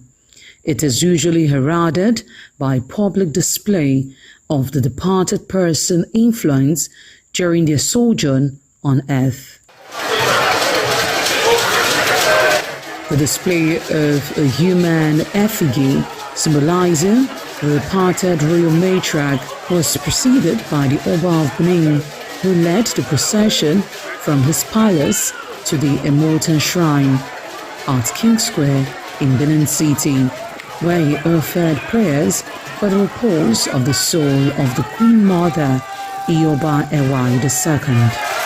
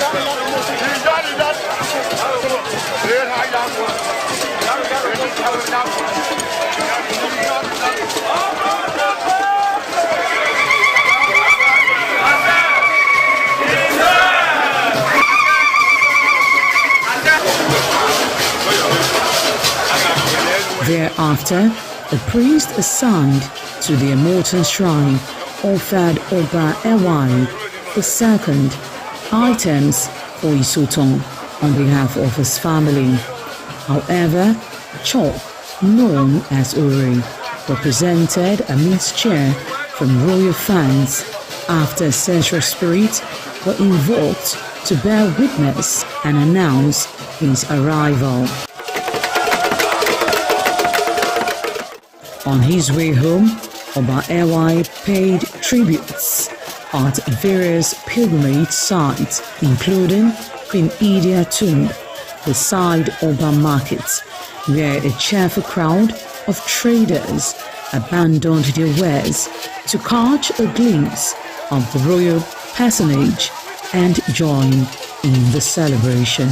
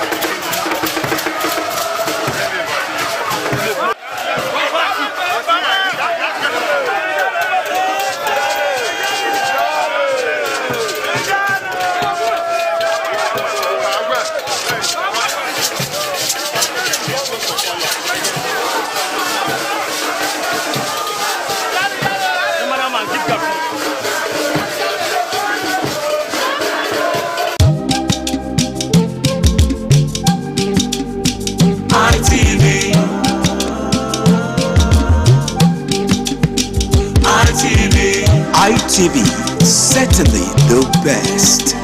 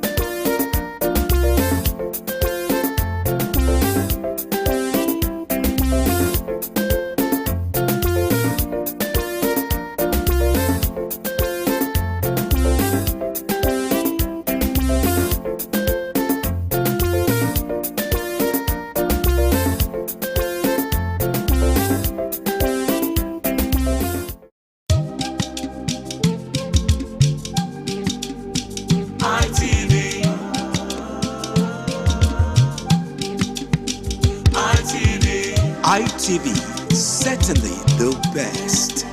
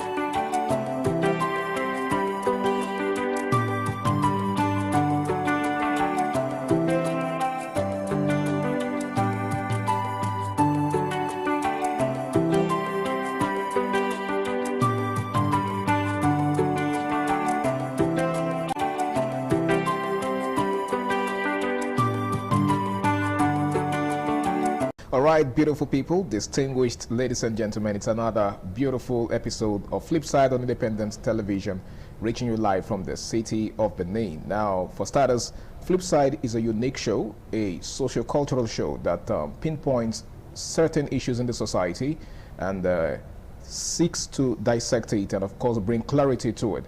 It airs every Wednesday on the station. My name is Harry Aigboje. And of course, it's my pleasure to have you join me on this lovely episode of the show. Now, today, we're having a very interesting conversation, something that has to do with our ivory tower, our higher institutions, a clarion call for reforms in the ivory tower. And most of the time when we hear the term ivory tower, a lot of things come to people's minds, okay? I really don't know what comes to your mind, but, you know, there's something that actually does come to my mind. But before we get right into the business of the day, let me introduce my guests on the show. I've got two erudite analysts with me. They are really not new faces. To my far left is someone who happens to be a public affairs analyst. And of course, he's also a clergyman. He goes by the name of Kingsley Ikeke. Welcome on board, sir. It's good to be back. It's good to see you again. Thank you very much. And of course, seated next to Mr. Kingsley Ikeke is my brother and my friend, a social impact commentator, the one and only Favor Sadzi. Welcome on board, bro. Thank you once again. It's good to see you. All right, so we're talking about the ivory tower. So, like I said in the opening, whenever you hear the term ivory tower, something does come to mind. Something comes to my mind, but I really don't know what comes to your mind. So, let's set the motion for this conversation. Mr. Kingsley, what comes to your mind when you hear the term ivory tower? Is it limited to the university, or it has to do with all the institutions or higher institutions of learning? Okay, thank you very much. I think in our part of the world is synonymous with universities. Okay. Because there are some rare privileges that they enjoy. And when you mention such phrase, ivory tower, it's quickly associated with the regular universities. But I want to believe that for any place of higher learning, higher impact and higher level of reasoning, they could be assigned the same status as an ivory tower. Okay. Because it's talking about a higher level of intelligence and a higher level of beyond reasoning. The secondary level. Yeah, above the secondary level. So you can also inculcate institutions of research, polytechnics and whatnot. As long as at that level you are getting some level of professionalism, you can So what makes the difference is professionalism. You know, in this part of the world, we've been so used to the university concept. Okay. And even when the government brought in the polytechnic concept and some other technical vocational concept, it has not really worked because they are always seen as second fiddle to the university. Yeah, and it has also impacted greatly in our advancement technical-wise. We are still backward because when you talk about technical education or technological education, if you go to other part of the world, they are highly revered because that is where innovations are churned out from. That's where creativity, you know, that's where tech is really in display. Okay. Mostly what you get in the universities are people who will reason to design, or what we call maybe a design engineer, for instance. But when it comes to implementation, it is more, you know, there are some universities that are called Federal University of Technology. Okay. You are trying to create a division between the regular university where you go and study more of the theoretical stuff. Theoretical part. Okay. Then create another kind of universities where you do more of the technical stuff. Practical stuff. And you can always relate the federal technologies with the polytechnic. You see the word polytechnic means technology. Okay. And when you see Federal University of Tech, it means technology. When you say universities, is a general place and mostly for, you know, brain work, reasoning. When it comes to bringing those things to tangibility, it's another ball game altogether. You need those with technical know-how to bring whatever you have designed in your head. You can have a design even as a layman. Okay. But you need a technical man to bring your design into reality. Okay. That's where the technology comes in. University of Technology, Polytechnic. To bring those technical concepts in your mind into reality, not visual, making them real. Does that also entail, or should I say include, the colleges of technology? There's colleges of education. Okay. Once you use the word tech, it means there's tech. That is the difference between both of them.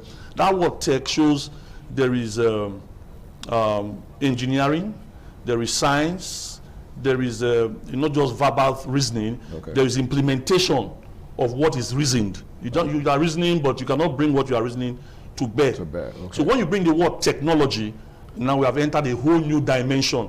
It's not about telling me what you know, it's doing what you are saying, beyond just saying it verbally, making it real, making it embraceable, not in the air. All right, thank you very much, Mr. Kingsley. I think that was a very good way to kickstart the conversation. Now let me ask you, Favor, what are the reasons, or why do you think the cry for reforms in the higher institutions in the Ivory Tower has been at an all-time high lately? Because, you know, much of the conversations that we'll be having lately, you know, is the need to, should I say, step up our Ivory Tower, you know, bring about the necessary reforms in our Ivory Tower. People have been saying that things are not the way they ought to be in our Ivory Tower. Now, what do you think is responsible for this outcry? Yes, the reason is not far-fetched. For every investor, you expect to have returns for your investment. So investors here, as I want to consider it, will be both the students and the system itself. And the system has invested so much in trying to inculcate in students, young people, youths, and with the hope of this knowledge to bring back value for service. But in recent times, have we really gotten value? Have we really rather gotten the service that we expect from people who are churned out of these institutions yearly, year out? The big answer is no. And that's why you notice these days that look at a handful of graduates. They actually graduate with certifications that are not usable. They're not people with utility capacity. And if you look to do a survey or do an audit of these graduates that we see today and ask 9 out of 10 to prepare a good resume, you might be disappointed on the result you get. Now, this is just a resume. I'm not saying call the industrial engineer or call the production engineer or call the electrical engineer, or let's use an electrical engineer. But is that the fault of the products of the system or the system itself? It's a fault of everybody. So we all have a share of the blame? We all have a share in the blame. Parents, the school, and the student. They're not leaving out the government. We are all intertwined in all of this problem. And look at it critically. Parents forcing children to go do what they are not interested in. That's a problem. School, when you apply for course A, they give you course D. And because pride would want to set in and say, let the child just do it, let it just do it and go after all, not be waiting. But don't you think that's because, you know, some students or some candidates do not qualify or do not get what they actually deserved? Some of them, you know, do not qualify for what they, you know, asked for. For example, let's say while I'm sitting for JAM, I applied for medicine, and I do not get medicine. Instead, I'm given maybe botany or anything of the sort. Don't you think that's a legit reason? That could be a legit reason. But let me also ask another question. Nigeria is going for a competition, and they do not qualify for first place. Have you ever seen a situation where they compensate them with second place? That's a funny one, though. So you go back home and prepare for the next tournament, right? So, but why don't we send them back home to prepare for the next? So you're recommending that they send them home instead of giving them a second best? That's the best thing to do, because see the effect of compensating them with another course of study. Now, say for example, botany, like you mentioned, has the capacity to take 100. Right? 100 students. Yeah. And that's what the classroom can take, or that's what the system can take as at that time. Then we have 100 persons that have been admitted duly by virtue of their first choice of application into botany. Now, you are not having a spill from those that applied for the medicine, and say 50 more to add to the 100 that the capacity is supposed to take. What happens to the extra 50? You see how the process is already getting squeezed and distorted. Clogged, Now, this will happen in not just botany, will happen in animal and environmental science, will happen in science lab tech, will happen in microbiology, will happen in biochemistry. How many of these SSs can the system contain and take? You see the problem? So, but if you send them home, and if students know very well that if I don't perform, I don't get it, maybe we all would actually sit up and not hope to be compensated. Okay, so you think that will encourage them to work harder? That's one solution to the many problems. I will actually hope that you are able to address the other solutions, because it's actually a very broad subject, and as we progress in this discourse, we'll be able to touch every single aspect of it. Now, let me get back to you, Mr. Kingsley. What are the major challenges currently facing higher education or higher institutions? I think for our country, the first major issue is corruption. And secondly, funding. You know why I say corruption, like you were trying to highlight just now. You know, even when you don't meet the minimum requirement to be admitted into maybe College of Medicine, if you have the resources or you have the connection, you can still get there. Yes. Connection. Yes, and eventually the person may not have the competence to run that program effectively. Wow. And sometimes it's even worse when you now look at the presence of private universities. Someone who was rejected from a federal university, if he has the money, he can go with same result. Irrespective of their mental of his performance. He may just score an average of 50 or 50 something, thereabout, because those universities are geared towards profit making. They are not interested in just quality. They give you a minimum requirement. You have about 60 or less than that. Why University of Benin, you'll be talking about 80, 82 to enter school or College of Medicine. So there are private in some private schools. There are private institutions that you know, boast of quality education and of course quality output.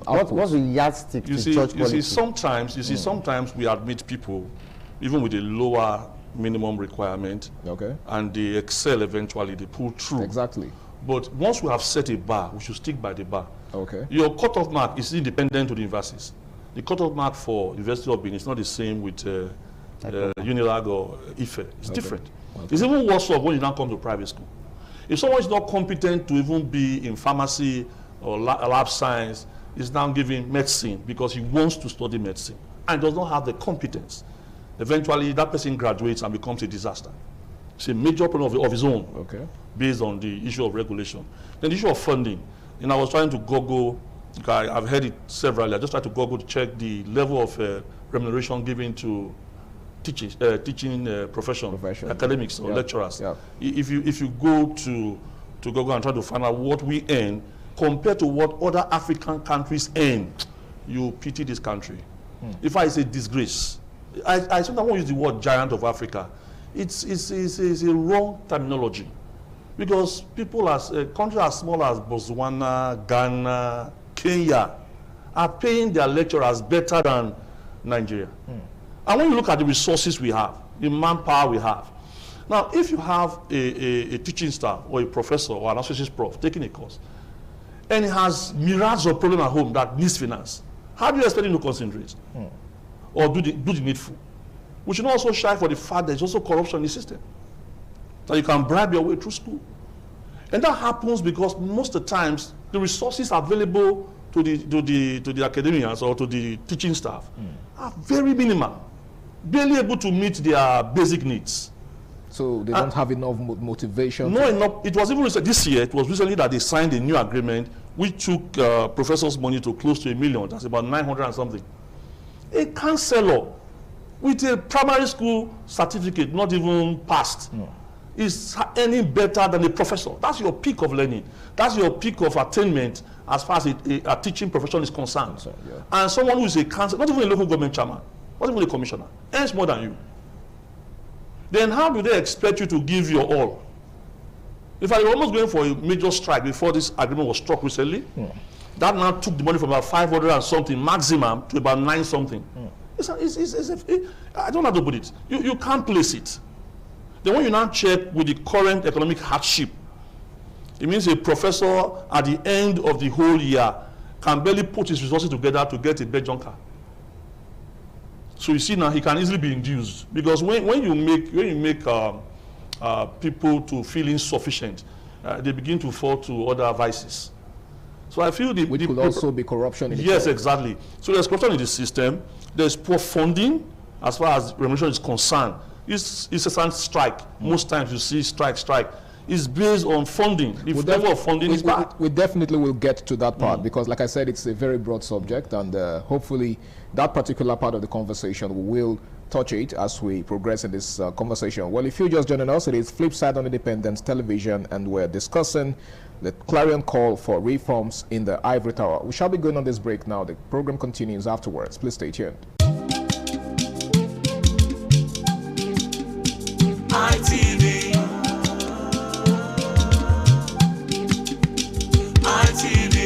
ITV, certainly the best. Yes, it's good to have you back. It's still Flipside on Independence Television, and we're taking a look at the clarion call for reforms in the Ivory Tower. Now, let's shift our focus to, a more important aspect of this conversation, which has to do with the university curriculum. Now, how relevant are current university curricula to today's job market? I'm directing that question to you, Favor. I think the current curriculum is very irrelevant. It is not productive. And I'm not just saying it by virtue of speculation. I'm saying it by the standards of what we've seen. I'll posit an example for you. If you have any professional teacher as a friend, you can call him or her to ask these questions. Before, when you graduate as a teacher, and there's a professional exam you need to write. It's called the TROCN or so. And that's Teachers Registration Council of Nigeria. I'm not very sure. But the purpose of the exam is to say, not until you're able to pass that exam, you're not a professional teacher. You do not have a license to teach. Okay. Now, see the interesting part of the examination. Nobody fails the exam. Once you take the exam, you must pass. That's one. So you are guaranteed to pass. You must So pass. what's now the essence of the examination? Then two. Now, for funding. Let's take a look at the kind of questions you see in the exam. I'm not speculating. Okay. When did Nigeria become a republic? Such basic questions. Who was the first of Nigeria? The first Prime Minister of Nigeria. What is the first university in Nigeria? How many universities do we have in? Now, you look at a system, an exam that is supposed to say, oh, let me assess this person, if this person can inculcate or influence decisions. And if they're qualified. And the exam is asking me when did Nigeria become a republic? No critical thinking, no creativity, no thought for what not and what not. Just questions of when, on what, not how, not reasoning. Come on. And I'm supposed to be a teacher that will go back and be able to psychologically assess and influence people. It doesn't work. So at what level? Are you saying that the examination is rigged in favor of the you know, the it's just like he said, it's just a revenue generating. The thing is, education has been too commercialized. It's now more of business. And that's how you see when we were talking the other time about how spillage from another department will affect, because they just have to accept more students so they can generate more money or make more money. Which money, of course, is not even shown in the institution as by virtue of infrastructure. Yes, I was actually coming to that because do you think it's wise to just dismiss the financial angle to this conversation? But where is the money? If we see the money, have you gone to the hostel in this university that is close to us here? So you're saying that the money is not reflecting? I'm not saying it. It is what it is. Okay. It's not what I'm saying. It is what it, have you gone to the hostel? Forget about what you see when you pass that highway, Broad Lagos Road Highway, that light. Yeah. Have you gone inside the school? Have you gone to classes? Do you know where we took practical classes? Do you know the reagents that we used were outdated? Some were never reacting. We just assume numbers or figures of optical densities and just put it there. Do you know that sometimes when you're having your project done, you just go and you can lift a project work. If you can find a topic that is the same as yours, just pull it back and rebind it and submit it. The lecturer will still approve it for you. And if you want to form an oversabi student, in quotes, you actually want to go and do research and bring you data and new information, you may end up not finishing that project with your mates. Because you are just giving the lecturer work to actually go and study. That's not what he knows. He already has a marking scheme. You are now challenging that marking scheme. How many lecturers can integrate AI to the field of studies they do now? I'm talking to a lecturer and I'm saying your data is exhausted and he's telling me what's data. That is where we are. So where does the curriculum come? You are using an old playbook for a system of today. It's never going to work. Have you not seen department where the questions they've been setting for the past 10 years have still been the same? These are questions that are supposed to assess people and make them who they supposedly want to become. For a problem of today, and the problem of, the problem that we consider today in this country, is it the same as the problem we were considering 5 years ago? Is it the same problem we were considering 10 years ago? The dynamics have changed. So why have we refused to change the curriculum? You know why? It's laziness. It has always been about, as far as I can eat, feed my family, we go to church on Sunday, back home on Monday, life goes on. Nobody should change this system. Nobody should challenge the system because it's going to create work for those people who are supposed to be custodians of the system. That is where we are. I'm actually glad that you mentioned the laziness part. And I would like you to respond to that, Mr. Kingsley. Do you think this can be attributed to laziness or it boils down to the same corruption factor that you made mention of earlier? It's both, my brother. It's both. You know, they say to whom much is given, much is expected. If you are giving little, you won't put much. Because you look at the output of what you get at the end of the day. Why trouble myself? So you just bring the same old question, give it to them, let them go and do it. Why stress yourself when you are not properly remunerated? That is where the bulk of the problem lies. You know, those are internal issues, though. They are external issues. He's talking about AI, talking about innovations. First thing first, let's look at the government. Like I asked earlier, where's the power? I do a lot of work in the laboratory. Where's the power to power the machines? There are certain works that should be with power for 12 to 24 hours, non-stop. And when there's a break in, when there's an outage in power, that work is invalid. You have to start again. Who has that time and resources to invest? You know, in developed countries, outside power being steady, if a part of your utility is internet, you want to run an AI-driven institution. You want to run a tech-driven institution.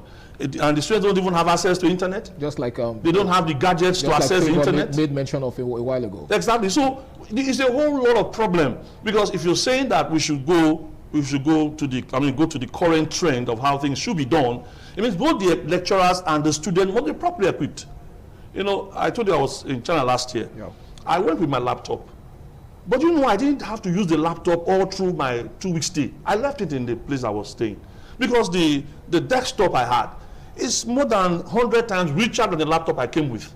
So the laptop had everything. Was more or less irrelevant. It had all the software I needed. I didn't need any marker board. I didn't need any biro to jot anything. Everything is software. You can see them there. You program your stuff. You use these 3D machines. You see the results. It's tangible. It's not just head knowledge. And there's like 247 to even access your university or the place where we stayed.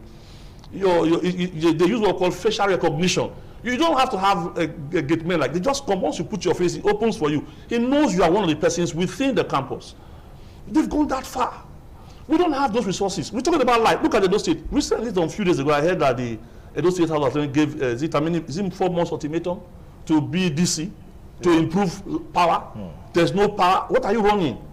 Only a very few schools, like maybe Covenant, I know that they have maybe 247 power, and they are among the front runner. Go and check the ranking. They are always among the front runner universities in Nigeria, and they fall among so that the first 1,000 in the world because they've inculcated certain things, internet facilities, power, constant power supply, which many of us in the regular schools don't have. And these are basic necessities. Yes, and for you to go to such schools, you need to have the financial muscles.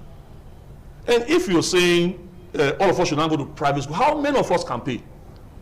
It means that whatever the government is doing now is grossly inadequate. I know they are doing certain things. It's still not adequate to resolve the myriads of problems that is plaguing the Ivory Tower. It's too much. What we need is a overhaul. The curriculum overhaul. We are trying to make some changes. Like I said one time I was here, in introduction of skill acquisitions, entrepreneurship concept into the curriculum. But you see, there are lots of limitations. Lots of limitations. You know, I had a friend, I was in the program at the time, he's now in the US, program in Brazil. What they do, one of the things they do is that no school of that level of learning is not attached to an industry or a company. Your school must be attached. It's a symbiotic kind of relationship. Whatever their problems are, like he was saying, you know, they have current problems. They're not looking at your old curriculum. Whatever their problems are, they share with the institution of higher learning, the places of research. We're having this challenge in making this waste into a viable product. They're not pumping money in that area, and people are not going to research. They probably will not have time to sleep, but because they know there's money, they have comfort, they have light, they have all the facilities, they will be there till they're able to resolve the problem of that company. The company eventually, when the problem is resolved, becomes a profit spinner for the company. But here, you see the school existing in isolation, industries in isolation. By the time you graduate students and you are sending them to the regular world or the industry, they look as complete strangers or people who have not been trained, because there's been this disconnect between the industries or the companies with the school of learning or the Ivory Tower, like earlier called. Do you really think it's practically possible to create a synergy between the the industry and the academic system? Very possible. By the time I heard the University of Benin came up with the sickle cell remedy for sickle cell, but I did that product into the light of day. They've done a lot of work on managing diabetic patients, or to a very good extent. But you see, who is partnering? If I come up with a concept that can, take care of diabetic patients, where do I have the money to establish a standard, pharmaceutical company that can make those products, make them in commercial quantity? That's another problem. Although the government, to be fair to them, if you have some concept with the help of TED Fund, you can produce them, but you cannot mass produce. So they create another avenue for you to interface with industry. But that's not how it ought to be. It ought to be from day one. There's a partnership with the school and with the industry. Not at the end of your research or at the end of your innovation. No. They should be part of the problem solving.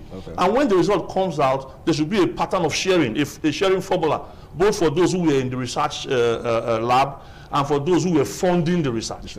At the time, Bill Gates voted about $1 billion for looking for vaccine for malaria. He doesn't have malaria problem in his country, but he committed resources to find the vaccine. If that comes out, he will be in charge of the profit or whatever. He will have the commercial right or the patent right, because he is the one that is funding the process. So a lot of funding is needed when it comes to School of Higher Learning. And we have not learned that, because if you check some countries, look at Britain, look at Japan, they don't have anything. They don't have resources. We have resources, but we lack brain. Is it what they are selling are the intellectuals. What do we really lack? Is it the brain or the willpower to do the needful? Okay, let me put it two ways. The brain is a part of it, but mainly the leadership. You see, if you understand you know, when you say you have resources, it's not just the mineral resources alone. In fact, your best resources are your human resources. Human resources, yeah. And when the human resources that are best in your country are going to other country for greener pasture, how will your country ever develop? Because they are poorly funded, they are poorly paid. If you're doing this your work now somewhere in another country in Europe, I bet you'll be in money. Word.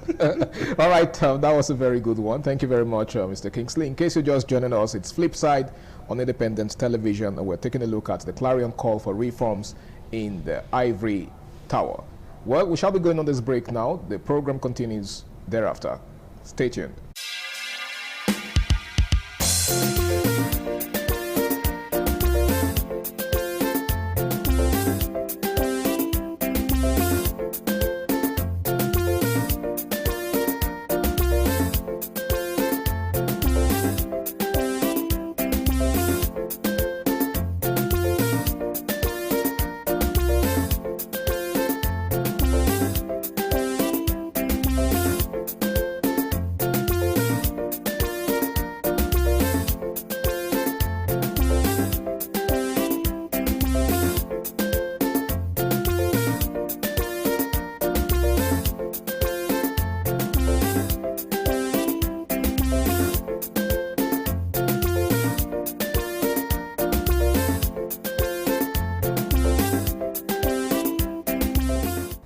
All right, it's still Flipside on Independent Television, and I'd like to direct this question to you, Sadzi. While he was analyzing the concept a while ago, he made mention of the fact that you know, the system might need a complete overhaul. And of course, I'm sure to the average layman out there, that might mean a complete transformation, like, you know, destroying the current system and introducing a new one.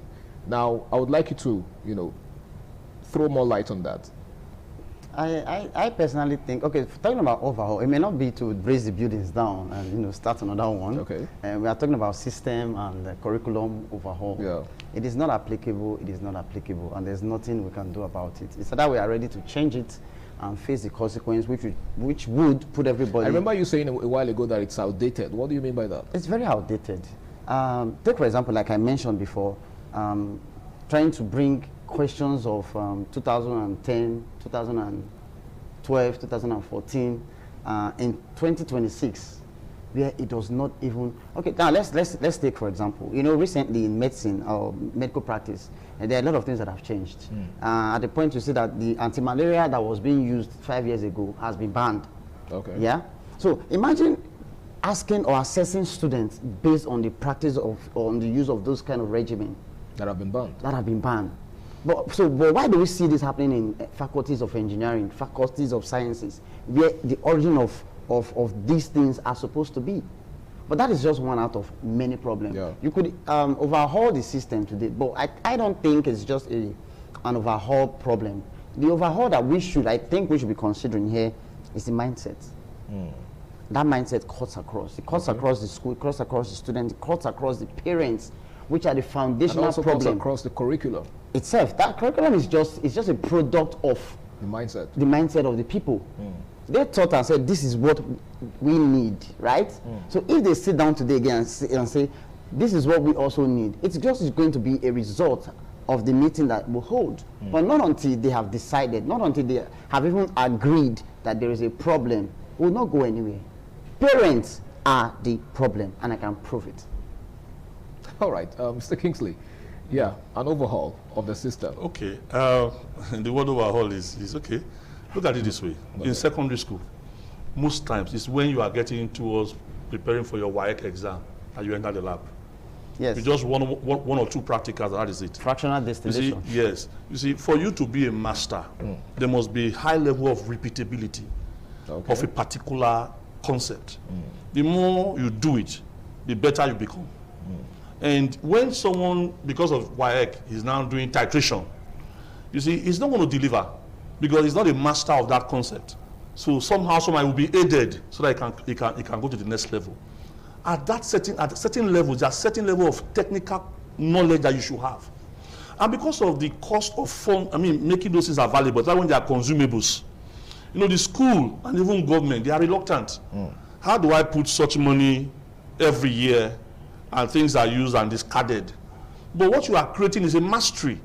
And as people begin to go from level to level, somebody will come with a concept in that tutorial, or that teaching, or practical, that will help minimize the costs of those consumables. But because they're not even exposed in the first instance, you see someone who has graduated from the Department of Computer Science is still yet to have access to computer. And we are still working with that same concept. And not the first time they brought computer to my school. You know what they asked us to do? So we said, we have computer course. They took us to the computer room. They said, this is the on button. We pressed the on button. It came up. Then this is the off button, office. So don't press anything again. Oh. And we left. Is that the way to train a person? You see, until we change our pattern, we'll keep having the same problem. Look at the curriculum. You know, I did an exam, a PhD exam, admission exam some years ago. It was to do a program in Brazil. It was a scholarship program. You know, when they were telling me, read for the program, I said, what is this? Is it not chemistry? What am I reading? There was no invigilator. There was no camera watching what I was doing. I was with my system, and the question starts. I didn't see the regular chemistry questions. Things they were asking me were structures that had to do with vaccines that are very recent, to identify certain things inside those structures. It was really something I needed to have been inside to be answering. I got to a point and I was not making much progress. I was in the room when I was doing the exam, and I came to the dining room. I told my, please give me food. I'm in trouble, I'm tired. The time was already running. Because I now saw the entire thing was totally alien to you. It was alien, it was tough. No examiner. I'm happy it's purely reasoning. Wow. And if you don't understand the concept, the answer is buried inside the puzzle. So you have to know it. You have to know. You have to understand it. It's not just having head knowledge. I think to navigate your way. And all they were doing was not the old-fashioned chemistry. They were looking at chemistry as in the so-called. You know, when you have a like you say, let me see what dogoyaro now. Yeah. It has what called quinine, for instance, and that quinine is what you use to make what chloroquine. Yeah. Okay. Don't be looking at the chloroquine as a synthetic drug, and you'll be identifying certain things in the structure, because when you have the natural product, if you want to mass produce, you have to have a template of the natural product to make a synthetic product. Yeah.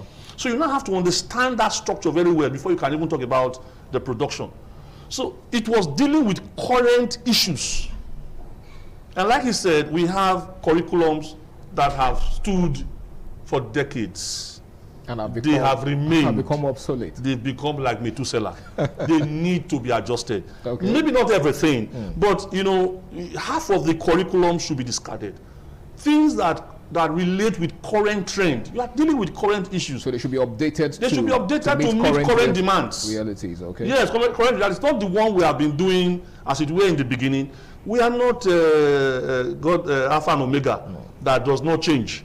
We change. We are humans. Changeable changer. So we are supposed to change, and that is the dynamic of life. Because prior to this time, we never knew that there could be solar panels. But you know, from the inception of life, God has always known that, because the plant makes their food from sunlight. They trap the light from the sun. Photosynthesis. With the help of the chlorophyll there, with special porphyrin, and they make their food. It's not that man is observing and discovering it, and now using it to generate light for himself. So life is that dynamic. It's not static, because God that made us, we are yet to get to 100 of the intelligence that He has imputed in man. And that's why we must always be dynamic with our curriculum, with our behavior, looking at current trend. What is the best approach to this matter? What is the best approach to this matter? So I'm not talking about just bringing everything down. No. What can be discarded? Okay. Like I said, if you are in secondary school, they should not give you unnecessary numbers of subjects, 20 subjects, French, history, Yoruba, Hausa. More than your brain can carry. You don't need them. All right, thank you very much, Mr. Kingsley. Now, let's talk about corruption within the ranks of should I say, the academia. SADSE. I can see you smiling and nodding your head like you have a whole lot to say. So let's get out with it. Corruption, is there any place in the public sector where there is no corruption. Thank you. The corruption is the system. It's not in the system, but the system itself. It's the system. So the school or the ivory tower is just one part of the public sector that happens to be suffering the same corruption. Is it the law enforcement?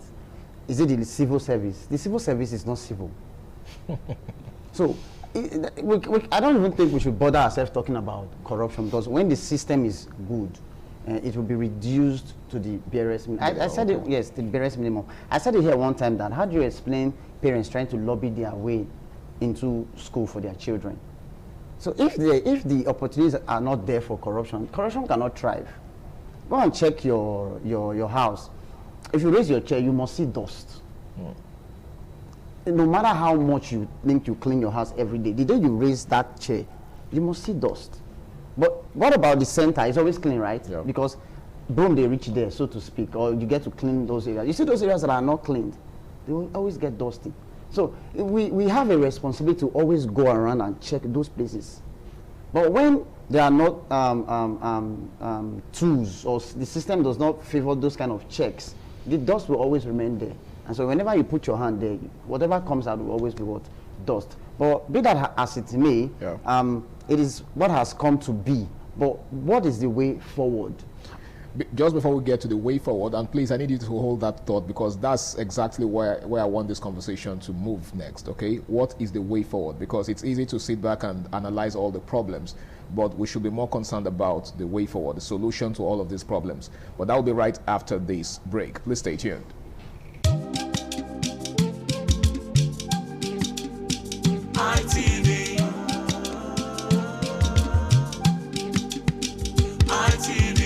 ITV, certainly the best.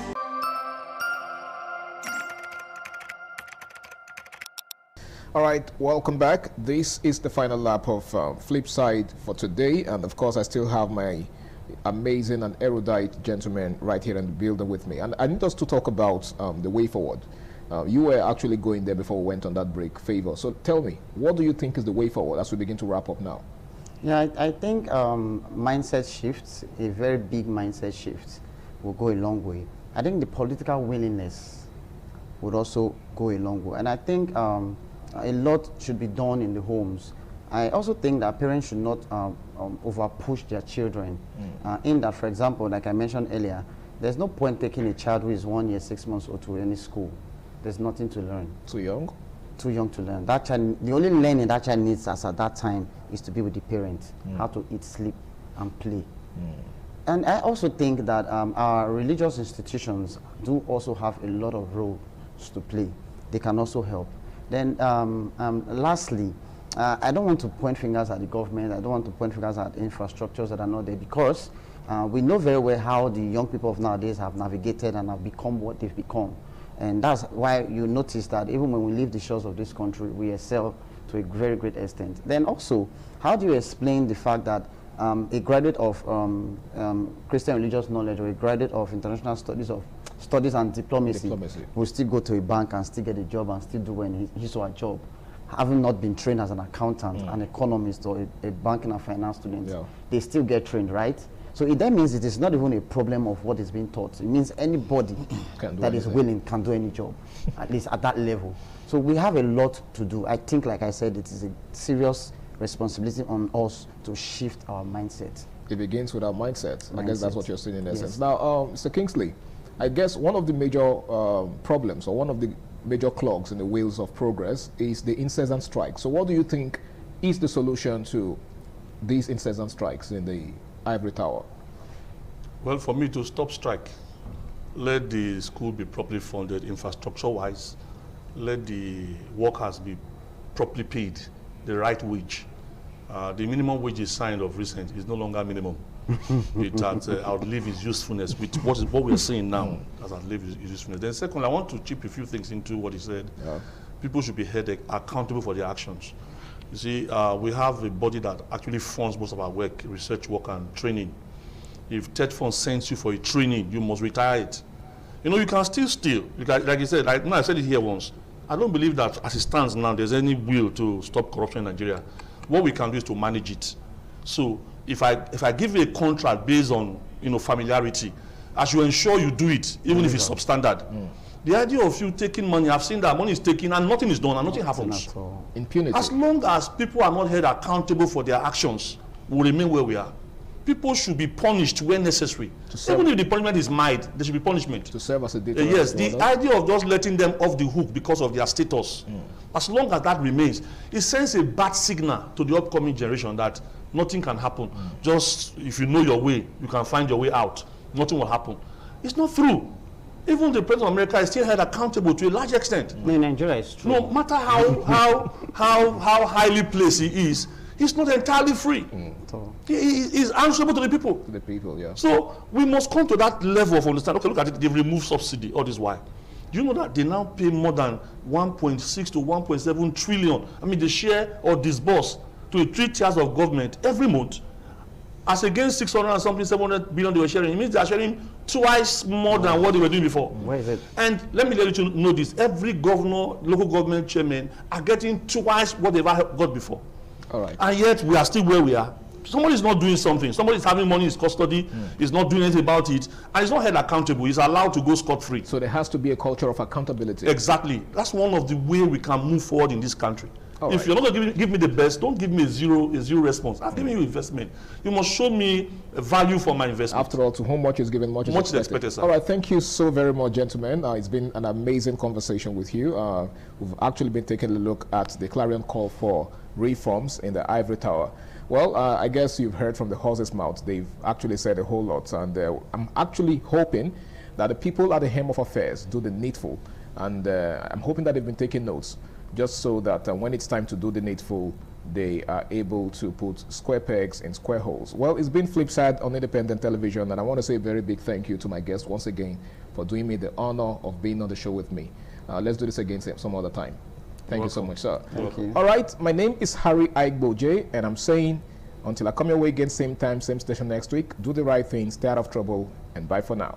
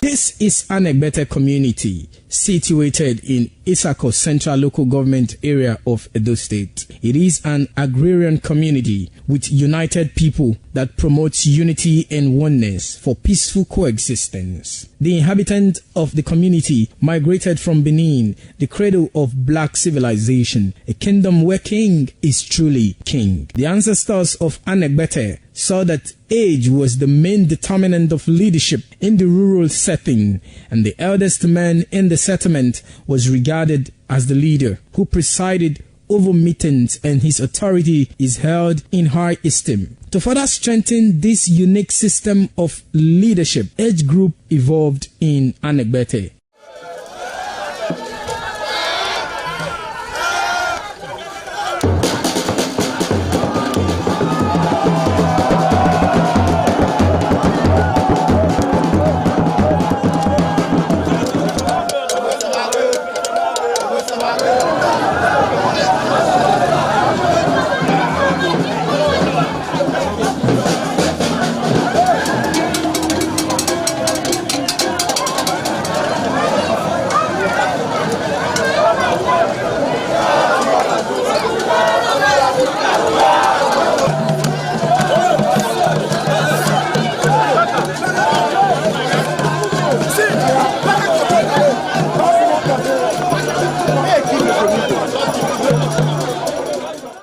Anegbete, age group is categorized into two, that is the common and the noble. Anegbete is rich in cultural heritage, as the community at noon saw the commitment of the festival with the first set roll out in beauty colors to showcase their might and strength, indicating their feet and ready for the responsibilities behold on them. The streets in the community with a feed up of young men and women adorned with the festival. Later, the royal family takes the stage as their children fight out royally and work in the community to showcase their might and fitness.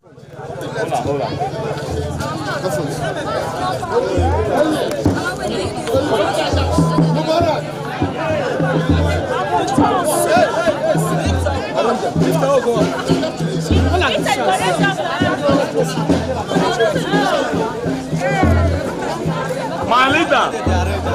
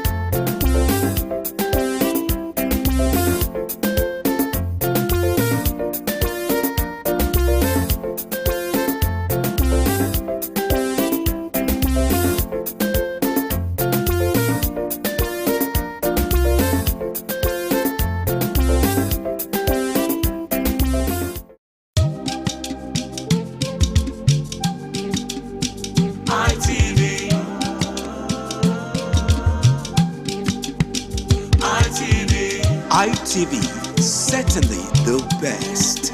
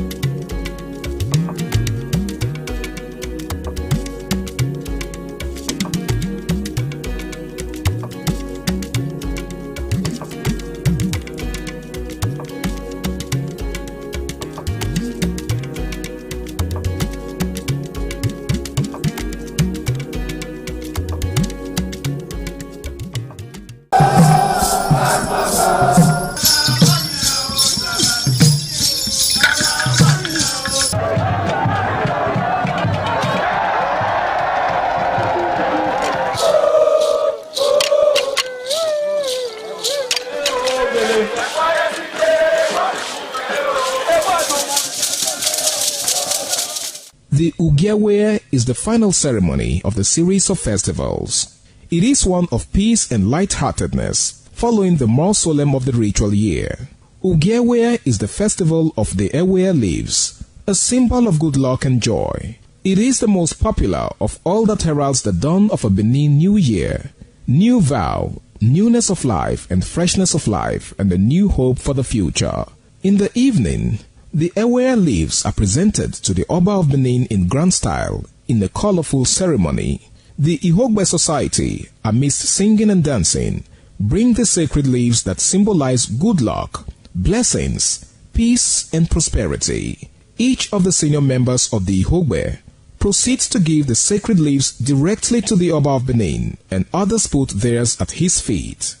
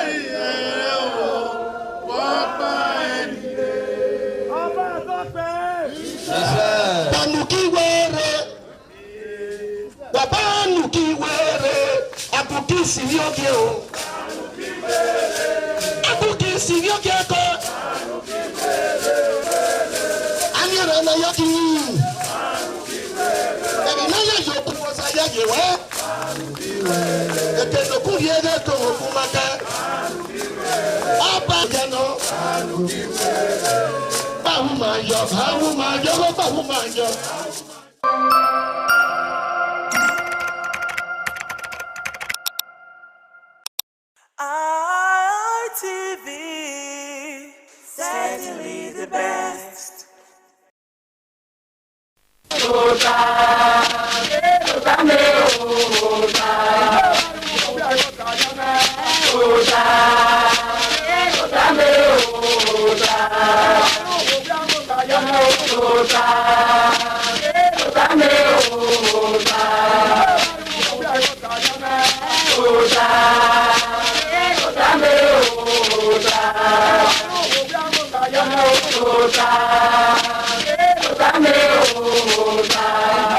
Waya bota now. Ugi bota we say niwa. Eye na ya fere bahabe uza no gbera. Magwa kan ehun. Mana terun wa dole bo na yi. Solobo na gla owo. Ma ya fere na nirun. Na ma la o da o. Owo wa ri ma. Owe ewo idun ni ma ye. Ewo ni ma na nirun. Eni ma nirun ge no salobo la no ge ase ni ma ya fere. Ọba àtọpẹ ṣe níwọn ẹdẹrẹ na mara ma agwa kan ihe wo ihe bi ha kinewo wo kine owa ni maye ihe so ba na gihe mu maria iru ni manano ya na ogbo egwa ye be na de na ore ma go teme Victor Bizugbe ẹdẹrẹ wo zo mu wa ya bi total asika pa ti wo wa mo ba gbe okuto ni wa dan he erin na kan gwa hu da na tere ma Wẹ́rẹ́ àwọn ẹ̀rọ ló yá àárọ̀ èmi ló yá lòdẹ́ ọba àtọ́pẹ́ yìí. Iṣẹ́ ọ̀rẹ́ wa ọ̀tẹ̀ pásítọ̀ ọ̀hún lámúrè.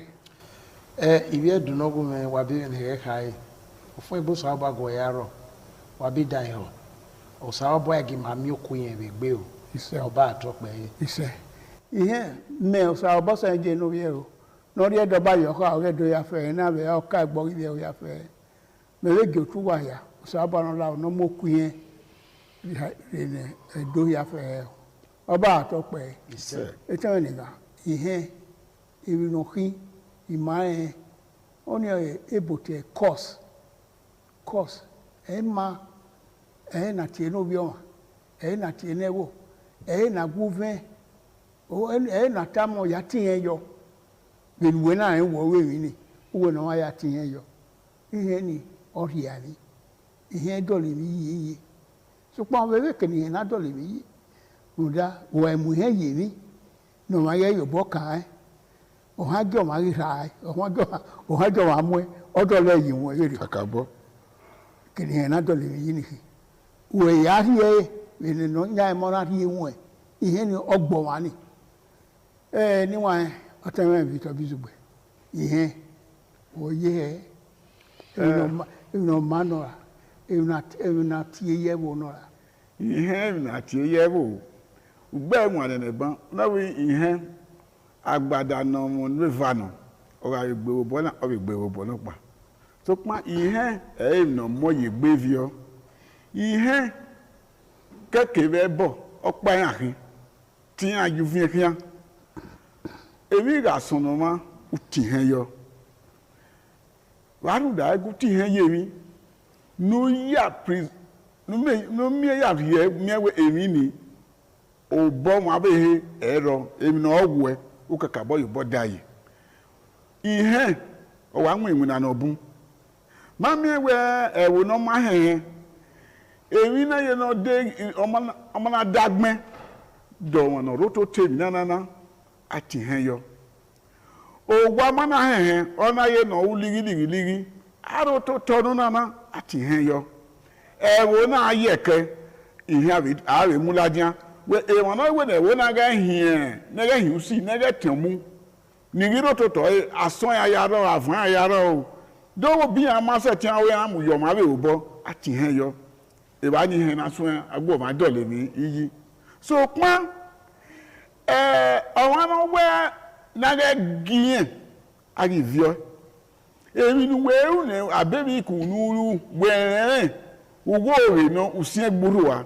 ayamu here okeki oho ema ihe ni are ologo owo ago bi oyi ni aye temtem ni awulo popo hu ni ihe na tie ne hin awe ro no ya ra na ya kokin ani ogbin ani osi oba to pe ise ma yibu wedi o te pastor ihe mewe zebe ohun saloboa emi no mu men we ya gwani ihe no na te Bible ihe no so ero gbesonia a record I view gunda dia we e Bible wa ọmọ yẹn fẹ́ bá pé àgbẹ̀yà àgbẹ̀ ọ̀gbẹ̀sọ múdá edigun ọ̀pá wúwẹ́ ẹ̀ báìbò ìyẹn rẹ̀ báìbò ẹ̀yìn nọ ọ̀tẹ̀ kọ́. dọ́mọ̀nà wọn wá tọ́ pẹ́ ẹ̀dùnú pẹ́ wò wọ́n tàgẹ́ ìmàgbọ́n kan náà nù dáwọ̀ yìí màá ọ̀ ìyẹn kéwẹ́ ọ̀rìàkì na mie iriaki na mie wie yeke oho na tie repercussion no ye ologoma no le lo koria no nda wa nyise afia gbele lehia wa ho iyen le lehia e ba no saloba na ka we bi no wa we iyen ye yoto aro ke bu we zokba eri afia gbe be roto afia gbe kebiye we zokba wa we miye umiye wa we mieru eri afia gbe u we mi afia gbe bere ri mataba be bi no wa o salobo ayagbona je onwe iye ilele ya fe no na te 10 commandment no ile ogi gbe ni no ro iye ora okike thou shalt not kill.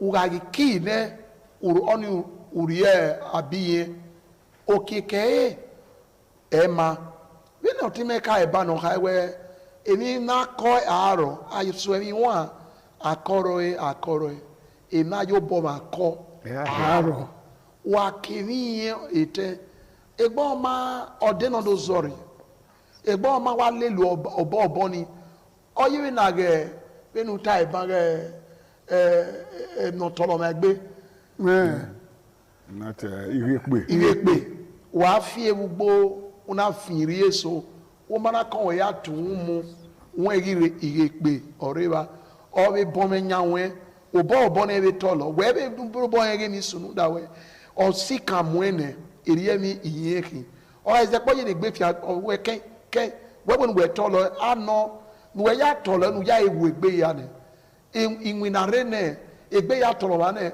o wa ni ye ma eveil e ameve la ko wa we ye ga so agripa aso be na irepe ya ba e ya gon sama yo egbe ne eriye mi iyeki wega wene ni ozetigari eniyan emo okeke ema nu da iye tosio makoto iye oyo ma mita iye ogbo ma di neyimi iye osio logo ma yo ma gbe dopa emi opa no gire egbi yen e ma ni bunro emi we lagbera ni o ma ge ni yen no unda so apo aje mi fe newe ewe urawe urai uriene ewo na ugawe uriene ve no be aye we be no wa ege ne ke na gbotion ege ebe ye na bom egbo a ona wo mo pa ma de yin unda era ro wa yero wa ye gi kia o salo wo do no dege ni ro pa ma ri egbe la na ona tie ege eke o gi gba odu wona we ha ona wo ye no sa oba tie we ona we bo ni akinu wo we mi ya ona wo tun wo no pe na tie ebe o wo yo maka gba o ebe yo maka be ri e o boje o e dado o kin oge ìyẹn ní ọgbogbo èrí ebe ìyẹn náà rẹ ọsọ wọn náà wẹ yàwọ ẹ kábí lọdọ pa ọ̀nà wẹ wá wẹ ọwọ́ yẹn máa mẹ́rin nìyẹn wẹ ọ̀nà wọ mma ìyẹn wẹ nìyẹn ká máa náà wẹ ìyẹn ènú bàbá ìyẹn dé nù àdùzà ọ̀nà wẹ ẹ̀sàgìọ̀ tún ẹ̀ nùtọ̀ mìíràn ọ̀víẹ̀ bùyẹn rà dé ní ọ̀nà wẹ ìyẹn tá màá wọn náà wẹ èrè wà kíyàn ọ̀nà wẹ ǹda èrè àkpòrú ẹ̀dínlẹ̀ wá ọ̀nà wẹ ìyẹn rọ̀ ẹ̀dá gbọ̀n rẹ nọrịrị mi ọkụ ya afiru gbegbe ya ọwa uwe la ma wa ma be la wo wa usa me no ma nwa ma be nwa me no ko bo were ona ti ra di ne aba we gbe mi ade ke to afie de na na unda ori yen ne usa no go do atin ne wa gbo ma u ya ri azigo u gbe emufua u gbe emufieze o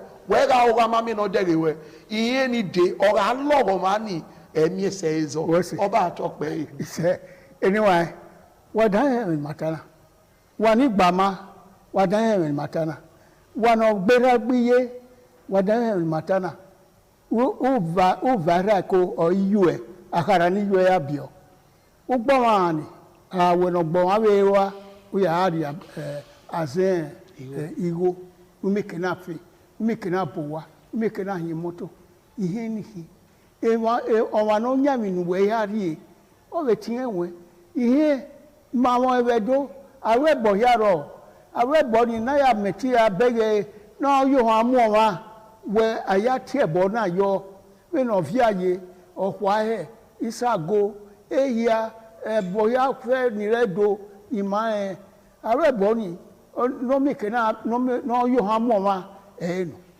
so kwa no wo ko we no mana ze da ya we bo una tie keka tie ni oso wa ni gbe ihe ni oso wa ni oso gbe ihe omo iria ihe oma egene de ben mawe una gbo ogede mu yoto o ze ka yebe umunya ekeni ni weze yo ni ihe no oma we na se wona mo wede ni ihe ni gbe okike gbo ke wu so pa na ye na ihe ile loweke oweke aru ihe no o even weta una tie no wa na ro ko dawe ihe ni o le lese kinu riase ihe ni wa ima ho na mi ngbeso we e ma ni gba ori ma ni age tie ni ma wa mi na ye na ni ya zere we ne oba ma ye ni awe ejo we awe awo kagele ta yin abi he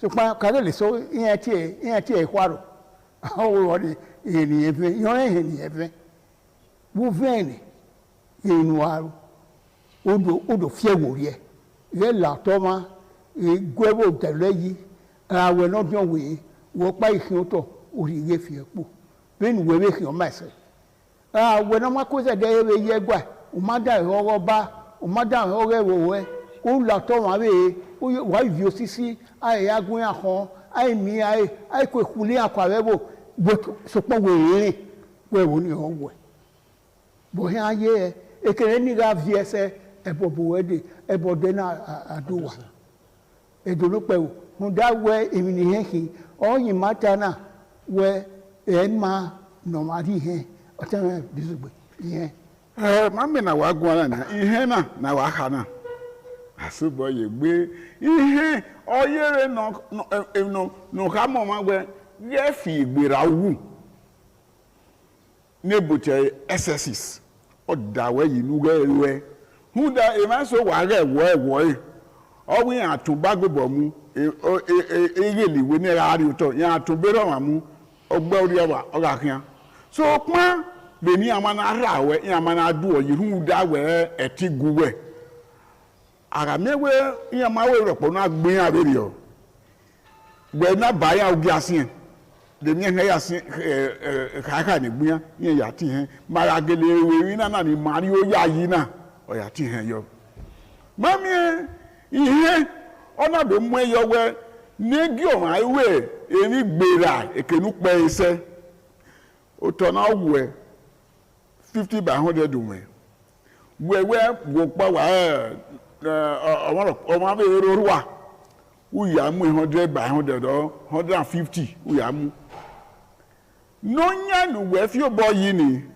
e se ti go esi yen hu digo ego ebi no kan ya ki eke ori he o ti he no ori oni no kan abe ho no gwa lo ma no wa be mi ku ye kan si eyo wa we ga ti ogwa lo mi ami ewo won gbege awe no de o ze po yo kokko ilukuluku gbodo akun egbemu okun egbemu nu we ihe ni oroyo egbene o ga se pe yen do ke no kan adu we ya ere ma na te o ze pe awe ye ti ladan wo wa hu da be ku no ru ihe oyo egbene o ma ko ma no we mi no ma ai be okeka we we no aye awe me ne ga ya bo won adowe na yimia ara yimia abese ti be kihe wuri egbe ba edo yimia yo ne bowe no re be no ho awe u ya confess why make a confessional statement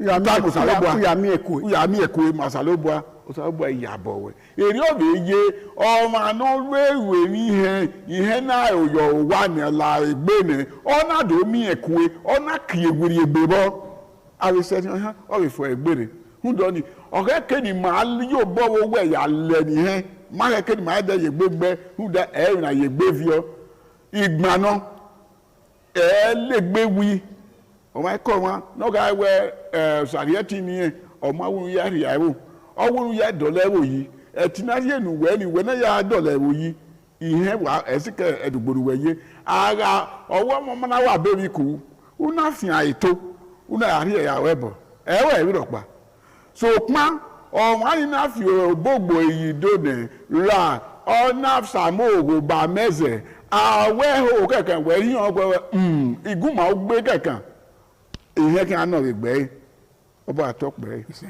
Ìhẹ́ màgbákà ni wọ́n wẹ̀ nọ̀dà yìí máa nà wẹ̀ fíọ́bọ̀ yìí gbìdọ̀ urienye so na ọwụwe onye ga-ewe mụ lawa uduro mụ ya n'ọnwa n'ọnya ya na-asụ ya yari amami wa wee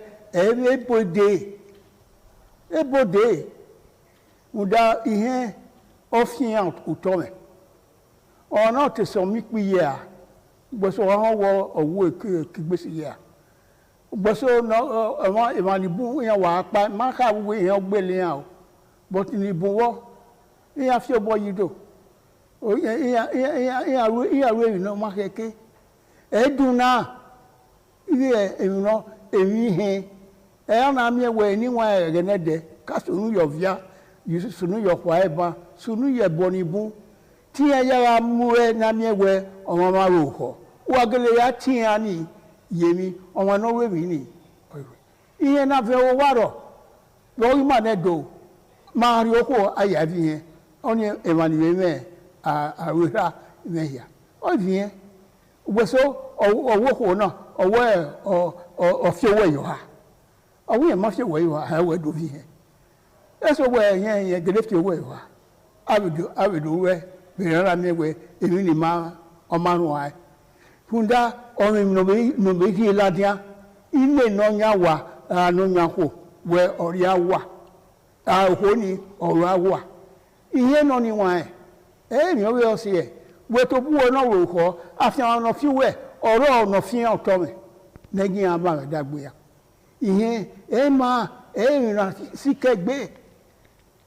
síkẹ̀gbé sọpá òbọ̀ rẹ̀ rí káàtà sí ìyẹn ọ̀dọ̀ lèmi yí ẹjẹ mi rí à ẹjẹ mo rí à wẹ ẹwẹ ọmọ náà wẹwẹ náà rèmi náà wà dùn ẹ gbèsè wẹgẹ náà dẹ ẹ dẹ kókò owó wa wà lọ ẹ èmi náà rí à ọkẹ pọ lọ òtẹ ẹka ó wà azíba ó wà dẹkókò ó dẹkùn òtẹ ẹka àwọ ẹyẹ nà iye sọ wẹrẹ ọ àyẹwò ẹ bá fà ọmọ èmi náà sí ẹ ní dáadẹ wò wẹrẹ ọ náà má mẹ èmi má ní ọmọ èmi náà sí ẹ nana miẹwẹ ìyẹn ìlú ẹ ilé na ti lọ uhi awa ìyẹn ẹ lọhi thou shall not kill thou shall not steal rẹ ra rẹ gbòdò yìí ọ̀rẹ́ bible ní ìwé tara ni wọn ẹ ìyẹn ẹ nà udadu yìí ní dadu ẹ lè lè bẹ wò kéèna lè lè court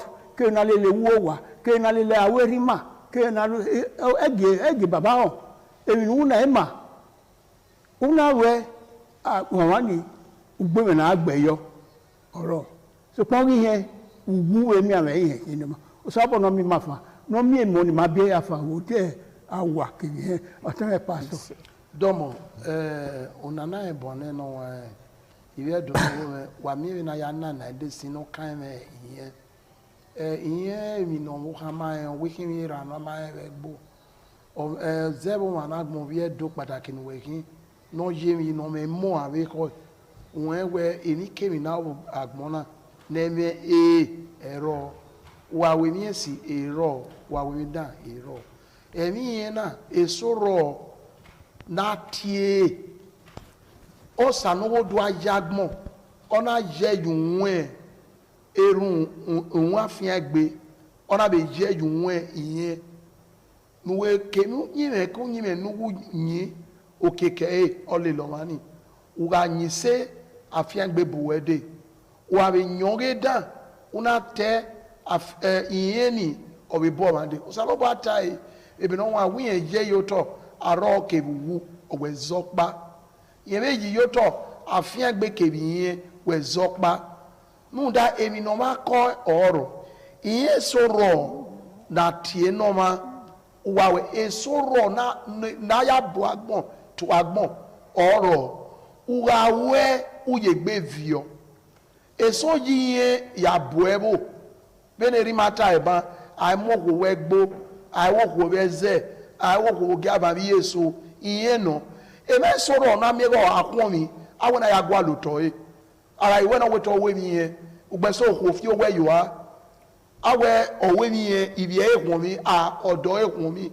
nda oleba ene odo wo ya we mi agwa na ni iye olawa ni ado awon mi wewewe ama iweri omo wa de fe dokma emi wa sunu emi yon lawa ataye yo to ni aya rile owani aya rile eboni aya rile won tagbon meno saloba rile won tagbon na orile sonya unye ugawu bene ni mata bible no wa be oya ye bota thou shall not ugawu iye le lo wani wa be we ni esi afian gbe le lo e be soro na o saloba wa afian gbe nu de ni esi ni ewu ye ga mi ni ko no ro emi o ko e mi yekin e ma afian gbe be kin da do bonu ri fie mi ge orewe iye na ya hwe iye nu we zese yi aya ebu edowe igwe gbeta iye nu zese yi iye nu we ya hwe kwa aya ebu edowe oyo mana oyo we na ge o no ri gbedia oji no ri gbedia awe na ede kotwe wa ere seba ave bu edebe yo we edowe na ave mu ezo na be gbe ori mari e ma we ta fan e for ye ri gbedia ni ologo ma ni ye lele kian ede na iwa wewe aze yoyoyo ejoji ka we ofo kwa ya gbewa ede de agi mi won se na la ona zobo mi miye nunda okeke oho e ma wesi anyway na zobo bi koko ko ma edoro pe wa mi eni ni buro ni he si yebo ologo wa ni he si yebo obo sense wa ki ma so bowo na mi we ihe osaba no eje mu eworia awano rebo uyinaji ya se gbabe ave politician ni se boyo oteso gebo iya ori we ni he se eminu we inu awuna won le lo je nu na tala won mu we iye ke aya re ma we nu wa re ma osaba roju wa ya ma supa ai we lo de mata o ligi no rona emi e orusin na ye na ni bana iwala gbogbo le mana uwa mi ni abi ode not odo awa ari owebe awa fi o si aviola e moni re owebe ni die ni emi no kin awa fi an lawo ari tede mi esowo awuna mu go rakire ihe we ni we to bo no woni ibi weru ni so ihe ewe wa ru ni no ri o si lade we na mu we igo na ayo we no wani mana me no ru e wa ge he ihe ni ki eni ya ki ni wa e bo na wa la wo abe o te se gebo wa ru so no i kose na wari no wari he we no aru no man na ne no when I saw dio ebo o yo gwe dio vi obo ye o ve o keke are mu na be o ya mu na wa so a ori ni anyway atan ya wese doro pewo na la wona ye we na we mi o we na teme ma no ma mi ori o ebuku na la wo re iye ma be gbe o se mi ame osuwu osu ipapa osi ologo wa yo wa na la na yo bi ma si emi ni bi ibi o ha dori oja ebo keke oba atope ise atan ihe mi no ma ye gbe de gbe owe ununaya ti he reye ununaya ti mi ame ete nu na ti yari ba ye hu do ni ikepa na yin yo pa yin ku wa gi ma le ni he ru da were igbon re bo ki e le gbe wi o no le gbe mi ni ne o ga we o ga ko kieke o se ti yari mi e be de na akwe afi were no ro yari e ro pa egwa de ma gi gba igitoku itwe wa ya ni be na mi ho na twe awe ebonire ekabeto twe manire igosa o atokpe me anyway me twe agboya fe keniri ye kovia keniri yo kori on wo de ke ya fe osaraba wo no mu here no dáadé bóyá fẹ́ ọba àtọ́pẹ́.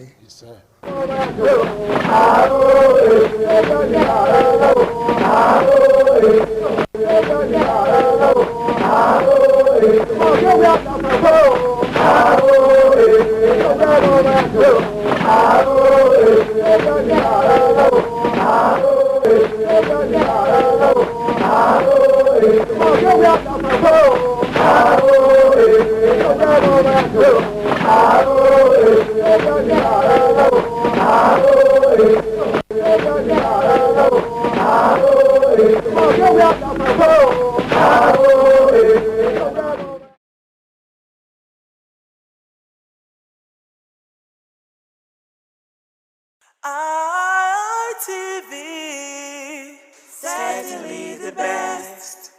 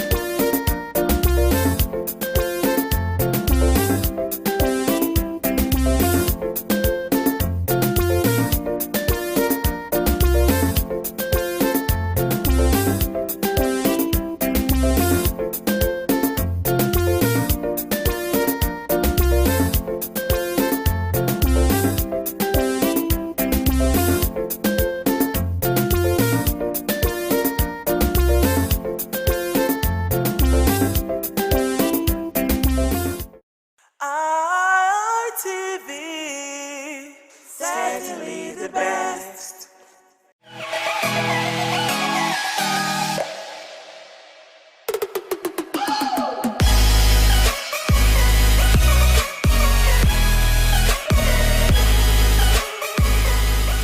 Well, doesn't it just feel amazing to know that it's that special time of the week once again, ladies and gentlemen? Yes, of course, it's another beautiful Monday evening, and it's my pleasure to have you join us on yet another amazing episode of the Guys Hangout Show on Independent Television, reaching you live from the city of Benin. Yes, I know there are people who are just joining us for the first time. Well, for the record, the Guys Hangout Show is a unique show that teaches men to put themselves first in a society where it seems like, people hardly pay attention to the needs of men.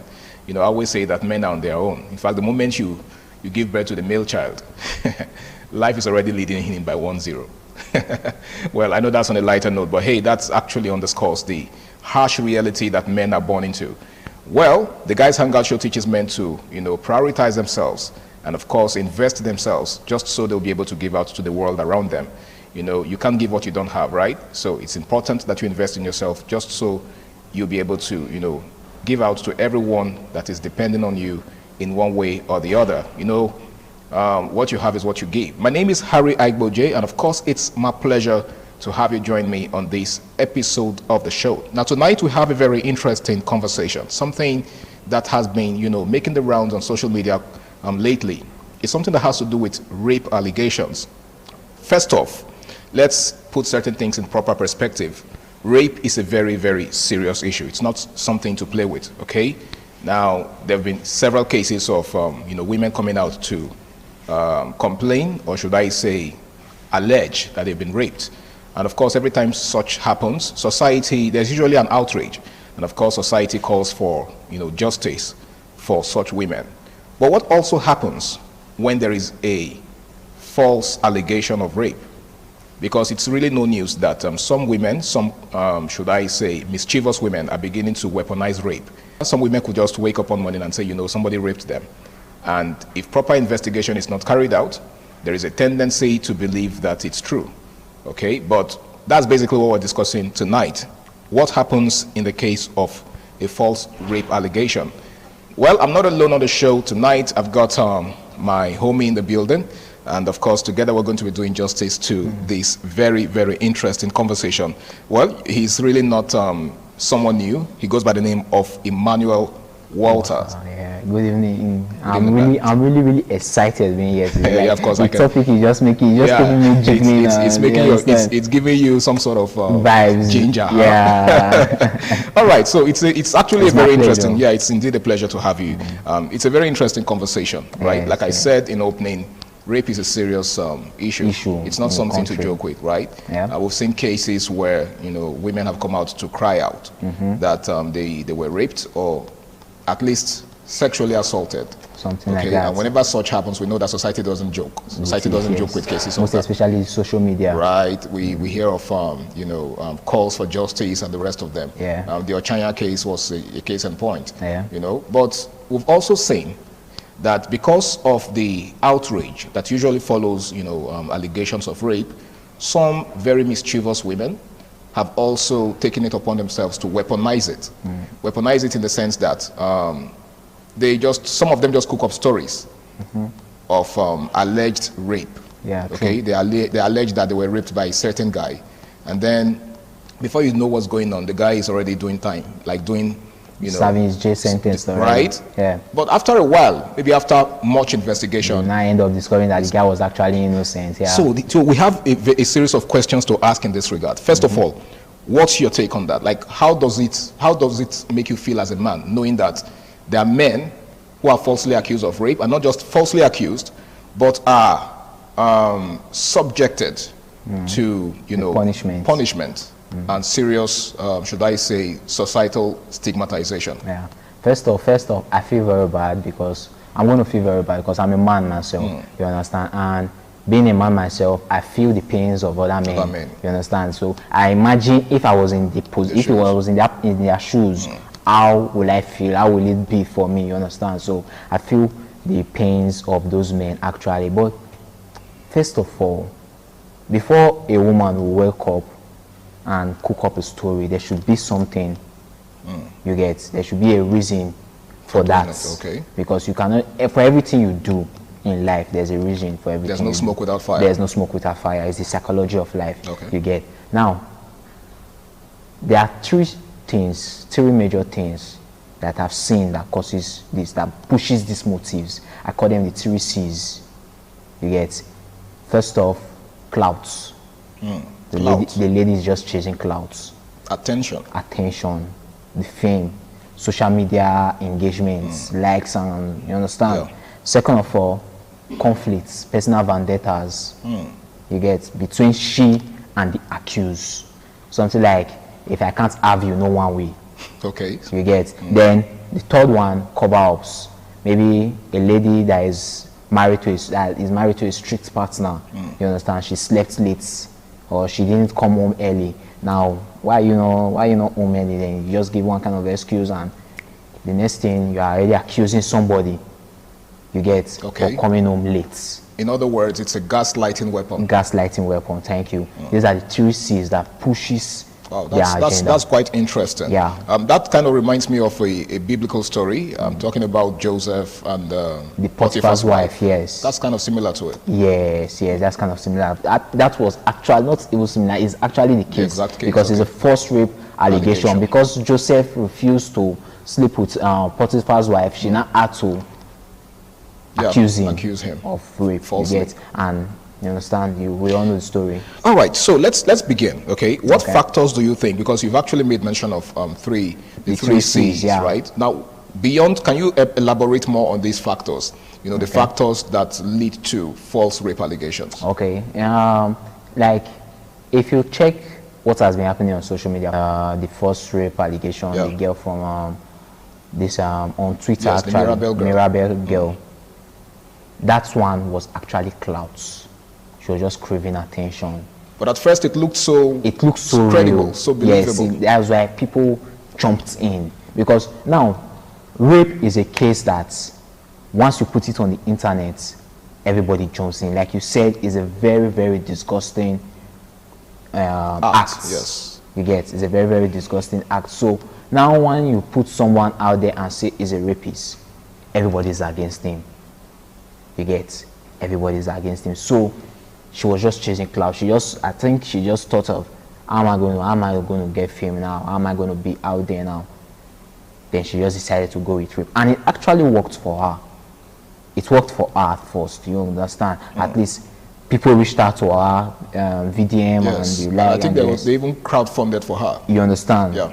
But at the end of the day now, it has spoiled her reputation. You understand? It's spoiled her reputation. But let's not talk about our own case now. Let's talk about the accused. The person she accused that raped her. It also spoiled that guy's reputation. But did she actually accuse anyone? Because I think that was the argument a lot of persons were pushing at the time. That she didn't specifically, accuse anybody. Someone. Yes. I really didn't follow up on the case actually. But I think I heard some rumors of someone being accused. At some point when she was being interrogated, I think she was trying to paint a picture of a certain guy, a tall, dark guy.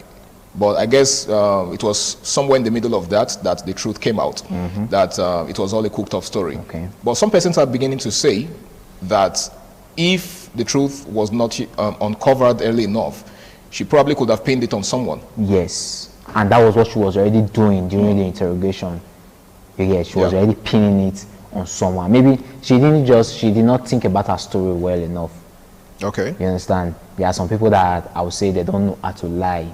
They use lie to cover up lies, and during the process, they keep exposing their lies. Their lies. Okay, so the more lies you tell, the more you expose your previous lies you get. So that was what really happened in our own case. But for instance, now that she actually pinned it on that guy, you get, and now the guy is serving jail sentence, or the guy was already in court. Do you know? Funny enough, this false rape allegation, they are rare.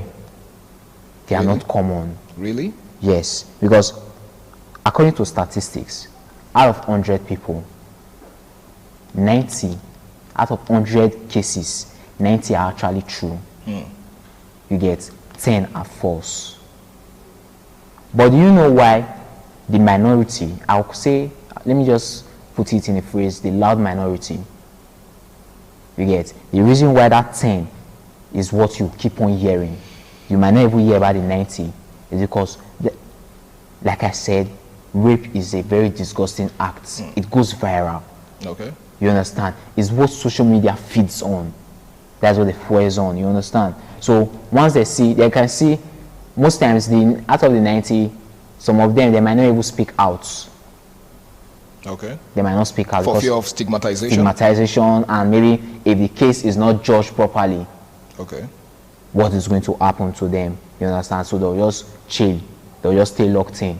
Sometimes court where we slow the case down, keep on adjourning. To avoid all those expenses and all those pains, they'll just stay locked in. Okay. You understand? So that's why we keep on hearing about the false rape allegation. But according to the statistics, they are very rare.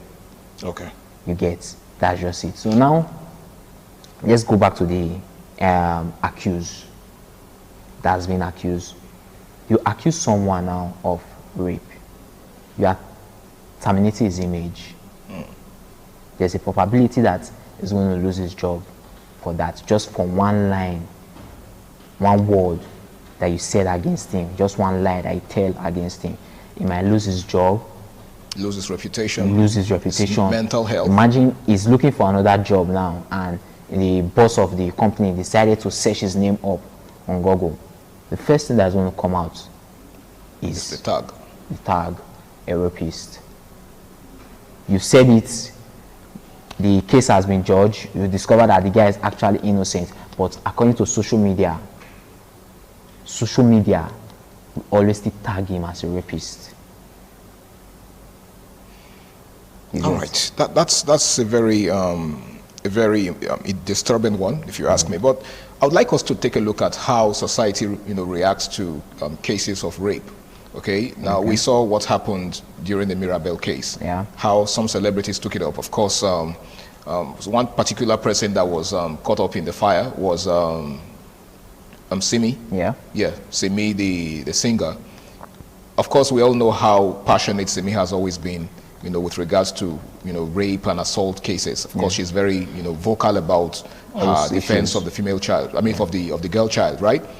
But at a certain point, when it was discovered that Mirabel was lying, I think somebody asked her what she had to say about that, and then she asked the person to shut the F up. Yeah, I think I saw that. So why do people become so, should I say, inhuman? Or should I say biased in this case now? Because, okay, we understand that you are trying to protect the female child. Okay. As a girl child that you are yourself. Yeah. Well, it was later discovered that the girl child herself was lying. So why did she stand her ground and refuse to, put into consideration the reputation of the person that was lied against, or the potential victim of a false rape allegation? Okay. In a situation like this now, it's not only Simi that is affected. Let's say in this case now, Simi is affected. In other cases, most times it might not be only Simi. We can hear of NGOs that are also affected, that come out at first to support the girl, and after discovering that the girl was lying, they'll just, you understand, they'll just chill out, don't say anything else. This thing, first of all, they just jump into conclusion. There's no evidence. And that's a $1 million question. Why are people always so quick to jump into conclusion? Yeah. That's I would say that's the human mentality. It's a human mentality. You understand? They have this, according to biology, I think is a immune. I've forgotten what they call it in science, that makes people act before they think. You understand? It's something that comes with all humans. You see cases that somebody will say fire, fire, fire, fire. Before you check if it's true, you're already out of the window already. You understand? It's a immune that comes with the human body. You act before you think. That's what is actually happening to these people. You get? There's no evidence. You're already acting already. You're already judging. Or trying to protect the girl child. You are trying to, yes, you are doing the right thing. You are trying to protect the girl child. Okay, now that the truth is out. That the truth is out. Why can't you just apologize? You understand? Apologize to the public and let the public know that your motive was actually to protect the girl child. Accept your blame. I'm glad you made mention of motive, because at some point people were beginning to question her motive, right? On the surface, it looks like she's defending the girl child. Yeah. But if you take a deeper look, it actually gives us the impression that she's probably just being a misandrist. Yes, that was she's against men. She's against men. Because if the truth is out and you've been told that the girl lied after all, what were you supposed to do? Tender an apology? Simple. She made a very wrong move by replying that guy like that, by replying a fan. And funny enough, the guy would definitely be a fan. Everybody loves Simi. Of course. Yeah, everybody takes her in high regard, in high esteem. If not for any other reason, for her music. Yes. But now what she did now, she has just put down her own reputation. She lost followers. You get, for just one 4-letter words. I think it's just a 4-letter words, STFU. You get, she has lost her reputation. I don't know why she feel like that is going to protect her, but it was a very, very wrong move from someone like Simi. Okay, let's examine the impact of false rape allegations on the victims. In what ways, in what practical ways do you think it actually affects, you know, people who have been accused, wrongly accused of rape? How do you think it affects them? First of all, their mental health. It affects their mental health because your phone now, take a look at this now, the media houses, let me use the newspapers, for example. There's a case, a rape case. You check their headlines, on their front cover is written in bold letters. You get, on their front covers, written in bold letters. Now, when the truth is out, you will see that news in page 10, written in small letters, no longer in capitals. You get. Now, let's come to social media. In other now. words, the damage has been done. The damage has been done and can't be undone. Okay. Let's come to social media now. Your phone, your laptop, your computer is something that you take everywhere with you. It goes to your bedroom, you're in Canada, you're in any country, is with you. You get, imagine opening your phone now and let me say you're on X, you just open your X app, your Twitter app, and the first thing you start seeing your face, your name, your pictures everywhere as the accused. Your mental health is affecting your mental health. It affects your sociality with others. Now you want to be alone. It leads to depression. In most cases, it leads to suicide. Because you can't stand the ground. Going somewhere now, everywhere, like that guy. So there's a stigma. There's a stigma that moves along with it. Like I said now, no company would want to associate with someone like that, that has that stigma, that tag to his name. Family self, some family self, they might not want to be with you anymore. Because you've brought shame to the family. Okay. You understand? There's a lot of insults that goes with it. Even if finally that you are being cleared, your name is cleared, the words are already there already. They have been said already. All right. Just a quick one. What should the legal system do? Because I think the legal system is not balanced enough. It's not balanced enough. The same, there's this vigor with which the law goes after the accused. Okay. Right? Especially when a lady cries out and cries out about being raped or being assaulted. The law doesn't take it lightly. But it seems like when it is discovered that such allegations were false, the energy isn't the same. So why is it so? I just feel it's the system of the country, because according to the Constitution, it's actually in the law. You understand that a rapist should be judged accordingly. You understand? Then someone that falsely accuses another person should also be judged. There's a fine for it. Do you think a fine is enough? Because some persons have been advocating lately, especially with the with recent developments, that the same penalty that goes to rapists should also go to, you know, false alarmists. Yeah, that's why most people are getting it wrong. I won't say I'm not in support of that. Okay. I'm totally in support of that, you understand? But take a look at it this way now. You say, let's say, death sentence, immediate death sentence to a rapist. That's the law, that's what the law says, immediate death sentence to a rapist. And immediate death sentence to someone that lied. Okay. You get? Now, take a look at those people that were actually raped, but they don't have enough evidence to prove that they have been raped. What are you going to say about that?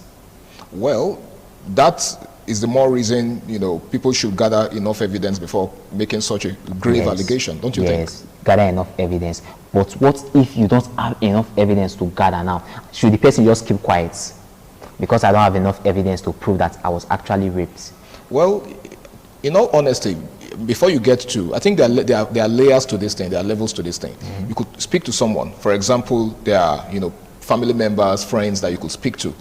But before you take it to a court of competent jurisdiction, then you must have your evidence. You see, the court of law is a different ballgame entirely. Yes. You understand? So what I'm asking is it proper that people who come out to lie against others, you know, over rape allegations are let off the hook, while the rapists themselves are prosecuted? I won't agree they should be let off the hook. They should be punished. Okay, but you're saying that the sentence or the punishment should be lesser? Yes, should be, not it should be lesser, it should be considerable, so that not to keep the real victims not to discourage quiet. Okay. You understand? Not to keep the real victims quiet.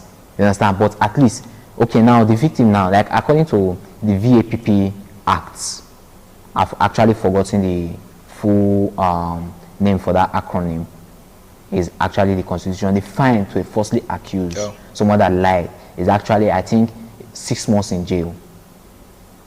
Just for lying that someone raped you. 6 months in jail, you pay a sum of 300, 500,000. You get?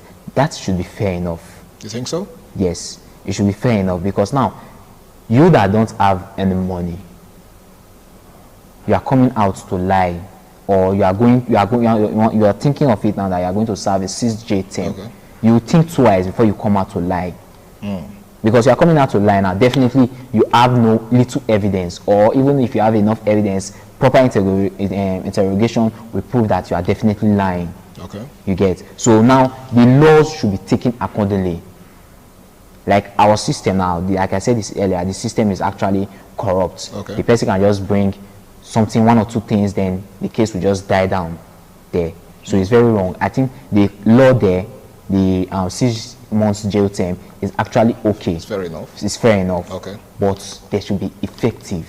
It should not just be in writing. It shouldn't just be on paper. It shouldn't just be on paper. It should be effective. All right. As we begin to wrap up now, what's your parting word? What's your word of advice, you know, to young men out there who have been, you know, of course, it's a very broad subject, because there's also a category of guys who were molested, sexually molested as children, right? Yeah. But that's a different ballgame entirely. It's a different conversation entirely. But what's your advice for young men who have been falsely accused of rape at one point in time or the other, as we begin to wrap up? My advice for them out there is that they shouldn't just take things to heart like that.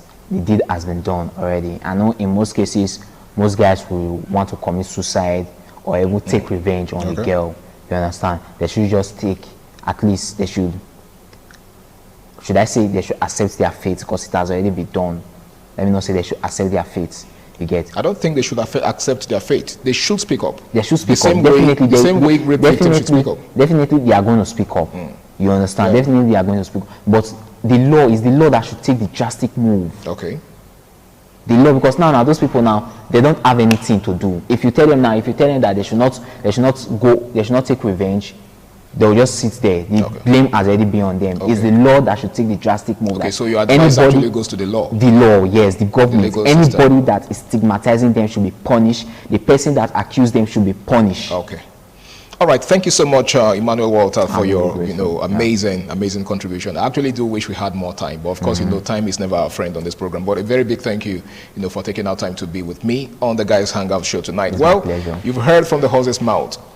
The legal system ought to be strengthened. That's the only way, all of these will come to an end. Rape is just as bad as false rape allegations, so neither of them is better than the other. Okay, please. You don't have to rape anyone. You don't have to rape anyone. Sex or intimacy should be based on consent. If she says no, let it be no. Walk away. Okay? And then do not use rape or rape allegation as a weapon to get back at someone. If you don't like someone, or if somebody offended you in any way, look for ways to settle scores with that person rather than using rape as, a weapon, because there are serious consequences. Well, it's been an amazing show tonight, and I want to say a very big thank you to each and every single one of you out there. My name is Harry Aigboje, and until I come your way again, same time, same station next week, do the right thing, stay out of trouble, and good night.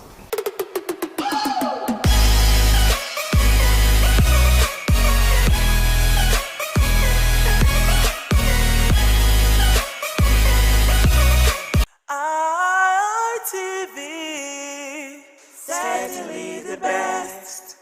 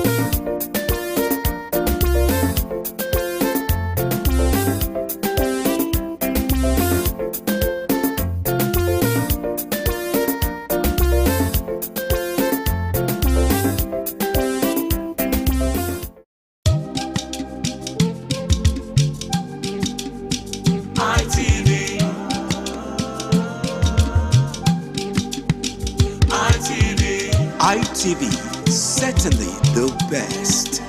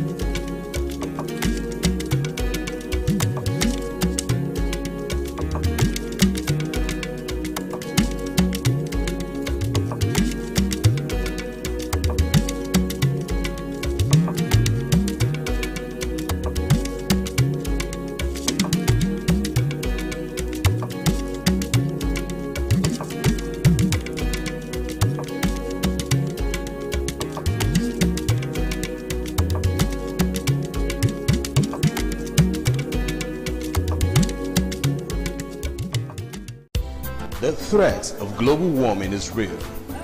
You have seen the destruction of lives and property as a result of incessant flooding. Make the environment a conducive place for all to live in. Stop polluting the environment. Protect the environment today.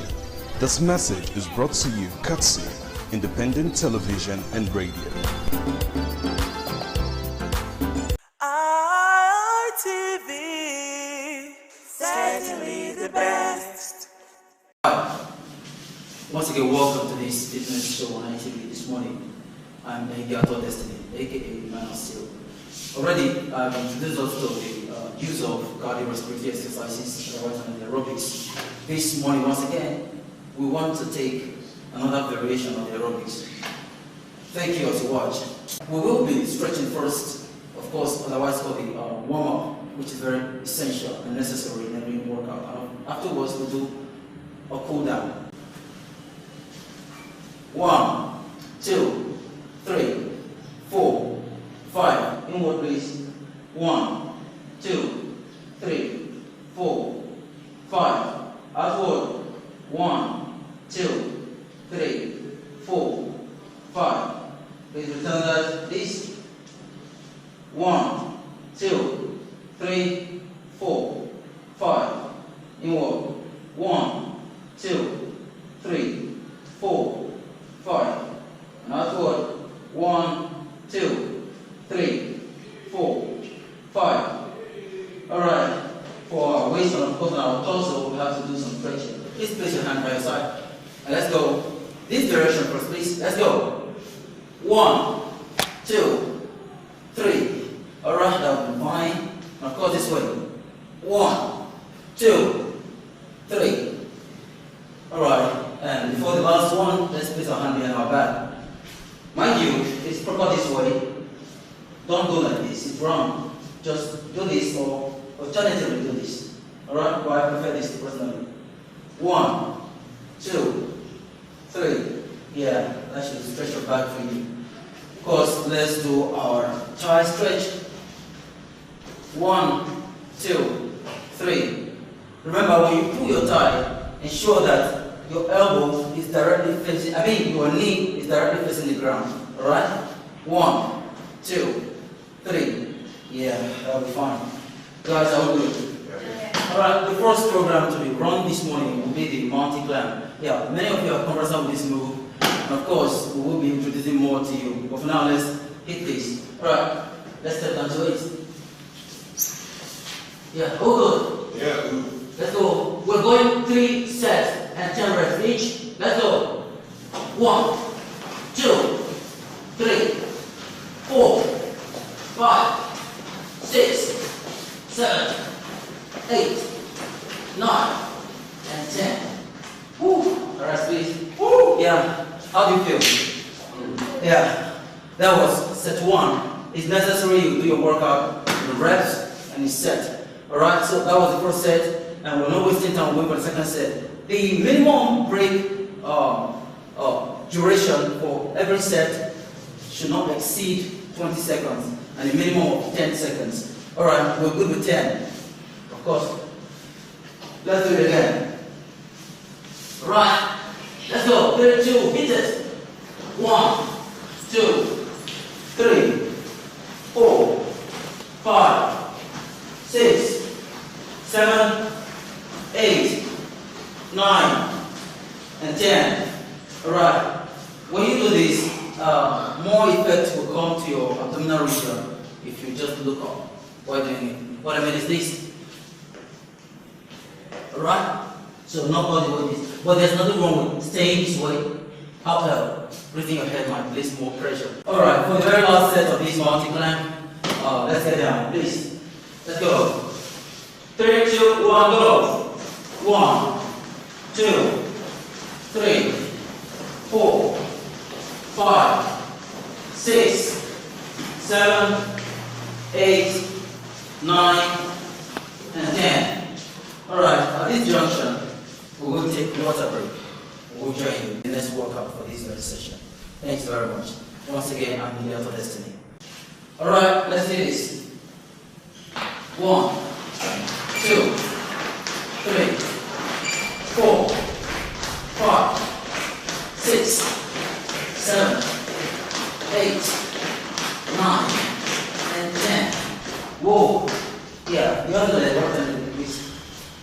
3, 2, 1. Please, when you do this, ensure that your knee gets to the level of your chest. Okay? Well, that's the maximum level you get. And of course, the minimum here. I understand not everyone is as flexible as I am or as anyone here. Please, will just keep it safe and do the right thing. Thank you very much. Alright, we'll go on the left.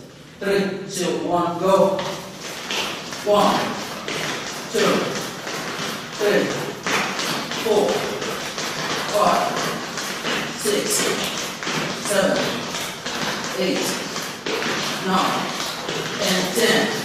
Whoa, that's exhausting. How do you feel? Yeah, thank you very much. And this is the last set of this workout. Remember, every workout should be done this set and the rest. Alright, thank you. Let's do this. Let's go to the left. To right, brother. 3, 2, 1. Let's hit it. 1, 2, 3, 4, 5, 6, 7, 8, 9, and 10. Yeah, we'll also let's go. 3, 2, go. 1, 2, 3, 4, 5, 6, 7, 8, 9, and 10. Whoa. And that'll be all for this morning. Alright, remember, I said in the beginning, before any workout, there's need for a warm-up. And after that, there's also need for cool-down. This is the cool-down. Alright guys, just suspend the breath, watch this first. Ensure that your knees are locked, alright? This one goes to the hamstrings, the calf, and as well as the lower back. Doing this. Swing it, swing it, swing it. Got that? Alright guys, let's do this. 3, 2, 1, go. 1, just 5, 2, 3, 4, and 5. Alright. So, lastly, what we did before we started, let's stretch it. 1, 2, 3, 4, and 5. 1, 2, 3, 4, and 5. So that's the last thing. Yeah. Please let's target our hamstrings. It is just sit inside of it. Alright? Please don't stand on it. Keep that that means this. And both stands just this. Alright? Stand 1, 2. Yeah, this is a form of squat though. This is not the purpose of developing or building the hamstring muscle, it's just for stretching it.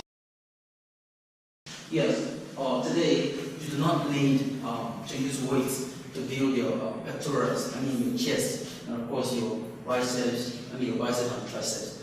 You have programs you can do at home and get what you want. You understand? So we'll be doing push-up this morning, otherwise called push-ups. We're doing push-ups this morning. And of course, we do have our ladies. There are variations for ladies. Please watch them very closely to get your lady out there. Watch them closely to get what you have to do. And of course, our guys are here. Thanks very much. Let's hit it, guys. Are we ready?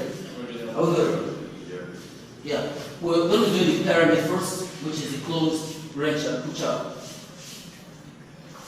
Alright, let's go. 3, 2, 1. 1, 2, 3, 4, 5, 6, 7, 8, 9, and 10. Whoa, how does that feel? Yeah, that's the first set for this morning. And we'll be doing 3 sets of that. Meanwhile, the first one was close your hand in pyramid shape. And that one goes for the tricep. For ladies that have sagging hand, you can do that actually. And it will help you. And of course, this time around we're doing mid-open. And finally, we'll do wide range of it. So we're going there now. The mid-open. Let's go. 3, 2, go. 1, 2, 3, 4, 5, 6, 7, 8, 9, and 10. Alright, that's for the mid open. And someone wants to ask, why exactly are the ladies crossing their legs? Why they cross-legged for ladies. Now you understand that the guys have more defined muscles, and of course to bring more weight on the upper body, we go on the what's called the toes, picking all the weight in the body to the upper body. But for ladies, they do not need much weight, just that. So we break it down at the knee level by crossing the legs. So the weight used starts from this very region. You understand? Alright, thank you for watching. Alright, for the last very set of this exercise is the wide range or the push-up, particularly intended to build the, the side of the chest. Do you understand? Alright, let's hit it. Okay, this is wide enough. At least double your shoulder width. Double your shoulder width is enough. 3, 2, 1, go. 1, 2, 3, 4, 5, 6, 7, 8, 9, and 10. How many of you noticed I cheated there? I actually did 1, I did 2, and I called it 1. Yeah, just to lay more emphasis on that part. For today, thank you guys. Yeah, we're awesome. For today, we're done with this. Thanks very much for watching. Please be safe. In the morning sun, searching for a longer day. People feeling like the light has just come. We must never stop the way. Birds jumping and I hear my name, grasping into a life. Life is happy but it's so insane. We must merely make a start. Savannah, I'm coming home. Savannah, RTV, certainly the best.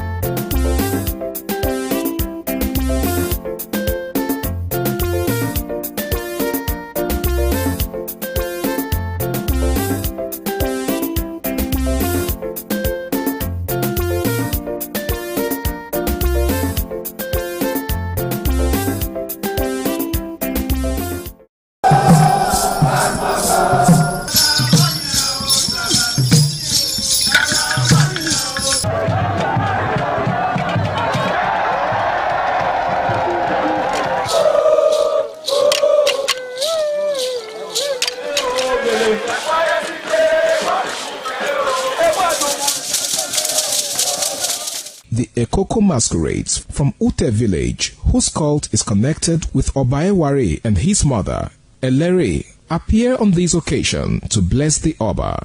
Ekoko is a ritual masquerade that dances to please the guests and the Oba.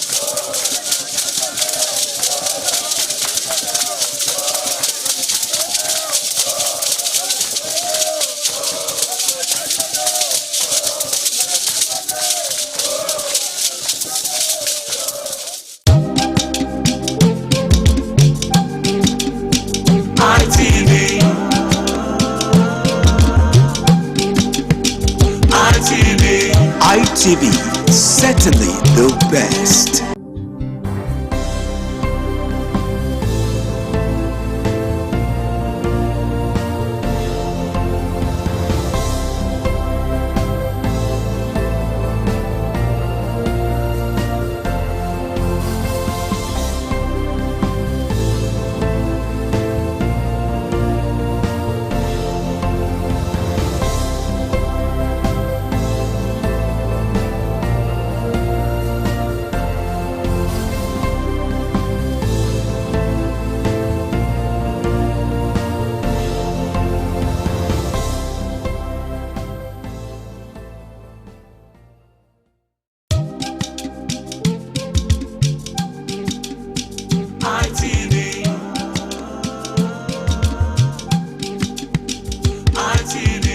ITV, certainly the best.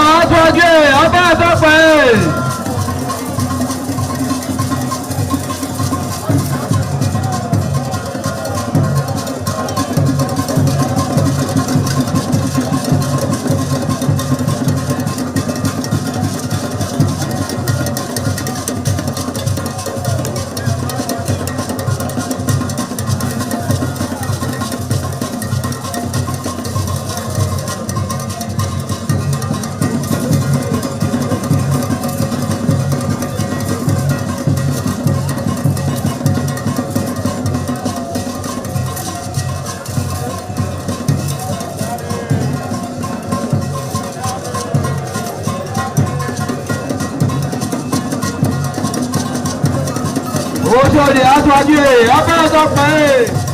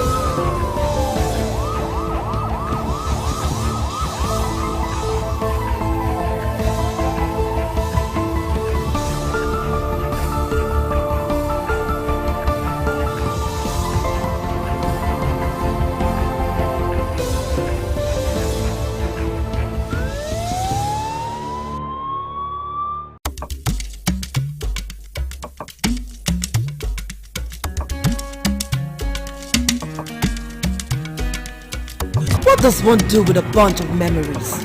Laugh about them, cry over them, or capture them? I know what I'll do with such memories.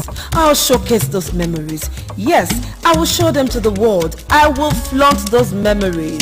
Showcase that marriage ceremony of yours. Burial ceremony? Yes, let the people know that you buried your person in a grand style. Thanksgiving, ordination, baby dedication, housewarming party, and lots more on your entertainment program, Memories, on Independent Television.